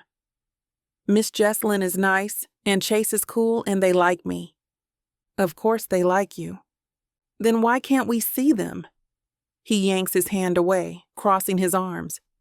You're being mean again, like with Chase at Christmas. The accusation stings. Thomas, I'm not trying to be mean. I'm trying to ruin everything. Tears spill over now, hot and angry. Every time I make friends, you make us move. Every time I like somewhere, we have to leave. The words rip the air out of my lungs. That's not fair, Thomas. You're not fair. He's crying in earnest now, drawing more attention. I don't want to move again. I like my school and my teacher and Miss Jesselyn and Chase and... Baby, please. I want to stay. His voice cracks on a sob. Please, Mama. Please, can we stay? I slide out of my side of the booth and into his, pulling him onto my lap, even though he's getting too big for it. He fights for a second, then collapses against me, crying into my shoulder. I'm sorry, I whisper into his curls. I'm so sorry, baby. Don't want to go. The words come muffled against my coat. Don't want to leave Chase. My own tears start falling. I know. Then why do we have to? Because I slept with your father and got fired for it. Because I can't afford rent without a job. Because staying means letting Chase deeper into our lives, and I'm terrified of what that means. Because sometimes things happen that we can't control. But you're a grown-up. He pulls back to look at me, face blotchy and wet. Grown-ups can fix things. If only it were that simple. Not everything, sweetheart. But this. He grabs my face with both hands, forcing me to meet his eyes. You can fix this. Just say sorry to Miss Jesselyn and get your job back. It doesn't work like that. Why not? Because... I trail off, searching for words that make sense. Because I made a mistake. And sometimes mistakes have consequences. What mistake? Getting involved with Chase, letting my guard down, believing we could have something without it exploding. Grown-up stuff. You always say that. Fresh tears spill over. But I'm not a baby. I can understand. Can he? Can I explain that his father exists? That the nice man he's grown to like is actually his dad? That everything's complicated because Mama fell back into old patterns with someone who hurt her? No, he's 5. He deserves better than having his world blown apart because I couldn't keep my distance. I know you're not a baby. I wipe his tears with my thumbs. And I promise, when you're older, I'll explain everything. But right now, you need to trust me, okay? I don't want to trust you. His voice goes small. I want to stay. The plea breaks me. Thomas? Please. He buries his face against my shoulder again. Please, Mama. I'll be so good. I'll clean my room every day and eat all my vegetables and not ask for toys and... Baby, stop. I hold him tighter. This isn't about you being good. You're already the best kid in the whole world. Then why? Because life is hard sometimes and unfair, and Mama has to make difficult choices to keep us safe. But I feel safe here. His words come muffled. With you and Miss Jesselyn and Chase. With Chase, my son wants his father in his life and doesn't even know it. I know, sweetheart. We sit there in the cafe booth, both of us crying, while other customers pretend not to stare.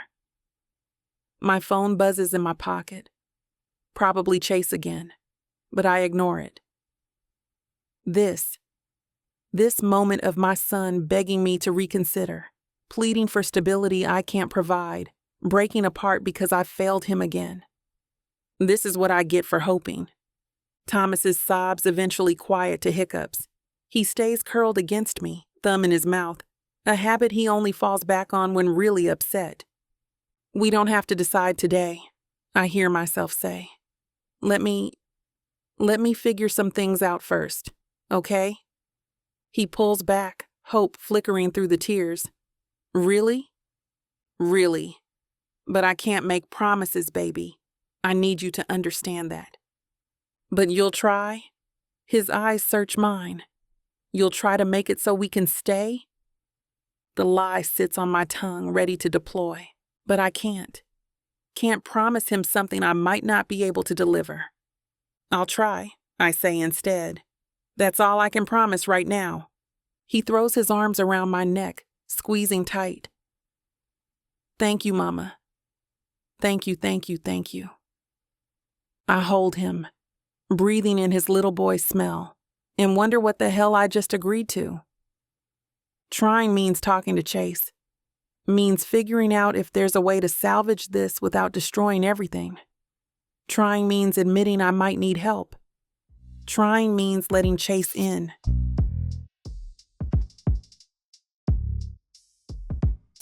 Chapter 22. Chase. The walk back to Rockford Inc. takes 20 minutes, but I barely register the sidewalks passing beneath my feet.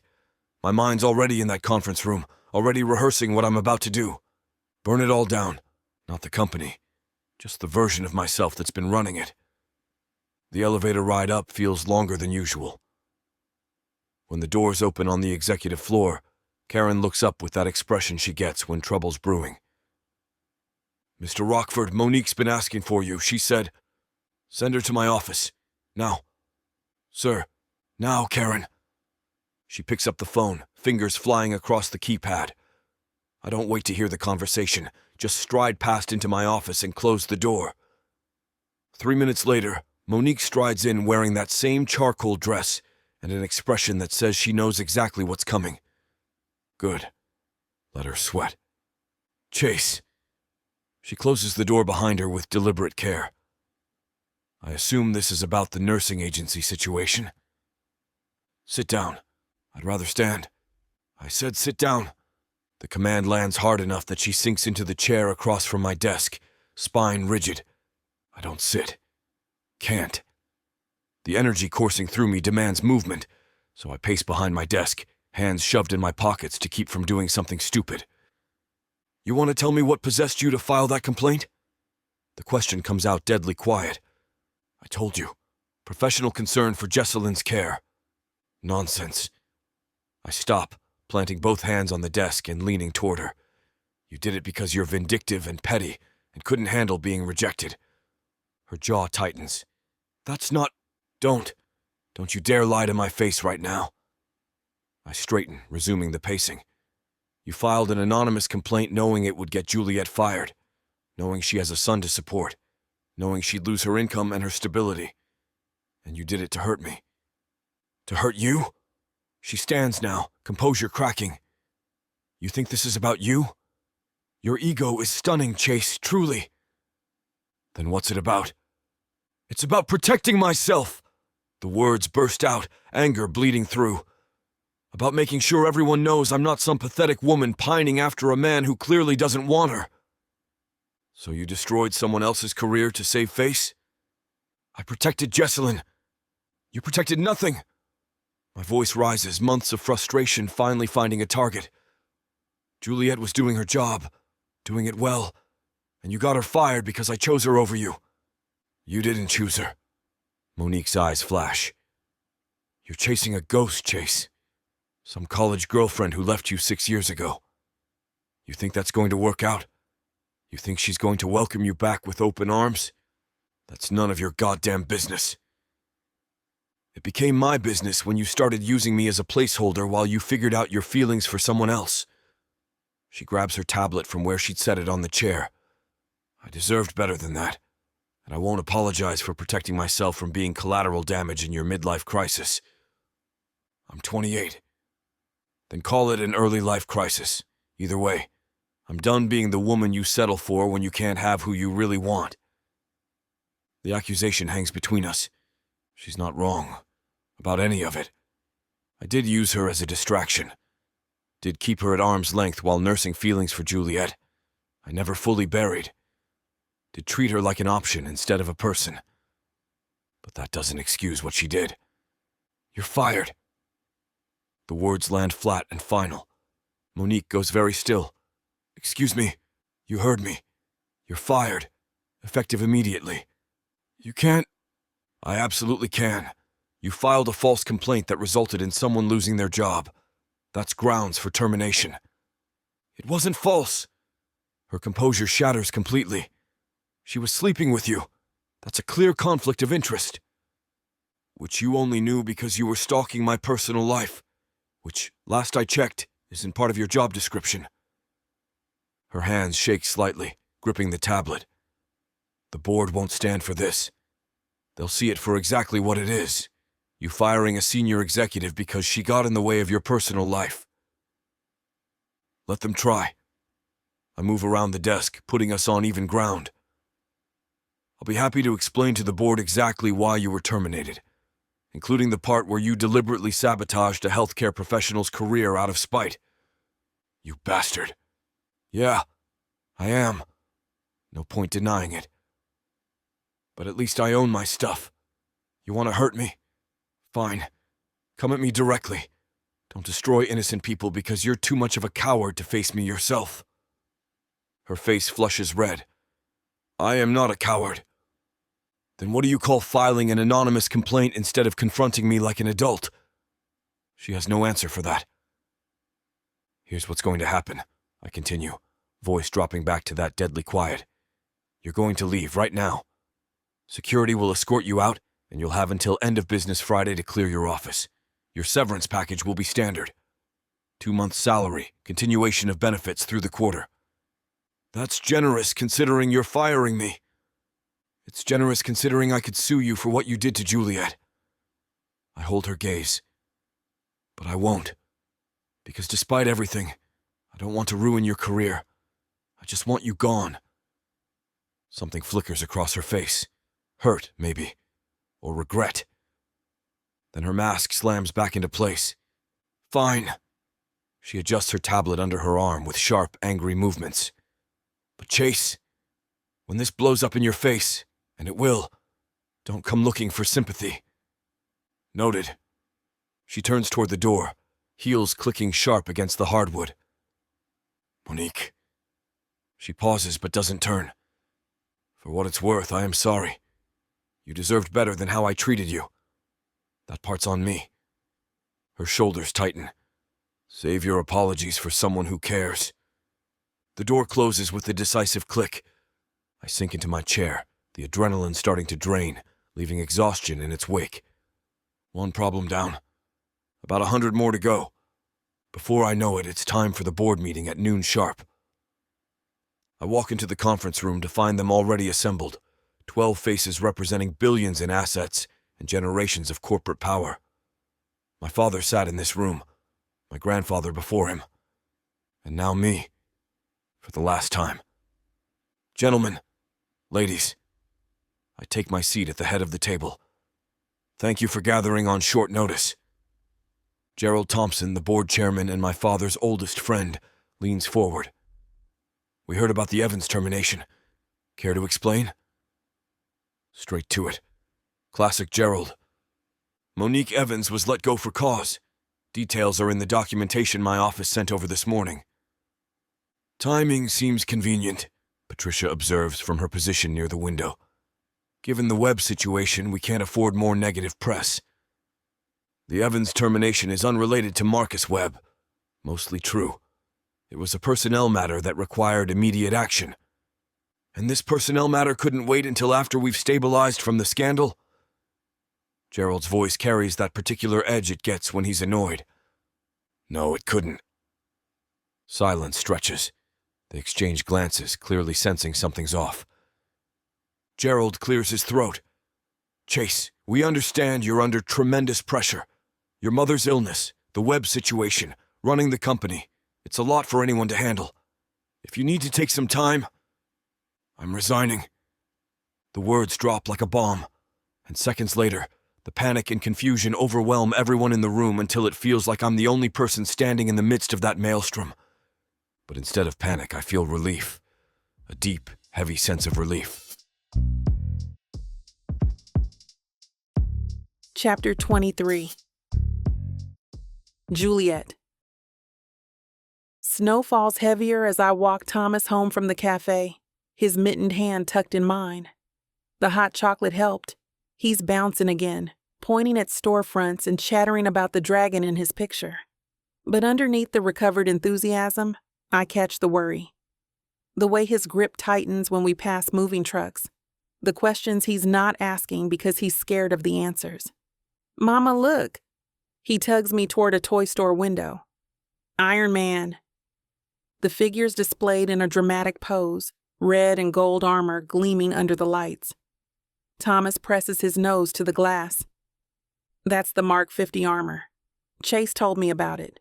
He knows everything about Iron Man. Chase. Always back to Chase. That's really cool, baby.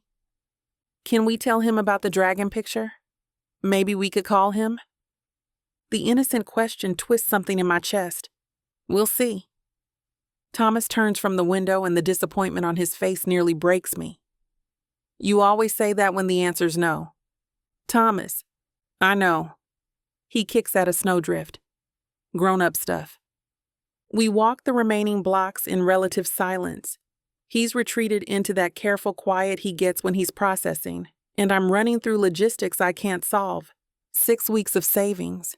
Maybe 8 if I'm ruthless with the budget.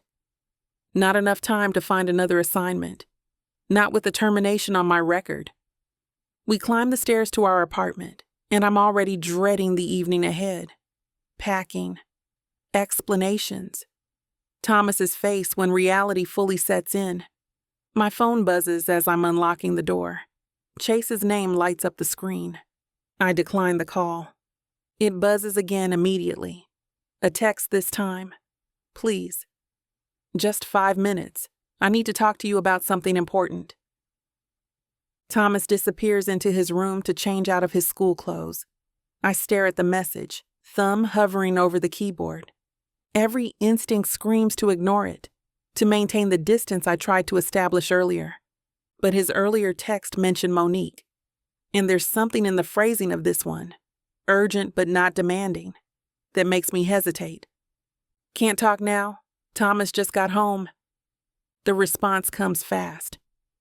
Tomorrow then? Please, Juliet. This affects all of us. All of us, meaning Thomas. My protective instincts flare immediately. What about Thomas? Nothing bad, I promise. But we need to discuss it in person. I don't think that's a good idea. I know you don't, but please. Tomorrow. Name the time and place. I should say no. Should cut this off before it gets more complicated. But Thomas's voice drifts from his room, singing something about superheroes saving the day, and I think about his plea in the cafe, about the promise I made to try. Trying means talking to Chase, means hearing what he has to say, means potentially letting him help, even though accepting help from him feels dangerous. Tomorrow, after I drop Thomas at his playdate, the cafe on Amsterdam and 82nd. I'll be there, thank you. I set the phone down, already second-guessing myself. This is a mistake. Has to be. But the alternative, packing tonight, explaining to Thomas that trying lasted exactly 3 hours, feels worse. Mama? Thomas appears in the doorway wearing his Spider-Man pajamas. Can we have mac and cheese for dinner? Sure, baby. And can we watch a movie, please? The hope in his voice, the normalcy he's trying to hold on to, cracks something in my chest. Yeah, we can watch a movie. His face lights up, and he races to the living room to pick something from our small collection. I move to the kitchen on autopilot, pulling out the box of pasta, filling the pot with water. My phone sits on the counter, Chase's last message still visible. Thank you. 2 words that feel weighted with more than gratitude. I set the water to boil and lean against the counter, watching Thomas through the doorway. He's arranged his action figures on the coffee table, some elaborate scenario involving a rescue mission. This is what matters. Not my hurt feelings or complicated history with Chase, not professional boundaries or pride, just Thomas, his happiness, his stability. And if talking to Chase tomorrow means giving my son a chance at both those things, then I'll do it. Even if it terrifies me. Even if every conversation with Chase feels like walking a tightrope without a net. The water boils over with a sharp hiss, snapping me back. I rescue the pot and dump in the pasta, stirring mechanically. Tomorrow. I'll hear what Chase has to say tomorrow. Tonight, I'm just going to be Thomas's mama. Watch whatever movie he picks, make mac and cheese. Pretend for a few hours that our world isn't falling apart. Mama, I picked Finding Nemo, Thomas calls from the living room. Of course he did. The one about a parent desperately searching for their lost child. The universe has a cruel sense of humor. Perfect choice, baby. I finish making dinner, plate it up, and join Thomas on the couch. He settles against my side, warm and solid and perfect. Love you, Mama. The words hit different tonight. Heavier. Love you more, baby. So much more. We eat and watch the movie. And I try not to think about tomorrow. About Chase. About the conversation that could change everything. About whether I'm brave enough to let it.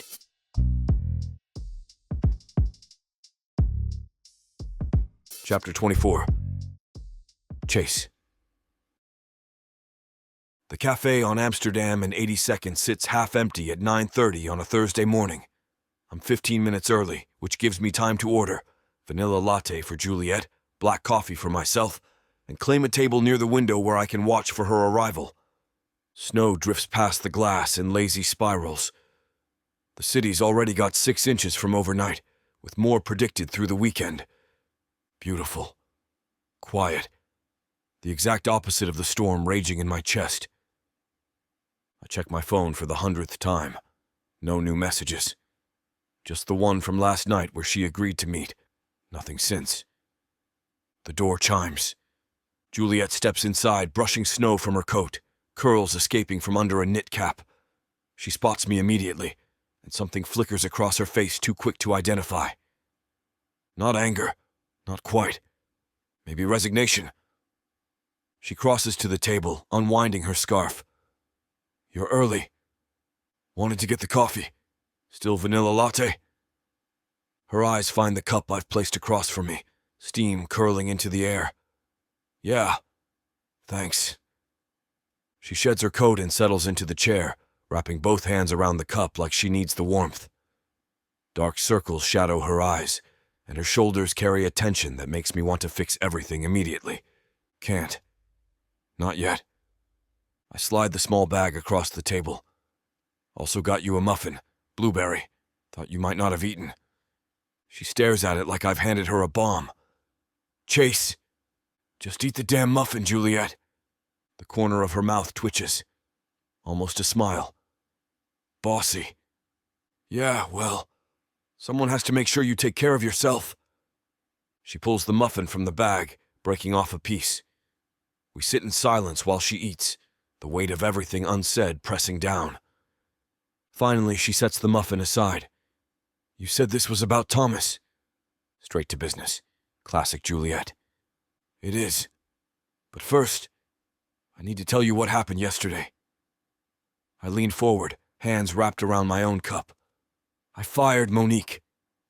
Chase. She shakes her head. You can't just fire people because they deliberately destroyed your career out of spite? Yeah, I absolutely can. I hold her gaze. She knew what she was doing. Knew it would cost you your job, your income, everything. And she did it anyway to hurt me. To hurt you, Juliet repeats quietly. Not me. You were collateral damage, which makes it worse.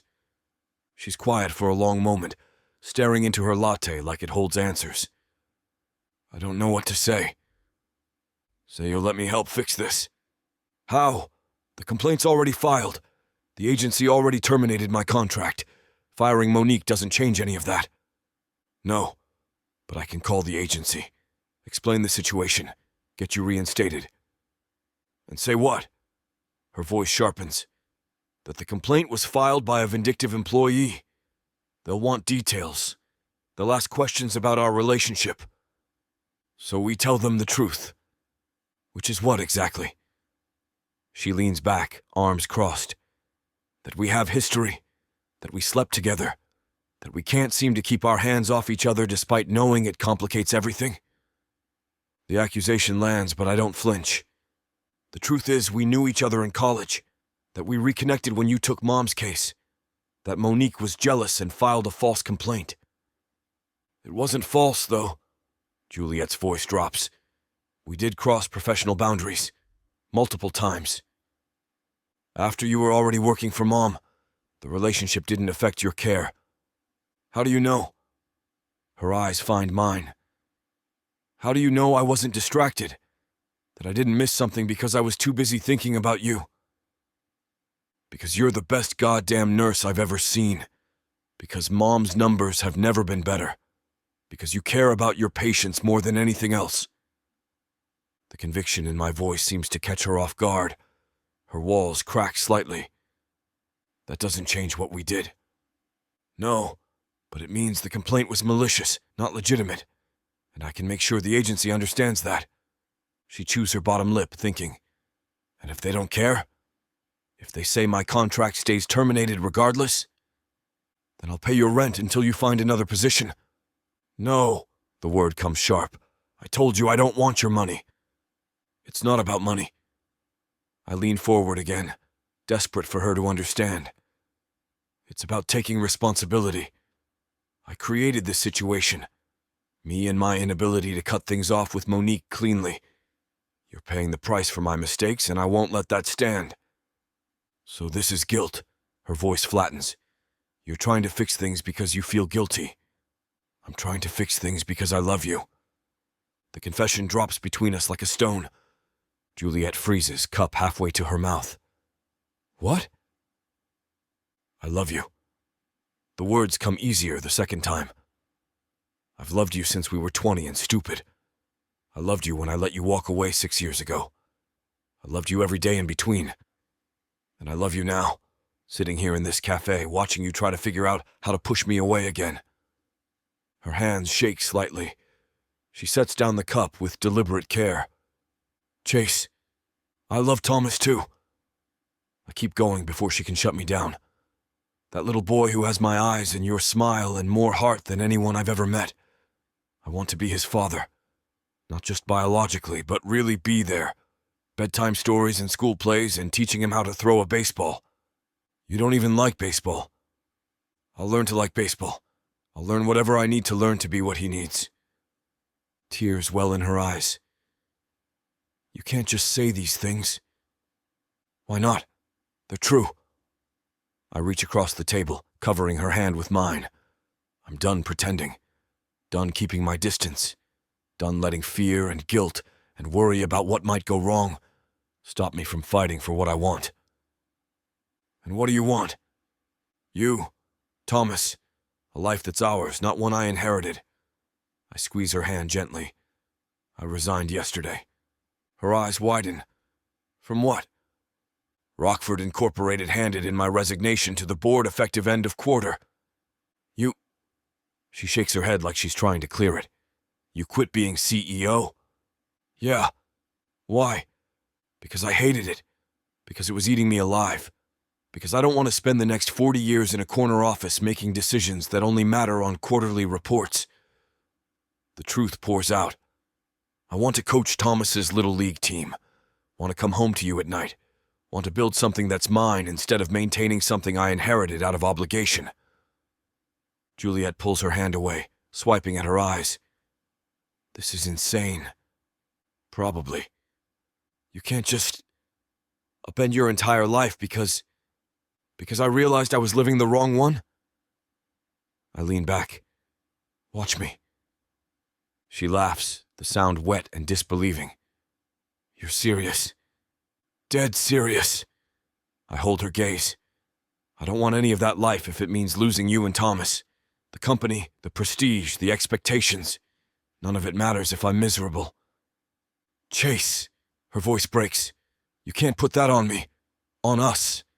That's too much pressure. I'm not putting it on you. This is my choice. Whether you take me back or not, whether you let me be Thomas's father or not, I'm done with Rockford Inc. What will you do? I don't know yet. The admission should terrify me, but it doesn't. Maybe consult. Maybe start something new. Maybe take 6 months off to figure out who the hell I am outside of being a Rockford. She stares at me like I've grown a second head. You don't take time off. You're the most driven person I've ever met. I was driven because I thought I owed my family something. Turns out what I owed them was being happy. I reach for her hand again. And I'm not happy without you. Stop. She pulls away, standing abruptly. Just stop. I rise too, panic flooding through me. Juliet, I can't do this! She grabs her coat with shaking hands. Can't sit here and listen to you blow up your life and act like it's romantic. I'm not trying to be romantic. I'm trying to be honest. Then here's some honesty for you. She faces me, tears streaming now. I'm terrified. Of you. Of this. Of letting you in and having you decide 3 months from now that fatherhood is harder than you thought. That I'm more work than you signed up for. That won't happen. You don't know that. Her voice rises, drawing looks from other customers. You can't promise that. No one can. She's right. I can't promise the future won't be hard, that I won't mess up, that this won't be more complicated than either of us can handle. All I can promise is right now. You're right, I say quietly. I can't promise it'll be easy. Can't guarantee I won't make mistakes or that we won't have hard days. But Juliet? I step closer, watching her walls crumble. I can promise I'll show up, every single day, for you and for Thomas, no matter how hard it gets.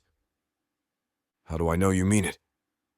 Because I'm standing here having quit my job, fired my ex, and completely upended my life just for the chance to prove it. I reach up, cupping her face gently. Because I love you too much to walk away again. She closes her eyes, leaning into my touch for just a second before pulling back. I need to think. Okay. And I need you to give me space. Real space. Not this hovering thing you've been doing. The request hurts, but I nod. How much space? I don't know. A few days. Maybe a week. She wipes her eyes. I need to figure out what's best for Thomas. What he needs from this situation. And what you need. That too. I want to argue. Want to push. Want to kiss her until she forgets every reason she's scared. But Mom's words echo. Listen to what she needs. Okay, I say instead. You've got your space. But Juliet? She pauses, hand on her bag. I'm not giving up. Take all the time you need to think. Process. Figure things out. But I'm not walking away from you or Thomas. Not this time.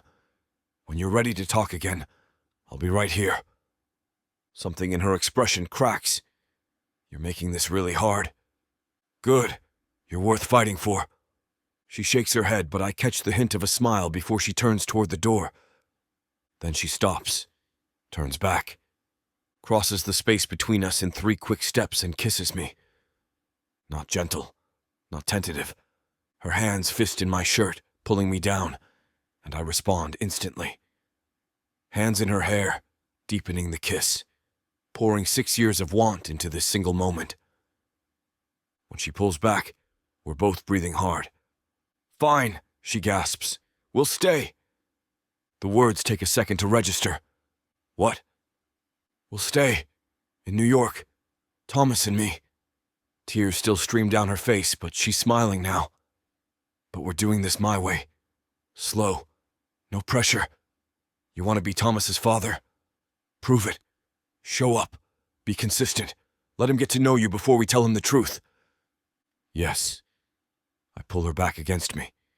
Anything. Whatever you need. And we talk. About expectations, about boundaries, about how to handle this without traumatizing my son. Our son. She catches her breath. Our son. The words settle between us, heavy and perfect. I love you, I tell her again, because I can. Because she's here and staying and giving us another chance. I know. Her smile is watery but real. I love you too, even though you're reckless and impulsive and you just quit your job without a backup plan. I've got a backup plan. Oh yeah? What's that? You, Thomas, us. I kiss her again, softer this time. That's the only plan I need. Chapter 25. Juliet. My hands slip under his jacket as we stumble toward my apartment door. The keys? Where the hell did I put the keys? Here. Chase takes them from my shaking fingers and unlocks the door with steady hands that make me simultaneously grateful and frustrated. Inside. We're inside. The door slams. His mouth finds mine again and I'm walking backward, pulling him with me toward the bedroom. Thomas's playdate? His words come rough against my lips. 2 hours. I work the buttons of his shirt. Maybe 3. The bedroom door closes behind us, and suddenly I'm pressing him against it, my hands roaming over the solid planes of his chest. He's broader than I remember, more defined, and I need to touch all of it. Juliet. He groans when I palm him through his jeans, feeling him hard and ready. Slow down. Don't want slow. I work his belt buckle. Want you. Right now. I hate to put a stop to a good time, but it looks like we've hit this platform's limit for spiciness. This platform's got some rules we have to play by if we want to keep giving you these stories for free. And trust me, this scene isn't something you want to miss. While we can't get into all the details here, you can still dive into the full, uncut version at TylaWalker.com. Miss Tyla has an entire collection of unabridged audiobooks and ebooks waiting for you. And the best part? You can treat yourself with 40% off when you use the code SAVE40. That's right. You'll save on any digital product, even bundles that are already discounted. Miss Tyla would never let anyone feel the kind of disappointment you must be feeling right now. So why wait? Treat yourself with Miss Tyla.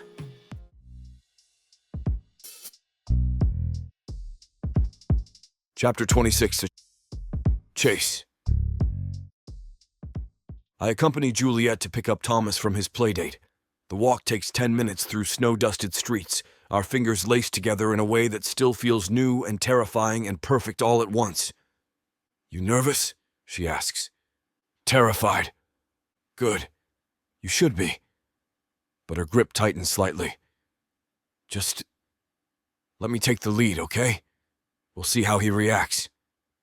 The brownstone where Thomas's friend lives sits 3 blocks from Juliet's apartment.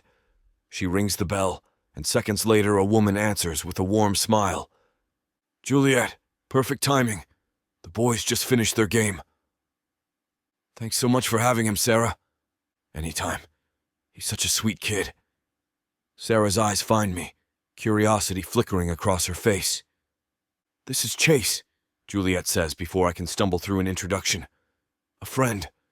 The word stings slightly, but I understand. We're not ready to explain this to strangers yet.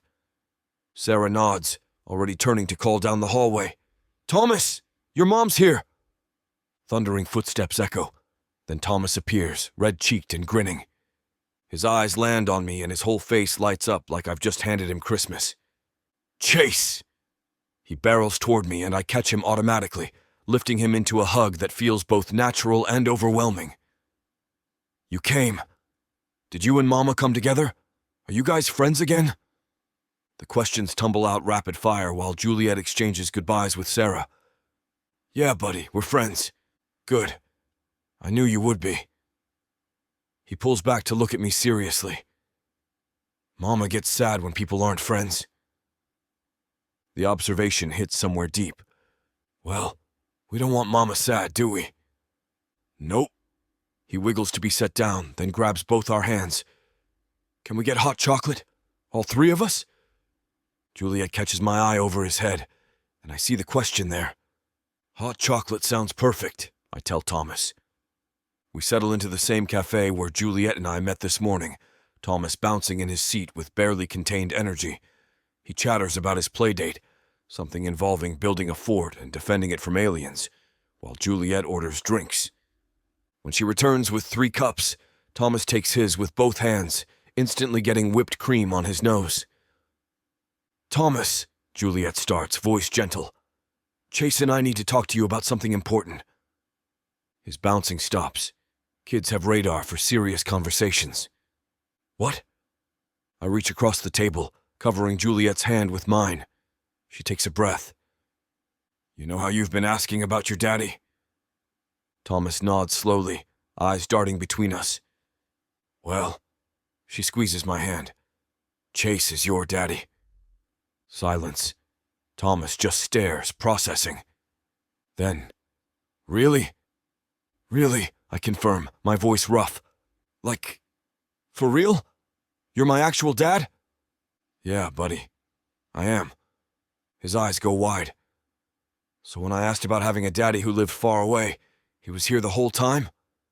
Juliet's expression cracks. It's complicated, baby.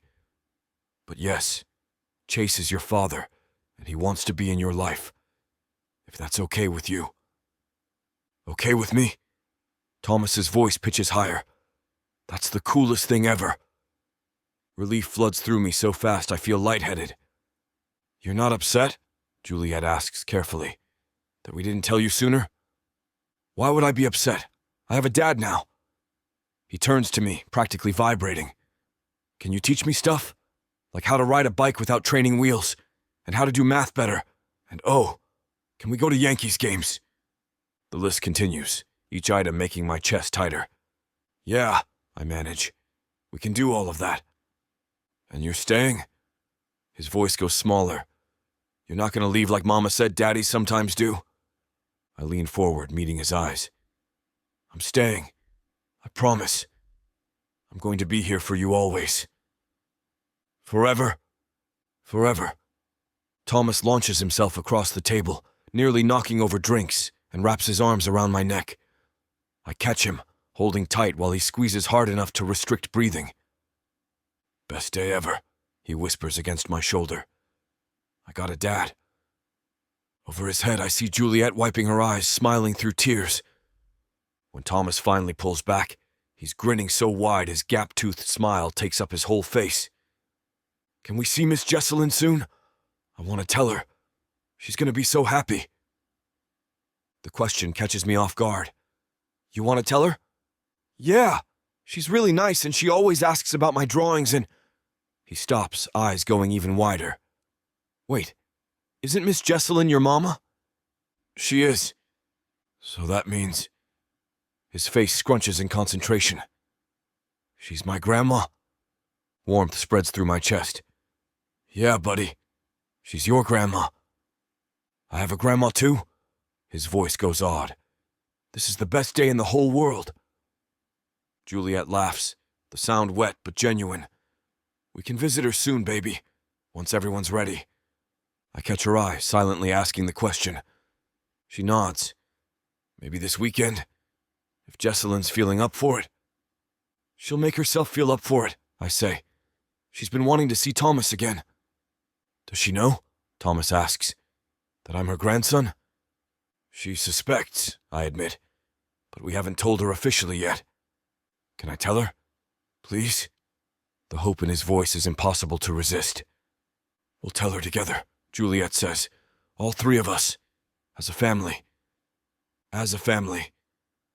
The words settle over us, heavy and perfect. Thomas takes a huge gulp of hot chocolate, then announces, I'm gonna draw Miss Jesselyn a picture. A really good one, with all of us in it.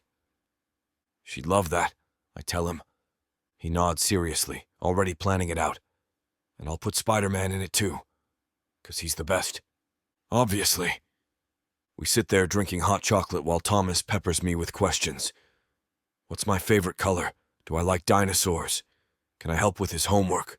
Will I come to his school thing next week? Each question feels like a gift, like he's letting me into his world one piece at a time. And when we finally leave the cafe, Thomas insists on holding both our hands, swinging between us while he sings something about superheroes. People probably see us and think we're just another family, and maybe finally we are. Chapter 27. Juliet. The snow falls heavier as we approach Jesselyn's brownstone Saturday morning, blanketing the sidewalk in pristine white. Thomas walks between us, clutching both our hands, practically vibrating with excitement despite the early hour. Do you think Grandma Jesselyn will like my picture? He lifts the rolled-up drawing he's been guarding with his life since finishing it last night. I made everyone really big so she can see us good. She'll love it, I assure him, squeezing his mitten-clad hand. Chase catches my eye over Thomas's head, and something passes between us. Nerves, maybe, or anticipation. We're about to tell Jesselyn that her grandson, this beautiful, perfect boy she's already grown to love, has been right in front of her all along. I ring the bell. Footsteps inside, then the door swings open to reveal Jesselyn, wrapped in that familiar red blanket, her silver hair perfectly styled despite the weekend. Her face lights up when she sees us. Well, this is a wonderful surprise. She steps back, ushering us in from the cold. Come in, come in. I just put on tea. And Thomas? How are you, sweetheart? I'm good. I made you a picture. He's already unwinding his scarf with one hand, the other death gripping the drawing. It's really special. I can't wait to see it. Jesselyn's eyes find mine, and I see the question there. The slight confusion about why we're all here together so early on a Saturday. Chase takes my coat, his hand lingering briefly on my shoulder. A silent gesture of support. Mom, can we all sit in the living room? We need to talk to you about something. Jesselyn's expression shifts immediately. That particular look mothers get when they sense something big is coming. Of course. Let me just turn off the kettle. She disappears into the kitchen while Thomas bounces on his toes, clutching his drawing. Can I tell her? Please, Mama? Can I? We'll tell her together, remember? I crouch down to his level. Just like we talked about. He nods seriously, trying to contain his excitement and failing spectacularly. Jesselyn returns, settling into her chair with that graceful calm she carries even when ill. Chase and I take the couch, Thomas perched between us. And for a moment nobody speaks. Then Thomas can't hold it in anymore. Miss Jesselyn, Grandma Jesselyn, I have something really important to tell you. Thomas, I start, But Jesselyn's hand comes up, her eyes already shining. Grandma? Her voice catches. You called me Grandma. 'Cause that's what you are. Thomas unfurls his picture with a flourish. See? I drew our whole family. That's you, and that's me, and that's Mama, and that's my dad Chase, and that's Spider-Man, 'cause he's the best. He holds up the drawing, 4 stick figures with carefully labeled names, plus a 5th figure, in what's definitely supposed to be a Spider-Man suit. Jesselyn's hand goes to her mouth, tears already streaming. Then, her composure cracks completely. She reaches for Thomas, pulling him into a fierce hug that makes my own eyes sting. Oh, sweetheart, you beautiful, perfect boy. She holds him tight, one hand stroking his curls. I'm so happy. So incredibly happy. Chase's hand finds mine, fingers lacing together. Afterwards, Jesselyn stands and crosses to me, pulling me into a hug that smells like lavender and home. Thank you, she whispers in my ear, for taking such good care of him, for raising such an incredible child.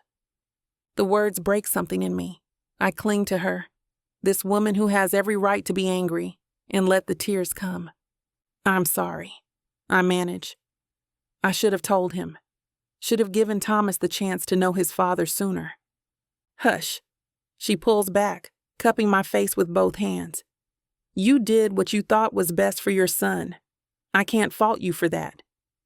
But I kept him from you. And now I know. Her smile is radiant despite the tears. Now I get to be his grandma. That's all that matters. Thomas appears at our side, tugging Jesselyn's blanket. Does this mean we can celebrate? Mama said when special things happen, we celebrate with cookies. Jesselyn laughs, bright and genuine. Cookies sound perfect. What do you say we make some together? Really? His eyes go wide. You'll teach me? Of course. Every Rockford needs to know the family cookie recipe. She leads Thomas toward the kitchen, already explaining about measuring cups and mixing bowls, and I'm left standing in the living room with Chase. That went better than expected, I say quietly. Mom's always been good at seeing what matters. He pulls me against his side. And what matters is that she has a grandson now. From the kitchen, Thomas's laughter rings out, followed by Jesselyn's patient instructions. The sound fills the brownstone with warmth. My phone buzzes. I pull it out to find a text from an unknown number. This is Hannah Reeves. We'd like to discuss reinstating your contract with the agency. Can you call me Monday morning? I stare at the message, chest tightening. Chase? What? The agency. They want to talk about reinstating me. His expression doesn't show surprise. Good. Did you? I called them yesterday, explained the situation with Monique, provided documentation of her termination. He pulls me closer. They said they'd review the case. Relief crashes through me, mixed with something else. Something that feels like hope. Does this mean? I trail off, not quite ready to voice it. Means you can keep working if you want. Keep taking care of Mom. His voice drops. Keep staying here. With us. With us. The words settle warm in my chest. Mama, Thomas calls from the kitchen. Come help. Grandma says you need to see the secret ingredient. I move toward the kitchen, but Jesselyn appears in the doorway, eyes bright. Actually, Juliet, before the cookies, she takes a breath. I have a proposition for you. Okay. They tried to give me another nurse for my home care, but that ended rather abruptly. A small smile plays at her lips. And while I'm doing well, I still need help. Someone to monitor my medications, check vitals, make sure I'm following doctor's orders. Jesselyn, I'm not finished. She holds up a hand.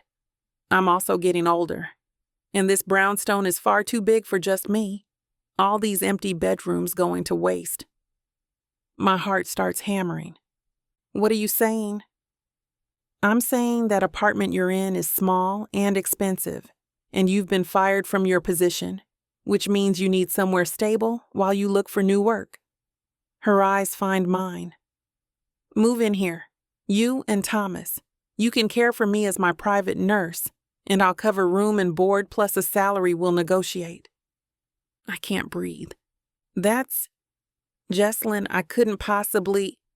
Why not? She tilts her head. I need a nurse. You need a job. Thomas needs stability and a bigger room for all those action figures. It solves everyone's problems. But that's too much. You're already dealing with treatment and I'd like to have my grandson under my roof. Her voice goes soft. I'd like to see him every day, watch him grow up, be the grandmother I should have been from the start. Tears blur my vision. You're manipulating me. Absolutely. She doesn't even try to deny it. Is it working? Thomas appears beside her, flour dusting his nose. Are we going to live here? With Grandma and Dad? Please say yes, Mama, please. 4 pairs of eyes pin me. Thomas is hopeful, Jesselyn's warm, and Chase's. Chase's hold everything I've been too scared to want. Safety, family, home. The words stick in my throat. This is a lot to process. I know. Jesselyn reaches out, taking my hand. But Juliet, you've been carrying this alone for so long. Let us help. Let us be family. Family, Thomas echoes, slipping his hand into my other one. Chase moves to stand behind me, his presence solid and reassuring. No pressure. But she's right. We want you here. Both of you. I look around the living room at Jesselyn's warm smile, Thomas's eager face, the brownstone that's starting to feel less like a workplace and more like somewhere I could belong. Okay, I hear myself say. Thomas explodes into cheers, throwing himself at my legs with enough force to nearly knock me over. Really? Really? Really? I laugh through tears. But you're helping pack our stuff. I'll help so much. I'll pack everything, even the boring stuff. He's already racing back toward the kitchen. Grandma, Mama said yes. We're going to live here. Jesselyn follows him, but not before squeezing my shoulder.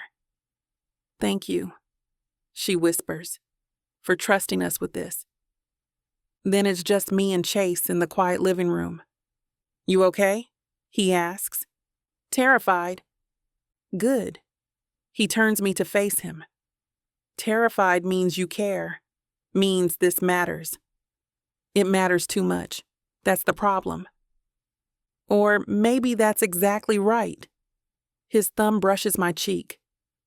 Maybe things are supposed to matter this much. Maybe that's how you know they're worth fighting for. From the kitchen, Thomas's laughter rings out, bright and perfect.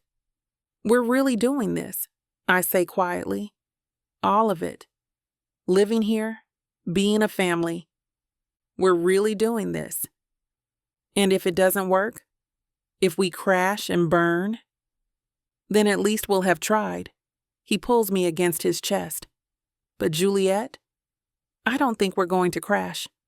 I think we're going to build something incredible. I rest my head against his shoulder, breathing him in. When did you get so optimistic? When I realized what I was fighting for. He's the mysterious man I had a fling with last night, and it turns out he's my dad's new boss.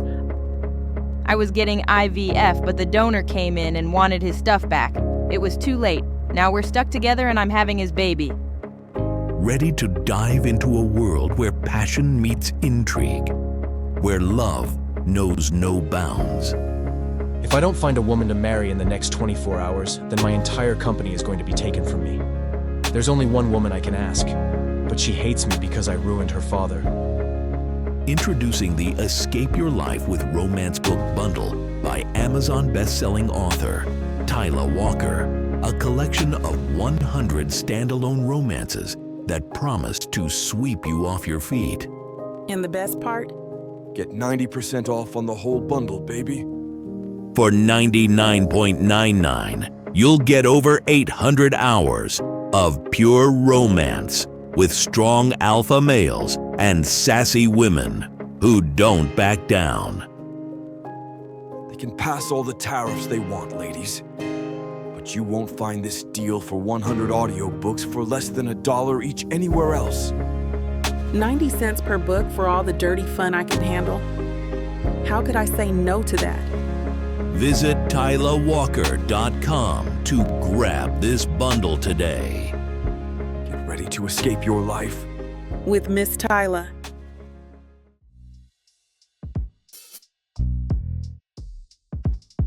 Chapter 28. Chase. Moving day arrives with bright winter sunshine that makes the snow-covered streets almost painfully brilliant. I pull up to Juliet's apartment building at 8 sharp with a rental truck that's probably bigger than necessary, but better too much space than not enough. Thomas spots me from the window and waves frantically before disappearing. Seconds later, the front door bursts open, and he barrels down the steps, barely keeping his footing on the slick concrete. "Dad! You got a huge truck!" "Dad." The word still hits differently every time.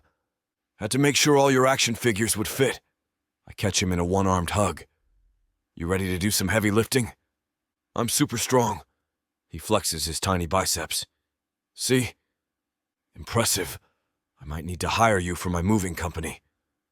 "You have a moving company?" His eyes go wide. "Just for today." Juliet appears in the doorway, coffee cup in hand, wearing jeans and one of my old college sweatshirts that she definitely stole at some point. The sight of her in my clothes does something to my chest. "Morning." "Morning." I cross to her, dropping a kiss on her lips that makes Thomas giggle behind us. "You guys kiss a lot now." "Get used to it, buddy." I ruffle his hair. "Where do we start?" The apartment's already half-packed, boxes stacked along the walls labeled in Juliet's neat handwriting. Thomas's room, kitchen, books, bathroom. Evidence of a life lived ready to move at a moment's notice. Not anymore. "I've got the fragile stuff handled," Juliet says. "You can start with Thomas's furniture. The dresser comes apart." We work in comfortable rhythm, me disassembling furniture while Juliet wraps dishes, Thomas helping by providing commentary and occasionally getting underfoot.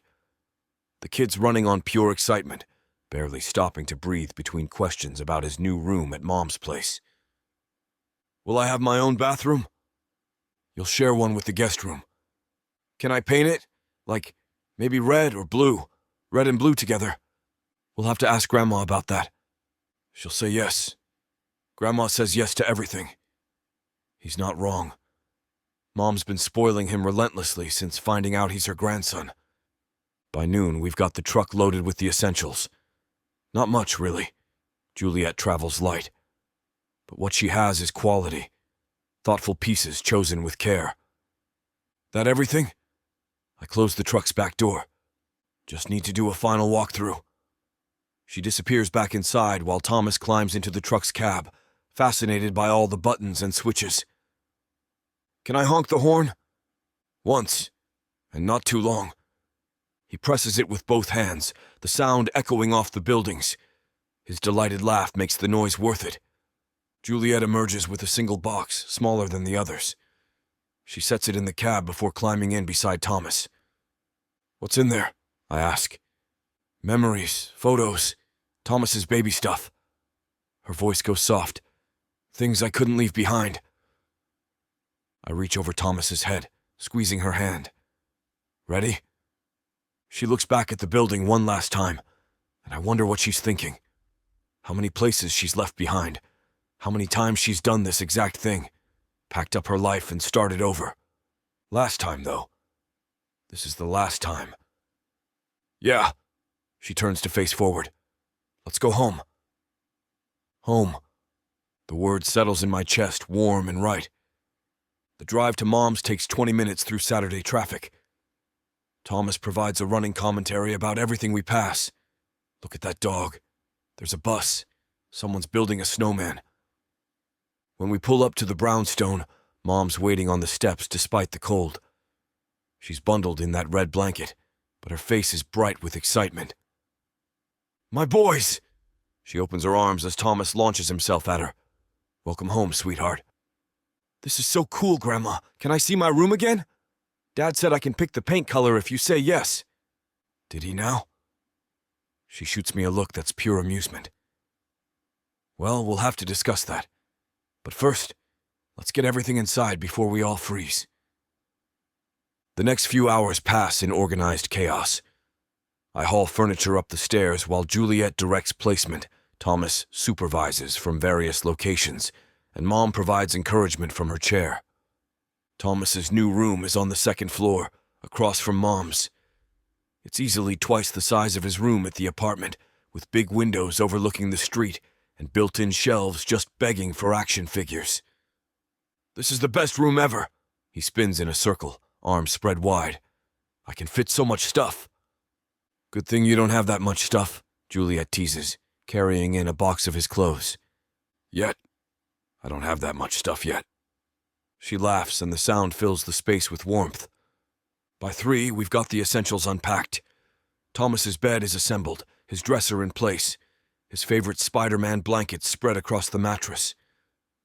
Juliet's room, our room eventually, but we're taking things slow, looks less bare with her things scattered around.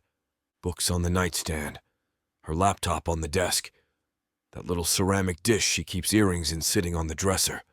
Small pieces of her life integrating with mine, with ours. "Dad!" Thomas appears in the doorway, bouncing.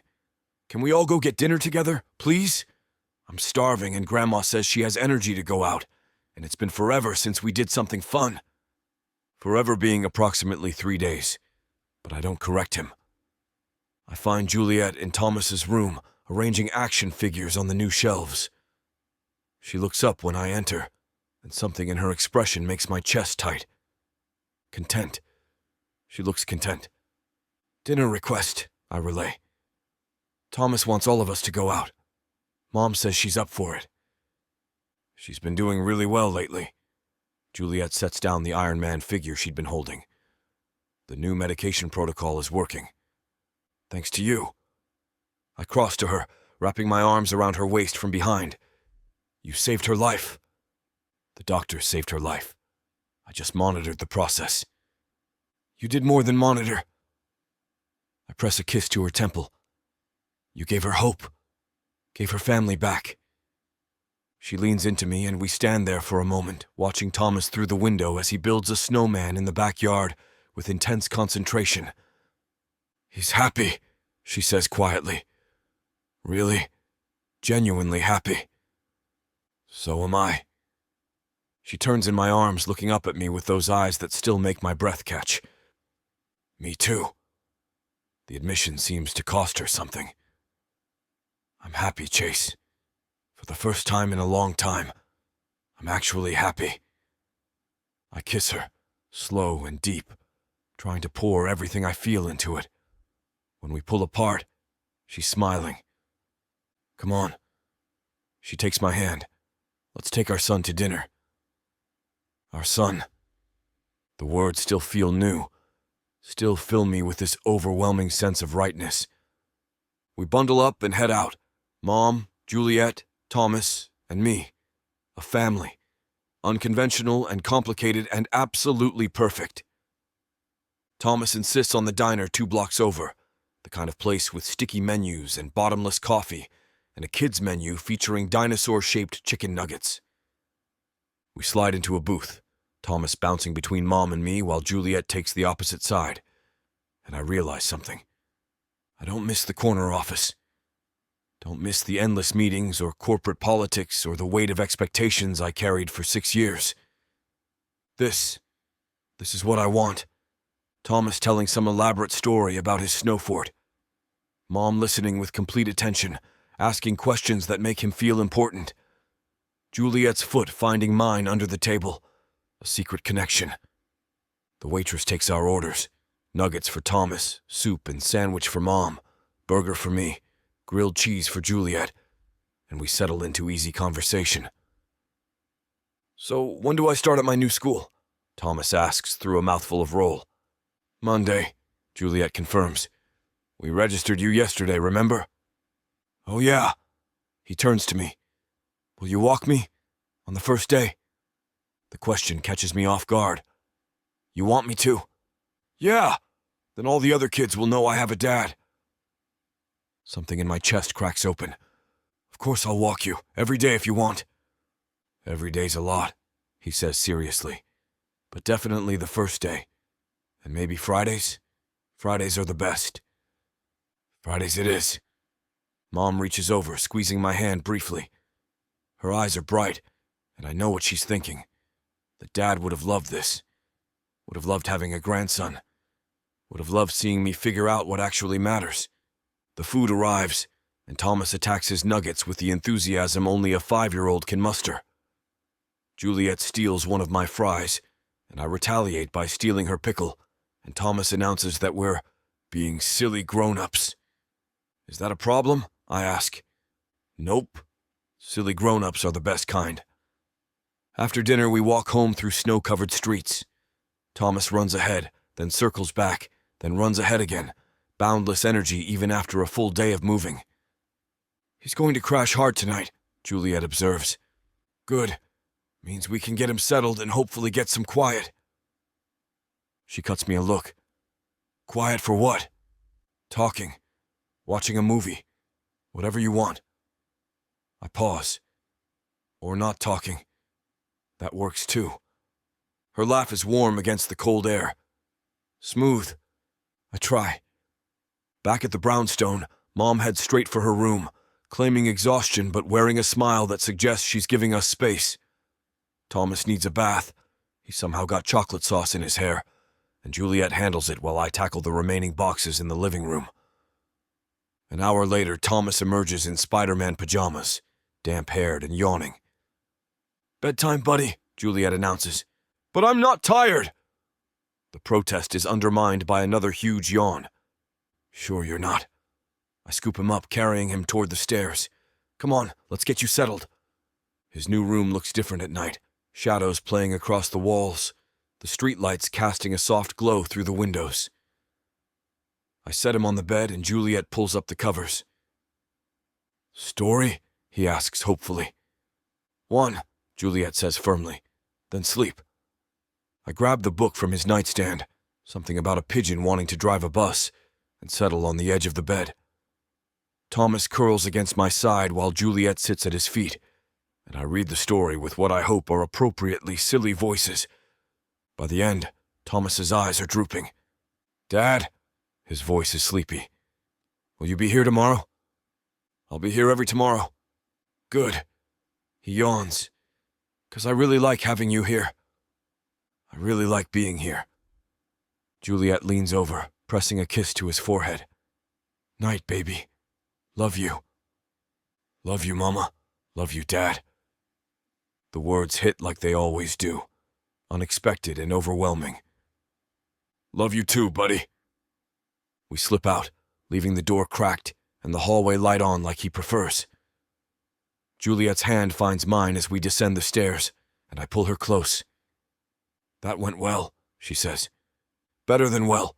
That was perfect." We end up on the couch, her tucked against my side, the brownstone quiet around us. Mom's already in bed, Thomas asleep upstairs, and for the first time in years, I feel complete. "Thank you," I say into the silence. "For what?" "For giving us this chance. For trusting me with Thomas. For staying." She shifts to look at me. "You're the one who quit your job and upended your entire life." Best decision I ever made. "Even better than firing Monique?" "Way better than that." I brush a curl behind her ear. "This is what I was supposed to be doing all along.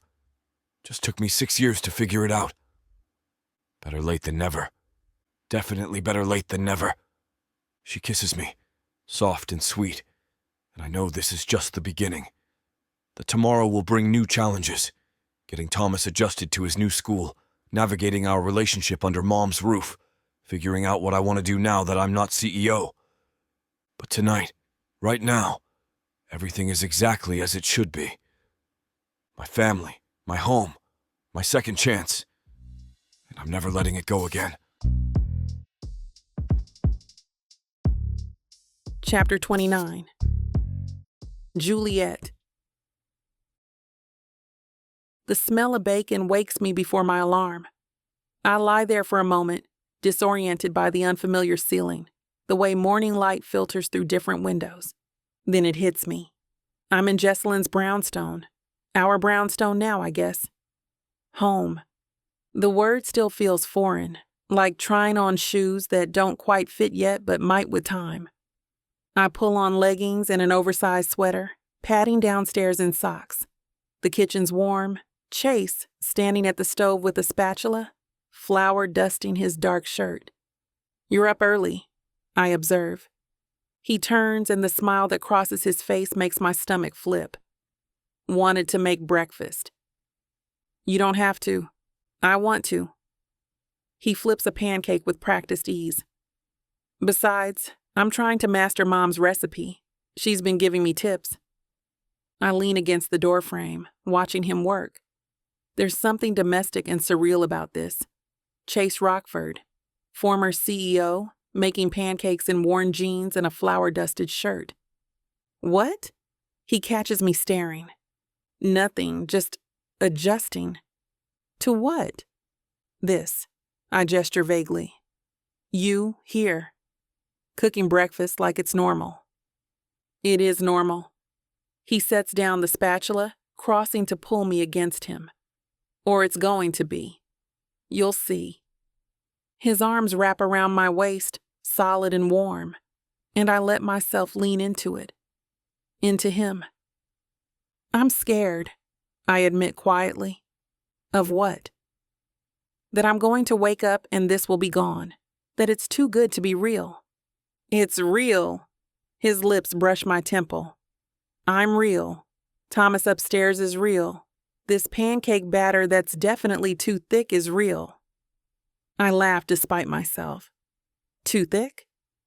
"Yeah, Mom said add milk gradually, but I might have overdone the flour." "Let me see." I pull away to inspect the bowl, and he's right. The batter's more like dough. "Chase, this is cement." "I can fix it." "With what? A jackhammer?" But I'm already grabbing the milk, adding it slowly while he whisks. Our hands bump as we work, and there's something comfortable about it. "Easy." "Mama?" Thomas appears in the doorway, pajamas rumpled, hair sticking up in every direction. "You're making breakfast together?" "Attempting to," Chase corrects. "The jury's still out on whether it's edible." "Can I help?" Thomas climbs onto a stool at the island. "You can be quality control." I pour the now salvaged batter onto the griddle. "Tell us if they taste right." The first pancake comes out slightly lopsided but golden. I plate it, adding butter and syrup before sliding it to Thomas. He takes a huge bite, chews thoughtfully. "It's good, but Mama's are better." "Traitor," Chase mutters, but he's grinning. "I'm just being honest," Thomas protests through a mouthful. "Mama's had more practice." "Fair point."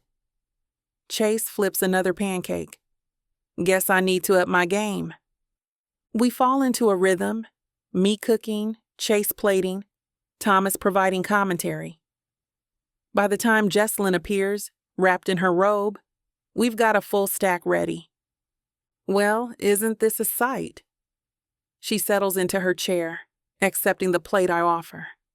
My kitchen's never seen this much activity on a Sunday morning. "We're a full-service operation now," Chase says. "Breakfast, entertainment, and questionable cooking advice all included. The pancakes are good," Thomas defends.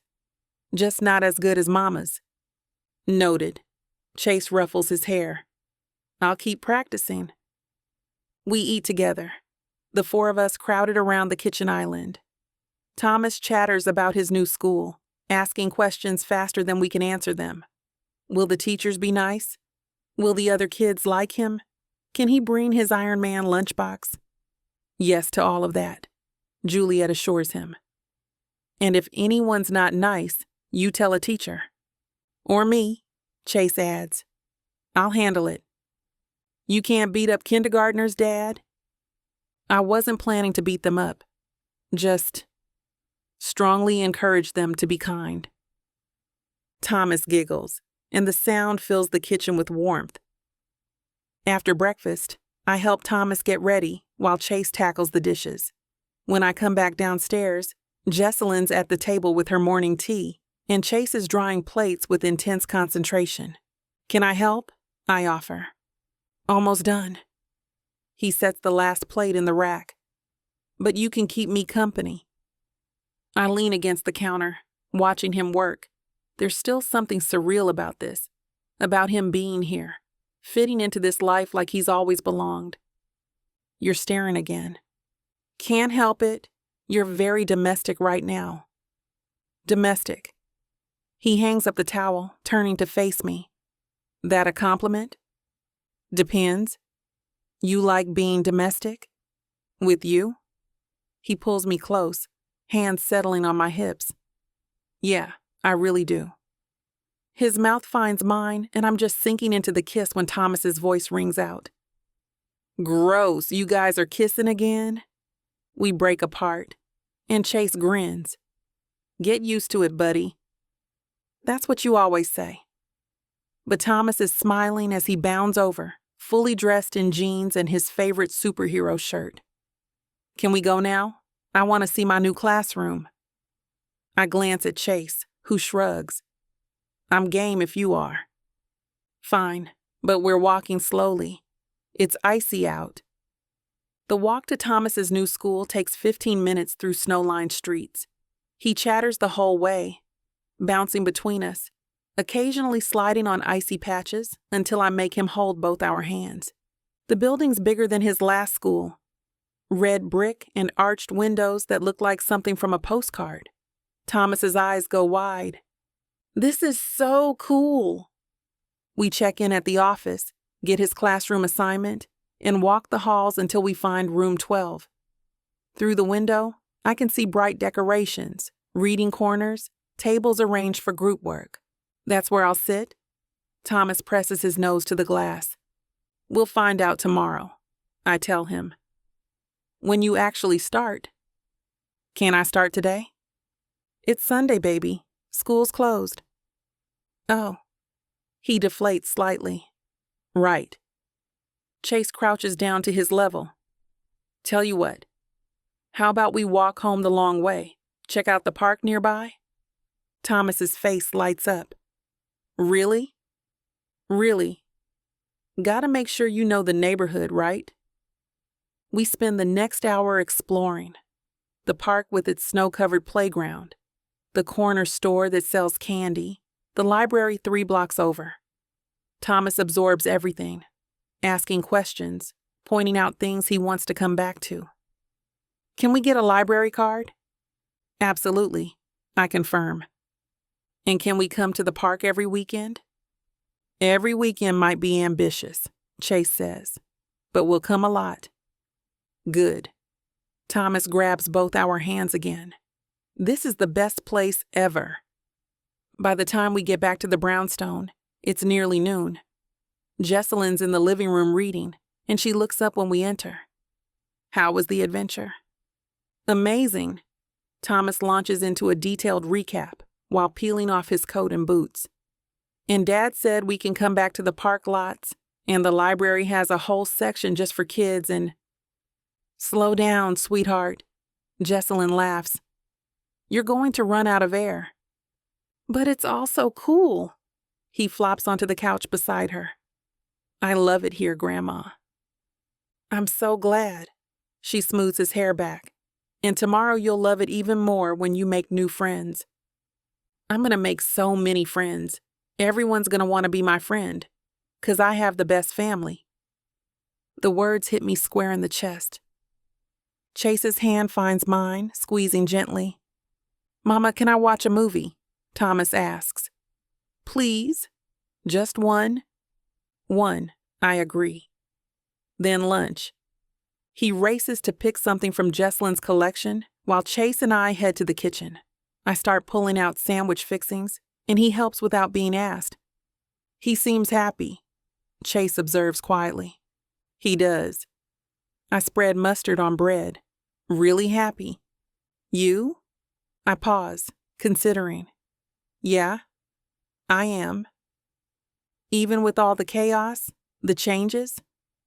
Maybe because of them. I meet his eyes. This feels right, Chase. For the first time in years, something actually feels right. He rounds the island, pulling me into his arms. Good.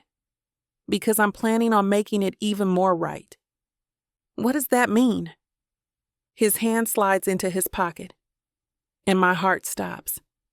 Chase, relax. But he's smiling as he pulls out. Nothing. Not yet. Soon, but not yet. That was mean. That was a preview. He kisses me softly. I want to do this right, Juliet. Want to give you time to adjust. Want Thomas settled. Want everything perfect. Nothing's ever perfect. Then as close as we can get. His thumb brushes my cheek. You deserve perfect. Or at least my best attempt at it. I should tell him he doesn't need grand gestures. That I'm already here, already committed. But the look in his eyes stops me. He needs this, needs to prove himself, to show he's different from the boy who let me walk away. Okay, I say instead. But Chase? Yeah? Don't take too long. I'm not good at waiting. His grin is pure wickedness. Noted. We finish making sandwiches, and I call Thomas in from his movie. Jesselyn joins us, and we eat lunch together like we've done this 1,000 times before. Like this is just another Sunday. Like we're a real family, and maybe, finally, we are.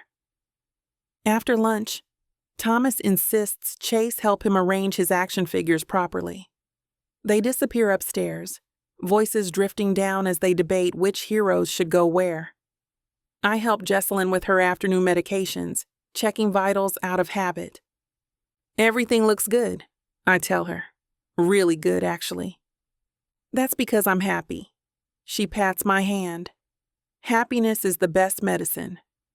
The oncologist might disagree. The oncologist doesn't know everything. Her eyes twinkle. Thank you, Juliet, for bringing joy back into this house. I didn't do anything. You brought me my grandson, and you brought my son back to life. She squeezes my hand. That's everything.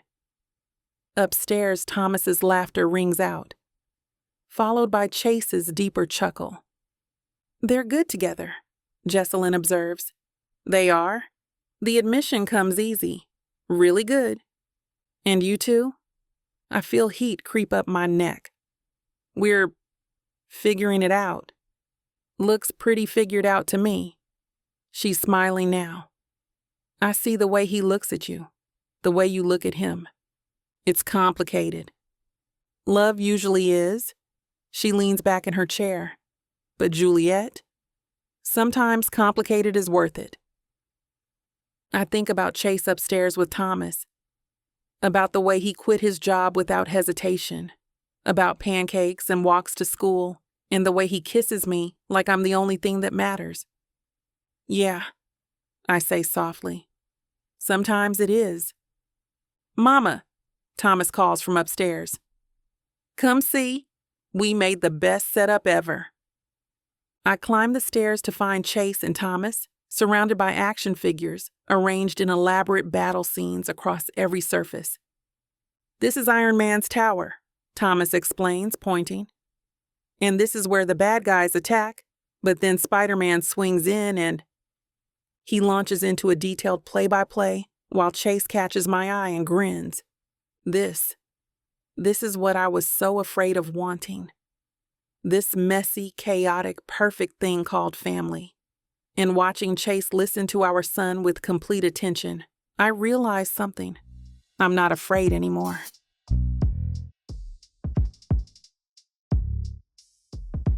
Chapter 30. Chase. I wait until Thomas is asleep, his soft snores drifting through the cracked door, before slipping into Juliet's room. Our room. Eventually. For now, she's still getting settled, boxes half unpacked, her things scattered across surfaces like she's testing whether they belong. She looks up from where she's folding clothes on the bed, and something in her expression shifts when she sees me. Hey yourself. I close the door behind me, leaning against it. Thomas down? Out cold. All that excitement wore him out. Good. I cross to her, taking the shirt from her hands and tossing it aside. Because I've been waiting all day to get you alone. Her breath catches. Chase, I'm grateful to you, I interrupt, needing her to hear this. For everything. For giving us this chance. For trusting me with our son. For staying. I pull her against me, one hand cupping her face while the other slides to her lower back. You've given me everything I didn't know I needed, I continue, my voice dropping lower. And I want to show you exactly how grateful I am. Her pupils dilate, lips parting slightly. Show me how? Instead of answering, I kiss her. Deep and slow, my tongue sliding against hers while my hands start their exploration. Down her sides, over the curve of her hips, gripping her buttocks and pulling her flush against me so she can feel how hard I already am.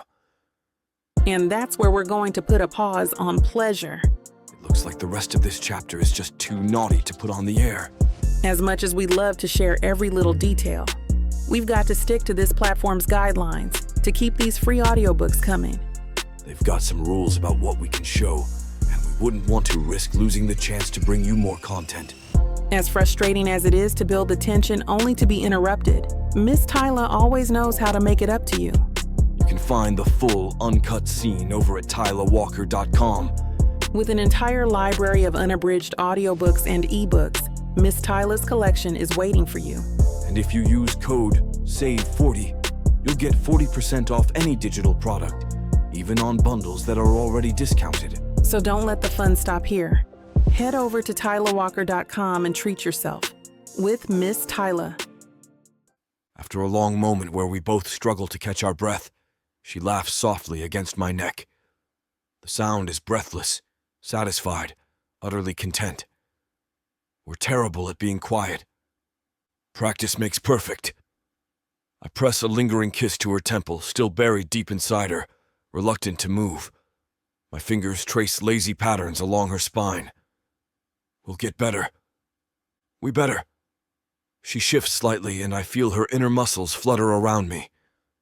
Unless you want Thomas asking questions, we're definitely not ready to answer. The mention of our son makes me smile, warmth spreading through my chest that has nothing to do with the sex we just had. Speaking of Thomas, what about him? There's a note of wariness in her voice, like she's not sure where I'm going with this. I pull back slightly, just enough to meet her eyes in the dim light filtering through the curtains. My hand slides from her hip to rest possessively on her stomach. I was thinking, maybe one day we could give him a sibling. Or two. Her expression softens immediately, hazel eyes going liquid. Yeah? Yeah. My thumb traces circles on her skin, slow and deliberate. I missed this with you the first time. Missed the pregnancy, the birth, all of it. Every single moment.